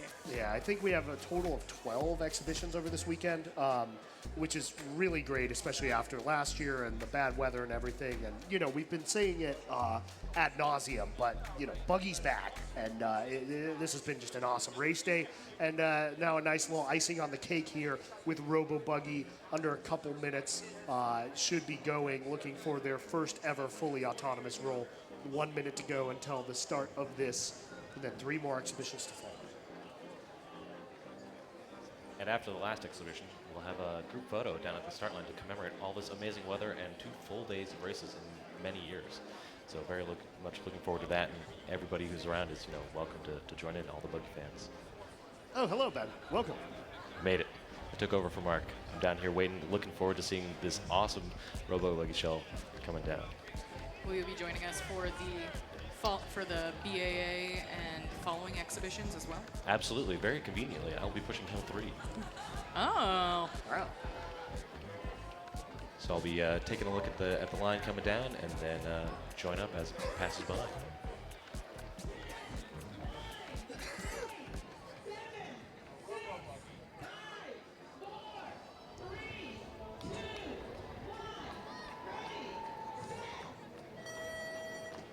So here we are with Robo Buggy taking off.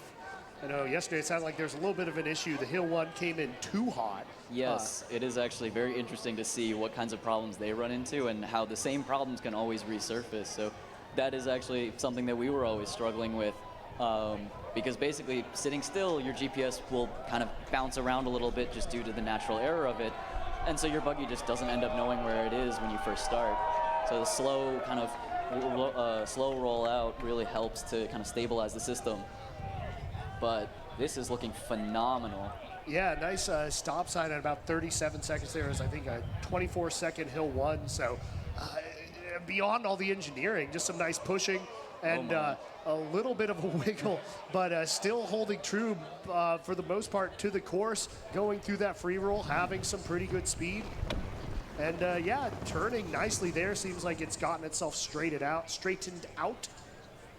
Yeah, do you think the wiggle is intentional? Is that just short circuit having a fun time, or is that a weight distribution situation? So I think that's just sort of natural error within your GPS, and yeah, it's just sort of something that it'll get better with timing and tuning. Yeah, tuning those controls. Pretty much, yeah. It used to be real bad with our system. Thankfully, these guys have a much more accurate set of GPS that they're able to take advantage of. Well, it's looking really good coming down into the chute here, passing the what would be the transition flag, and pretty soon coming up here on what would be the chute flag. But with no driver inside, there's no need to tell them what's going on and tell them where to turn. And here they go, making their turn into the chute. Seeing this after so many years, how clean and awesome this is, coming through nice. Wow. Very, very clean. What a shoot. The crowd goes wild here on top of Hill 2. Awesome to see a deep pickup there on Hill 3. Our Hill 3 has traditionally been about twice as long as any other Hill 3 just because of our weight. Severely underweighting. We used to have concern, we used to stage someone by the stop sign even because just because it was so light without the added inserts. We would sometimes just stall out there. And that is a lot of pushing that buggy up Hill 3. Props to that Hill 3 pusher. The transition to 4, and things are looking good here for the first ever fully autonomous roll. Made it through the chute well. It's on the back hills now, and just got to get through hills 4 and 5. I will say they are on pace to beat our old RC record as well. I think our old RC record was a 3:20. and they are actually pretty well on pace coming into Hill 5. And Hill 5's a beast. Oh my goodness. Wow. He a lot of understood speed. the assignment. Yeah. Yeah, they are. Oh, it's good. They're getting cooked a little bit by Robo Buggy my. there. Yeah, the benefit of a very Can light we buggy. close it out? And let's see here. Got to have those hands on the push bar. Rocking and rolling a 309.70. Huge round of applause for Robo Buggy, the first ever fully autonomous roll. Awesome feat of engineering. Congratulations to you all. That is awesome to see. It's been great to kind of see the Robo Buggy journey and an awesome moment in Buggy history there. Absolutely, Will. We're so proud. Like all of the alums, like there are a whole bunch of us out here today. We're so proud of what the team has been able to accomplish. And yeah, this is freaking amazing. If you'll excuse me, I'm gonna go celebrate. Yeah, no, for sure. Congratulations. Thank you for joining us up here. Yes, thank you so much for having me. Beautiful roll. Absolutely. Go enjoy. Awesome. Rolling right along. The CIA versus Spirit Mechanics is next. Then the BAA versus Sweeps, and then the Apex Drivers. Really excited to see that. So mechanics, kind of the unsung heroes of Buggy. I mean, most people just think of the Buggy itself as just its own autonomous product. But there's an entire team's worth of people behind the scenes, not only building them, but maintaining them. And maintenance is such an important part of Buggy history, because when you have a really good shell and a really good system, some Buggies can just run forever. So, for instance, we had Brazen on the course last year. That Buggy was over 22 years old at that time. We have Insight on the course this year. That Buggy is 20 years old. It's older than some students here, which is crazy to think about. And finally, you have Buggies like Rage, which now has been retired by SDC, but used to still set competitive times for their D and C teams. Really, really interesting stuff. So mechanics getting their due, getting an exhibition heat because maybe they weren't quite fast enough to make the D team, but they are here now and they're ready to race. Yeah. Also, just a quick announcement. We did find a pair of Ray-Ban glasses in the chute area. They're in a nice leather carrying case, some stylish green. Oh, okay. Cool. Yep. Here you are. What was once lost is now found. Cool. Always love getting things back to their home. Yeah, those mechanics maintaining and really, especially coming up to race day, tuning, getting everything that they've learned from rolls and putting all that together, and then getting everything in tip-top shape, not just between practices, but especially on these days leading up to race day. And last night, I'm sure, was a busy one for many teams. Oh yeah, it's not uncommon to have buggy mechanics deep in their workrooms late into the night, right before race day, both yesterday and the day before, probably getting ready for this morning, doing wheel alignments, making sure that all of the steering and braking systems work as they're supposed to. Absolutely backbreaking work, and they are the lifeblood of a lot of teams. Now, I did want to give a quick clarification because somebody from RoboBuggy very proudly marched up to me and said it was fully autonomous, no RC intervention. So big congrats to RoboBuggy on the amazing advancements that they've made in the past 10 years since they've started rolling. Really, really great job. Here's hoping that next year you can kick all of the main human drivers' butts. Let's see some advances, guys. Would love to see it. Keep tightening up that wiggle. Less shaken, more bacon. Now, we have, I believe, so it's the mechanics up next of Spirit up against the drivers of Apex. Is that correct? Yeah, that is correct. And we have a special guest up here in the booth, Gordon Pinsky, who actually used to call buggy races way back in the day. I don't know if you want to talk to us about how things have changed. Well, I'd be happy to. I was sports director for WRCT in 1969, 70, 71, 72. I called every buggy race from 70, 71, 72. And in those days, we had only one source of media, and that was WRC radio, and we'd put the speakers out. We had no television, no monitors. We didn't have a digital clock. And what would happen is we had a convertible, and the convertible was the lead car, and I would be stationed in the middle of the back seat, leaning over the back of the car. Beside me would be one of the judges who would be watching the race and ruling primarily the free roll. And then the other side, I had the engineer who was wearing on his back essentially World War II, Korean War, or Vietnam War walkie-talkie system. And that was connected to my microphone, and that's how we would call it. And I would call the race from up hill 1 to hill 2. I would call the free roll, and then I would turn it over to our correspondent who was on top of Scaife Hall, which doesn't exist anymore, but it's at the bottom of the hill, and he would call the chute and hill 3, and then hill 4. Hill 5 was called by the head of WRC, who did it, who was at the finish line. So we handed off one to the other, and it was the only way people at the races knew what was going on. And people didn't congregate here at the start. They were spread out over the course, and a lot were in Shinley Park, and they would watch the Hill 2 push. They would then run over the park and race to the other side to be able to see the finish of the race. It was a great deal different. We didn't have any timing systems per se, except the buggy teams. Each team would have their own stopwatches, and based on what we called, they would be able to read the split times on what took place. Yeah. And that was like, it was head-to-head at that point, was it not? Oh, God, yes. We would run 3 buggies at a time. And going up, so the maneuvering on the free roll was very significant. Awesome stuff. Well, excited to have you back in the booth. Well, obviously, things have changed a little bit. Really appreciative of the BAA sweepstakes, RCT, CMU TV for giving us such an awesome setup. And yeah, we're about to, if you want to get back in on the action, we're about to have this exhibition right here, the CIA and Spirit Mechanics going head to head.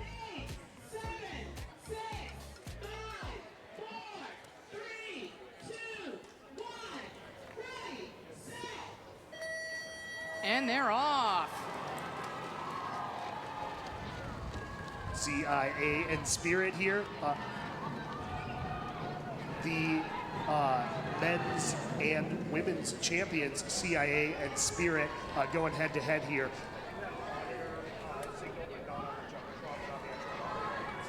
And a pass off into hill 2. Here we go. And into the free roll, a good shove, clearing the way for the next buggy behind him. These are some athletic mechanics. Now, here's the thing, and you could probably attest to this as well, Ben. A lot of mechanics are the unsung heroes of rolls as well, because they're the ones lifting and hauling those buggies out there. And then, once they get out there, sometimes some pushers don't show up. So occasionally you have to start running a hill 3-4, a 4-5, but definitely a lot of hill 2s have been pushed by mechanics over the years. Oh yes, that was my hill, and because I did it so often, I actually ended up on 18 all 4 years for our hill 2. Yeah, a mechanic knows what a good hill 2 looks like and what it shouldn't look like. Absolutely. What are you seeing down there, Ben? They're coming into the chute now, looking nice and hot, rolling fast, even with that cape going. Spirit right behind him. Kingfisher nice and smooth, real clean, not a skid anywhere. Spirit matching pace for pace, a little bit wider. Oh! Right into the bales, a little clip there. Spinning, stopping. Looking fine. Looks like she stopped herself, so in control at the end there. Hate to see that in an exhibition at the end, but you know, always potential for that within these races. So we'll see CIA close out. Again, congratulations to both of these teams. CIA, your men's champions, and Spirit, your women's champions this year. So kind of cool to see, like you said, some of these unsung heroes behind the scenes getting their due, because they are, you know, as big a factor as anything in that championship. Absolutely. Now, were there exhibition heats back in the 1970s? No, I think we're close. We had what we called alumni heats would take place, and they were somewhat exhibition. That's what many of our exhibitions were about 10 to 15 years ago. Most of the exhibitions were alumni heats. You know, and occasionally you get some other ones that were fun, costumes, things like that. They've definitely transitioned more to being more student-driven these days. Very respectable time. Yeah. for an exhibition. Sub 240 in a all-gender team by CIA. Well done. I'd like to mention something. We have our buggy that was built 50 years ago, and it's over here so people can see it. It's been on display for a year. The important point is that the people who built this buggy 50 years ago still loved it, took care of it, and would encourage all of the teams who participate today, if you can maintain your buggies, there's a chance you could bring the buggy back for the 150th year of buggy and be able to keep the tradition going. We hope next year we might actually be able to roll our buggy and have a team push it. We would, at our age, we'll probably have to have EMTs with us to do it. We'll have a bunch of septuagenarians pushing it, but we're only going to be looking at going from the monument down to the chute. But I would again encourage, these are beautiful buggies, a lot of efforts put into them. If you just put them aside and maintain them, you can bring them back years from now. Yeah, and it's a beautiful looking buggy if you haven't checked it out yet. On the podcast I do with BAA, CTS actually sat down, or virtually sat down with a lot of the members of that FICAP team and kind of just got the story behind that buggy, behind the culture, what buggy was like at that point in the 70s. Would really recommend giving that a listen. I think that was one of the better episodes we've ever done. It's a good time. Well, we're also going to have the buggy over at the History of Buggy presentation later this afternoon. Awesome. And what's that, 3 p.m., I think? Yep, Yes. 3 p.m. and Economy. And then awards are at 4:30. We have our schedules up on cmubuggy.org, and you can definitely check them out there. As a bit of self-promotion, I would mention that buggy won the design trophy 4 times. Well done. I mean, it certainly looks great to this day. And it won sweepstakes twice. Ooh. Did get word the driver seems all right for Spirit there, so good news. Obviously, taking all the precautions, making sure she's okay. But the word I've gotten is nothing major there. You see her getting up and out of the buggy there, so always encouraging to see that. Yeah, and a big thank you to our EMS teams who are down in the chute and around the course almost every weekend in order to make sure that all of the buggies are rolling, and in case there's any sort of spin or incidents or stop, that all drivers are nice and safe. So glad to see that this driver is out walking, getting some love from her team. Glad to see that EMS is carrying on the tradition and the duty in order to make sure that these drivers are as safe as possible. So big thank you to EMS and all of the teams supporting us on this race day. Yeah, it looks like we're still on for a couple exhibitions. BAA versus Sweeps, going to be very exciting to see that one. And then the Apex drivers after that. So getting the buggy off of the course there. So just amazing that it's so nice out. We're able to get all these exhibitions in. We're able to get 2 good days of racing. Just warms the heart. Yeah, Luna, you were talking about unsung heroes earlier, and not just the mechanics, but there are a lot of support organizations that go into making Buggy happen, making buggies roll, EMS, of course, being one of them. The Radio Club W3BC is out at rolls every weekend to help us make sure that we know what's going on around the course, helping out in the sweepstakes, and then, of course, all here out today as well. For the races themselves, of course, we have RCT playing a huge role in our audio. And then CMU TV helping out with all the broadcast and getting a lot of support there. Not counting all of the other facilities and other support groups that help out with everything all weekend long and throughout the year. And of course, the BAA, shout out to all that you all do to help make this possible, help get me prepped when I come out of my cave every year to talk about this. But everybody pat themselves on the back. I think it's been a heck of a race day, and just nice to see after the way the past few years were. My flexibility's gone downhill. I don't think I can reach. You got to get limber for the race, Ben. Oh, just in the legs, really. The arms are all out front. That's all I need to be. Gotcha. Well, from the perspective of 50 years ago, what you do now is astonishing. And quite frankly, the level of talent is really impressive at all levels. So you guys have a reason to be proud, and I'm just thrilled to come back and be able to watch how well you do this. Mm-hmm. Well, thank you. Very, very much appreciated. And yeah, even being out here a decade, you know, seeing what these students are doing and the ways campus is shifting is awesome and a really great time. And, you know, I don't know if RCT does sports anymore. Is there a sports department? Sort of. It was in a little bit of disarray when I went here, but yeah, maybe one day you can be in this booth. Youth of America. I am glad. I do want to shout out Sweepstakes, and I believe it was Elizabeth, kind of for the push to get more student broadcasters this year on the color commentary. I think that was great and added a lot and good perspective. So. Absolutely, having all the comments from the students directly and telling us how the year went and adding that into the broadcast was really awesome to hear and perspective we don't get much. So big thanks to all the students who stepped up and stepped into the booth. Love to have you back next year. Yeah, absolutely. And it's not easy coming up here for the first time. So all of the student color presenters did a really fantastic job. So big congratulations to them, and thank you for joining us up here in the booth. Now, I believe what we have coming up next, pending a delay, is Sweeps versus BAA. Now, I would love to hear you call this as you would a 1970s race. Well, in 1970s, I was on the back of a car, and it would sound more like a Kentucky Derby. Okay? And it was coming uphill one, and it was you had to do it because I was bouncing on the back of the car. So this is a studio broadcast. This is much easier to do. Plus the fact the wind, and I was yelling into the mic. No, it was it was so much different. Strapped to a walkie-talkie on a guy's back, or it's just we've come a ways. That's a camouflage walkie-talkie we borrowed from the ROTC department. An actual military-grade walkie-talkie. Whatever it takes.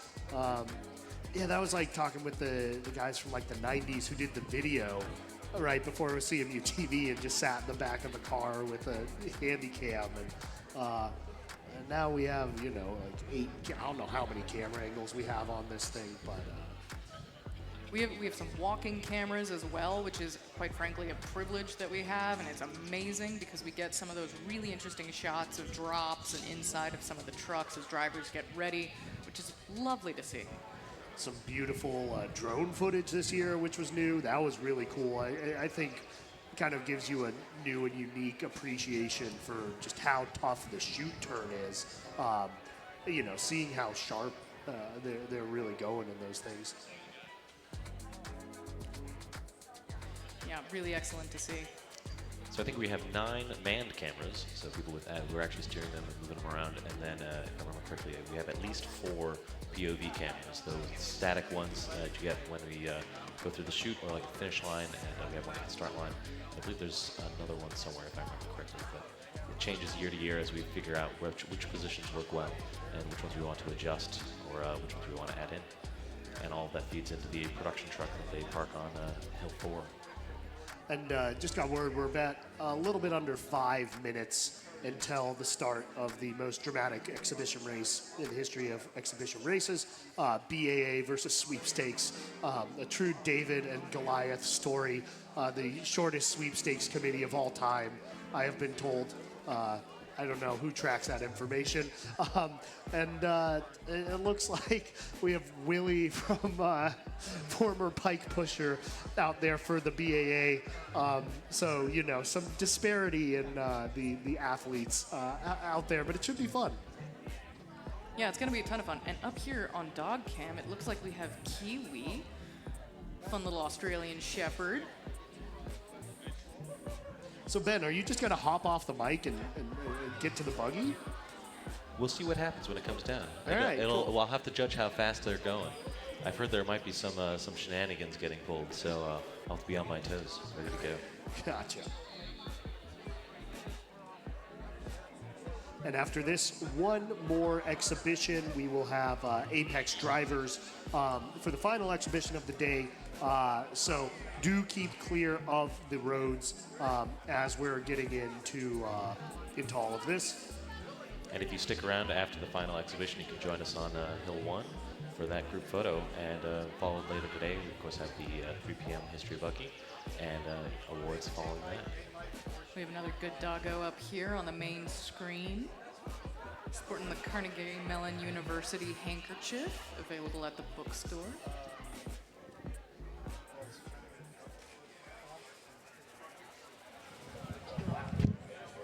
And it looks like the race is afoot. So it looks like Sweeps is getting ready with Jeju in Banshee down at Hill 1. Still have yet to see what kind of buggy the BAA will be pushing. I mean, ideally they'd be pushing the fastest buggy they can, especially being up against Banshee. But I think there was talk that they might be getting not that. So we'll find out. Then again, the house always wins, and I will say Sweeps did put this together, so. Yeah, keep an eye out for shenanigans. Yeah, who, well, I guess head judge, I guess would be Sydney, so former Sweeps, but unbiased if there is a protest. I don't think there's going to be too many protests in this, at least not publicly. Privately, absolutely. And just under 2 minutes here, Sweeps looking ready and prepared. And a cool thing is Juju, the driver, wow, Connor going shirtless, laying the law down.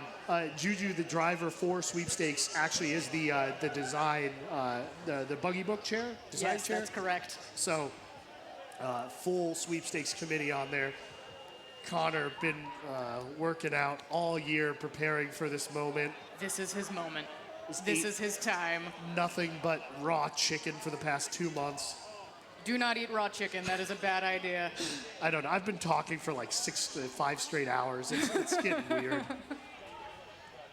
Connor looks like he's taking this very seriously. I guess he takes everything seriously. 1 minute, and the BAA buggy not yet on the course. You know, hopefully they're not getting any 5-second violation or anything like that. I would not put it past Sweeps to say, well, you didn't appear on the starting line, so. Right? Are they heating and treating? You know, one would hope. It looks like Andrew Thrasher, head mechanic for Fringe, just, and there's Bumper. Oh, and they get Bumper. They get Bumper. Now, Bumper versus Banshee, free roll times, very different. It's a chunky. I think the deck was stacked. Wow. J'accuse. It's going to be an interesting free roll, honestly, between these two. Because you got to imagine Connor and Willie are going to have them up and over. You got this, Willie. Didn't give us the 5 seconds. Appreciate that. And they're off. So here we are. Alums versus students, Sweepstakes versus BAA. And really tight here on Hill 1. Barsham, you're gonna get us disqualified for pacing. Is he pacing Connor? I don't think that's allowed. You're the historian, you should know this.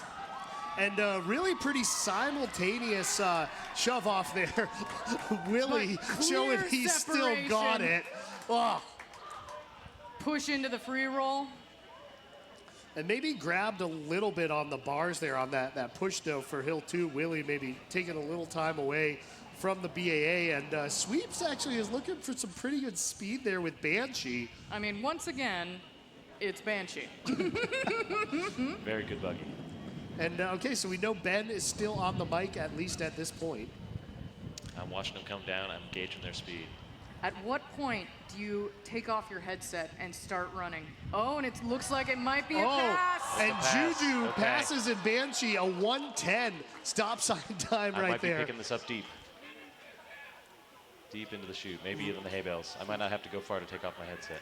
Really, really nice pass right there by Juju. Good driving. Very clean coming down into the chute. I'll get to call Banshee all the way through. Taking that turn nice and wide, clean. Not a slide. Very smooth, very smooth. Well smooth done. all day. And Great here job, comes Bumper. Jeju. I think I hear the rustling of And Ben's off and running. Oh, he just got dusted. Oh! But, you know, not by much. He actually gauged it, I'm going to say flawlessly. Here's- Given all the variables involved, yeah. All right, so BAA has their work cut out for them on the back hills. Elena pushing that hill 3, transitioning it to 4. Oh, Ben, what did you sign up for? Oh, buddy. Passing off to Wade, they've got the handoff.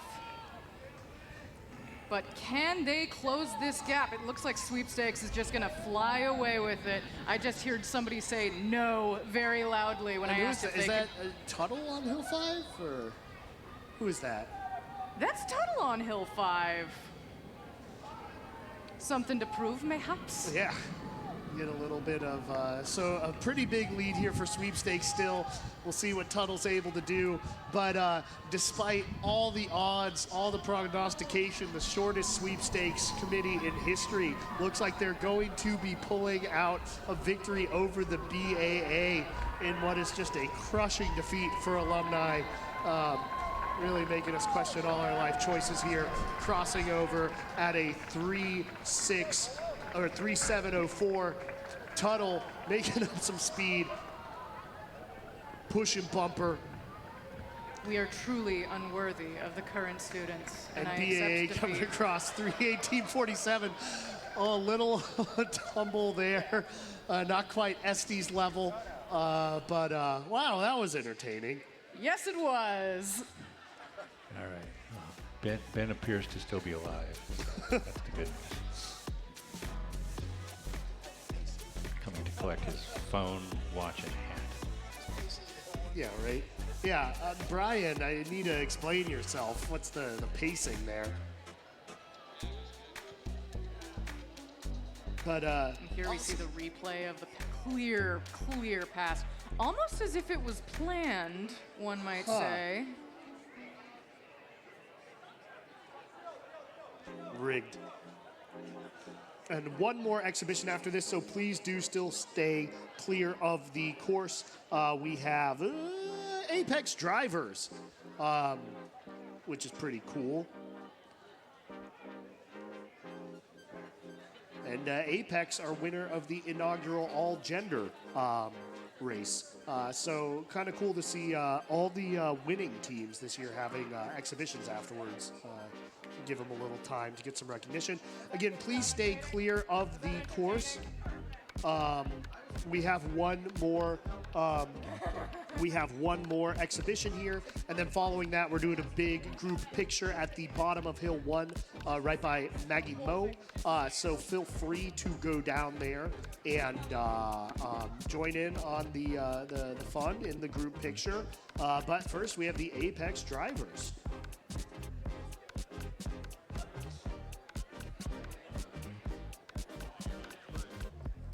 And yeah, been just a heck of a race day. The women's race, one of the most exciting I can remember in forever. Just an absolutely incredible performance by Spirit.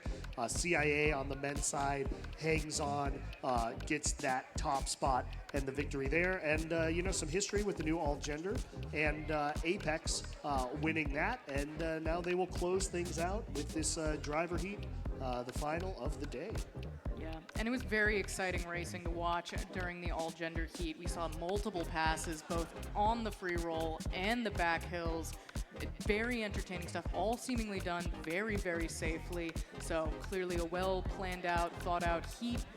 Excited to see where the All-Gender League goes next year and in years further ahead. Maybe it becomes a bit more streamlined like the other teams, like the other heats for both men's and women's. But aside from that, just a really, really engaging race day that we saw here today. Yeah, it's about all you can want. You know, a couple spins, you hate to see that, but no injuries within that. You know, it seems like everybody was up and out of the buggy pretty quickly. So, you know, even with some of the chaos, it was pretty minimal in terms of actually anybody getting injured and buggies. You know, a bummer with SIGEP, the one kind of cloud over today. Both their B teams were disqualified heading into today, and then a spin on the women's end, couldn't get the buggy out on the men's, as they were looking really good this year. Yeah, and I hope they carry the momentum that they had at Rolls and at Push Practice forward to next year, because there is still a great opportunity for them and that current team to carry that momentum forward next year, maybe get some hardware. But would love to see them back out on the course. They should not take this as too discouraging. I know that's hard to say, easier said than done. But I would really love to see them back on the course, same energy, same spirit, with a determination and a bit of a chip on their shoulder to improve. I did just get word from Sydney. BAA was, wait, hold on. No, Sweeps. Wait, hold on, Sydney. Sweeps was DQ'd for someone pacing for Sweeps as well, apparently. So BAA may actually have one waiting on final word, but I just got this message from Sydney. So, you know. With both pacing, I mean, they cancel each other out, right? Yeah, is it just a reroll? Do you want to go do that again, Ben? Do we want to reroll? Yeah, I'm really just not a Hill 3 person. I've always pushed Hill 2, so it was a new experience for me. Oh, you caught your breath, so that's good. Oh, it's all a show. Hill 3 I've seen since Robo Buggy. Let's do it. Set it up. Ready to go. No. Ready to go. Please, Connor no. just came aggressively charging into the booth, saying he's ready to go for a reroll. I don't think anyone else is. Connor, keep your shirt on. Wise words. So here we go, an Apex driver. So is it? They have 5 drivers. Yeah, some teams, when they have a depth of drivers and a lot of smaller people, you know, occasionally a small person can join up on a team as a mechanic, and then all of a sudden they're like, wait, I think I can fit in that buggy. And then they become a mechanic, or other way around. They start as a driver, and then they just realize, yeah, I could do better jobs than these bozos, and they start mechanicking themselves. It's actually pretty common. And so if you have a larger buggy, you can have a pretty wide driver team. Now, it doesn't necessarily mean that all of these drivers race on race day. Some of them may race in exhibitions. Some of them just might decide, like, let me just sit this one out. It seems that we're 2 minutes out from this race. I'm really excited. Similar to these, I'm expecting something similar to the time that Sweeps put up as well. So really interesting stuff. Awesome. Yeah, the other thing that those extra drivers tend to do is help out with things like push practice with rolls, just to help the pushers get a little more time in as well. Give the drivers a rest. Yeah.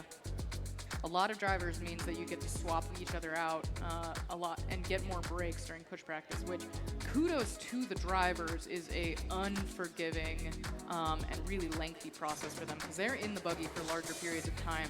However, it is encouraged, and teams do make sure that all of their drivers get the appropriate amount of time and the appropriate breaks needed in order to relax, sort of get the tightness and soreness out of their shoulders, because being in those buggies for a long period of times, especially the smaller ones, not fun. All right, so we have the buggy on the course. The final exhibition heat of the day, the final race of race day 2023, one that has been for the books. Again, immediately following this, we will be taking a lovely group picture down at the bottom of Hill 1 by Maggie Moe. So come congregate over there if you would like to be included in that. And here we go, the last little bit of racing here to come.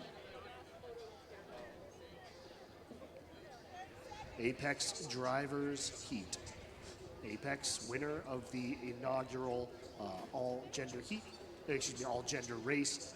Then the winner on the men's side was CIAA, and on the women's side, Spirit A, with an unbelievable race, cutting 6 seconds from their time yesterday.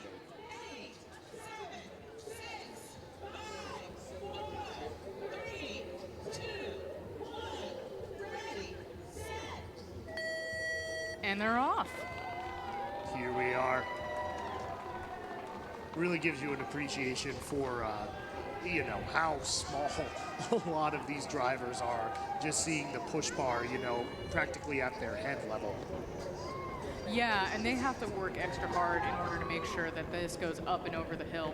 Now, these drivers, a lot of them have push experience because they've been, like I said, much like the mechanics, some of those people who show up earlier than pushers to make sure that they're in time for drops, in time for chores. Sometimes they even help with carry out and mechanicking, like I said.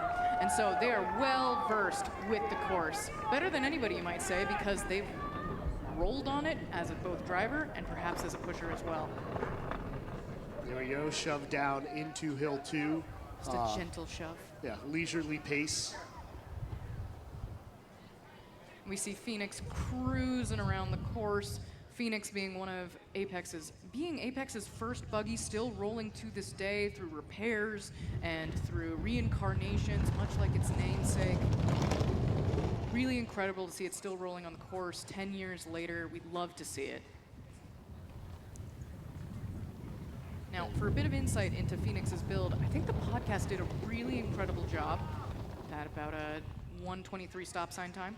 The podcast did an incredible job following Pioneers and Apex's journey into this first build, and then it finally segued into the build book that is now available on the BAA. And that buggy now rolling down into the chute, just past the chute flag.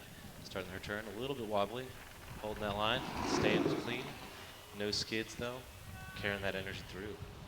Good driving in a driver race.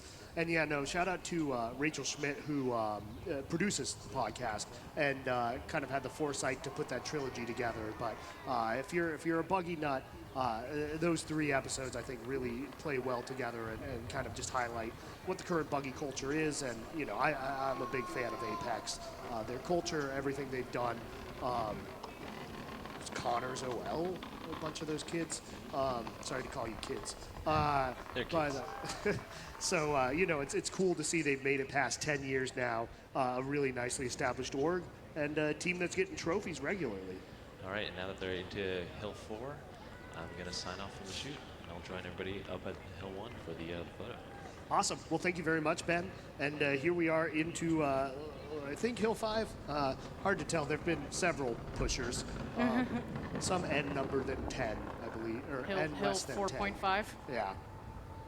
Heading off to Hill 5 or Hill 4.6. And yeah, it looks like yeah, several fractions within this last hill as the clock goes over 3 minutes here in the final exhibition. Ooh, got smoked a little bit by that handoff. How many pushers does Apex? I don't know. Well, Sorry, were some of these pushing on the front hills and then loop back around? No, these are all different people. Alumni. Oh, they're alumni. That makes more sense. Just Great. like, where's this army of drivers coming from? Excellent intel from Hill 2 right there Being as shouted we at us. come across, hands on the push bar, 336.27. Congratulations to Apex. Congratulations to everyone on what has been a brilliant and beautiful race day 2023. Congrats again to our winners, Apex, and the all genders heat. Congrats to Spirit for winning women's, and congrats to CIA for winning men's. I want to thank everybody who's been a part of this, WRCT Pittsburgh, CMU TV, Buggy Alumni Association, W3VC, EMS, everybody who came out here, all the teams, you know, Matt, especially for putting this together, Matt and Mark from the BAA, a ton of work behind the scenes to make this all happen. But thank you so much, Pittsburgh. I hope you enjoyed this Carnegie Mellon. Have a great and safe rest of your carnival, and we will see you next year at Race Day 2024.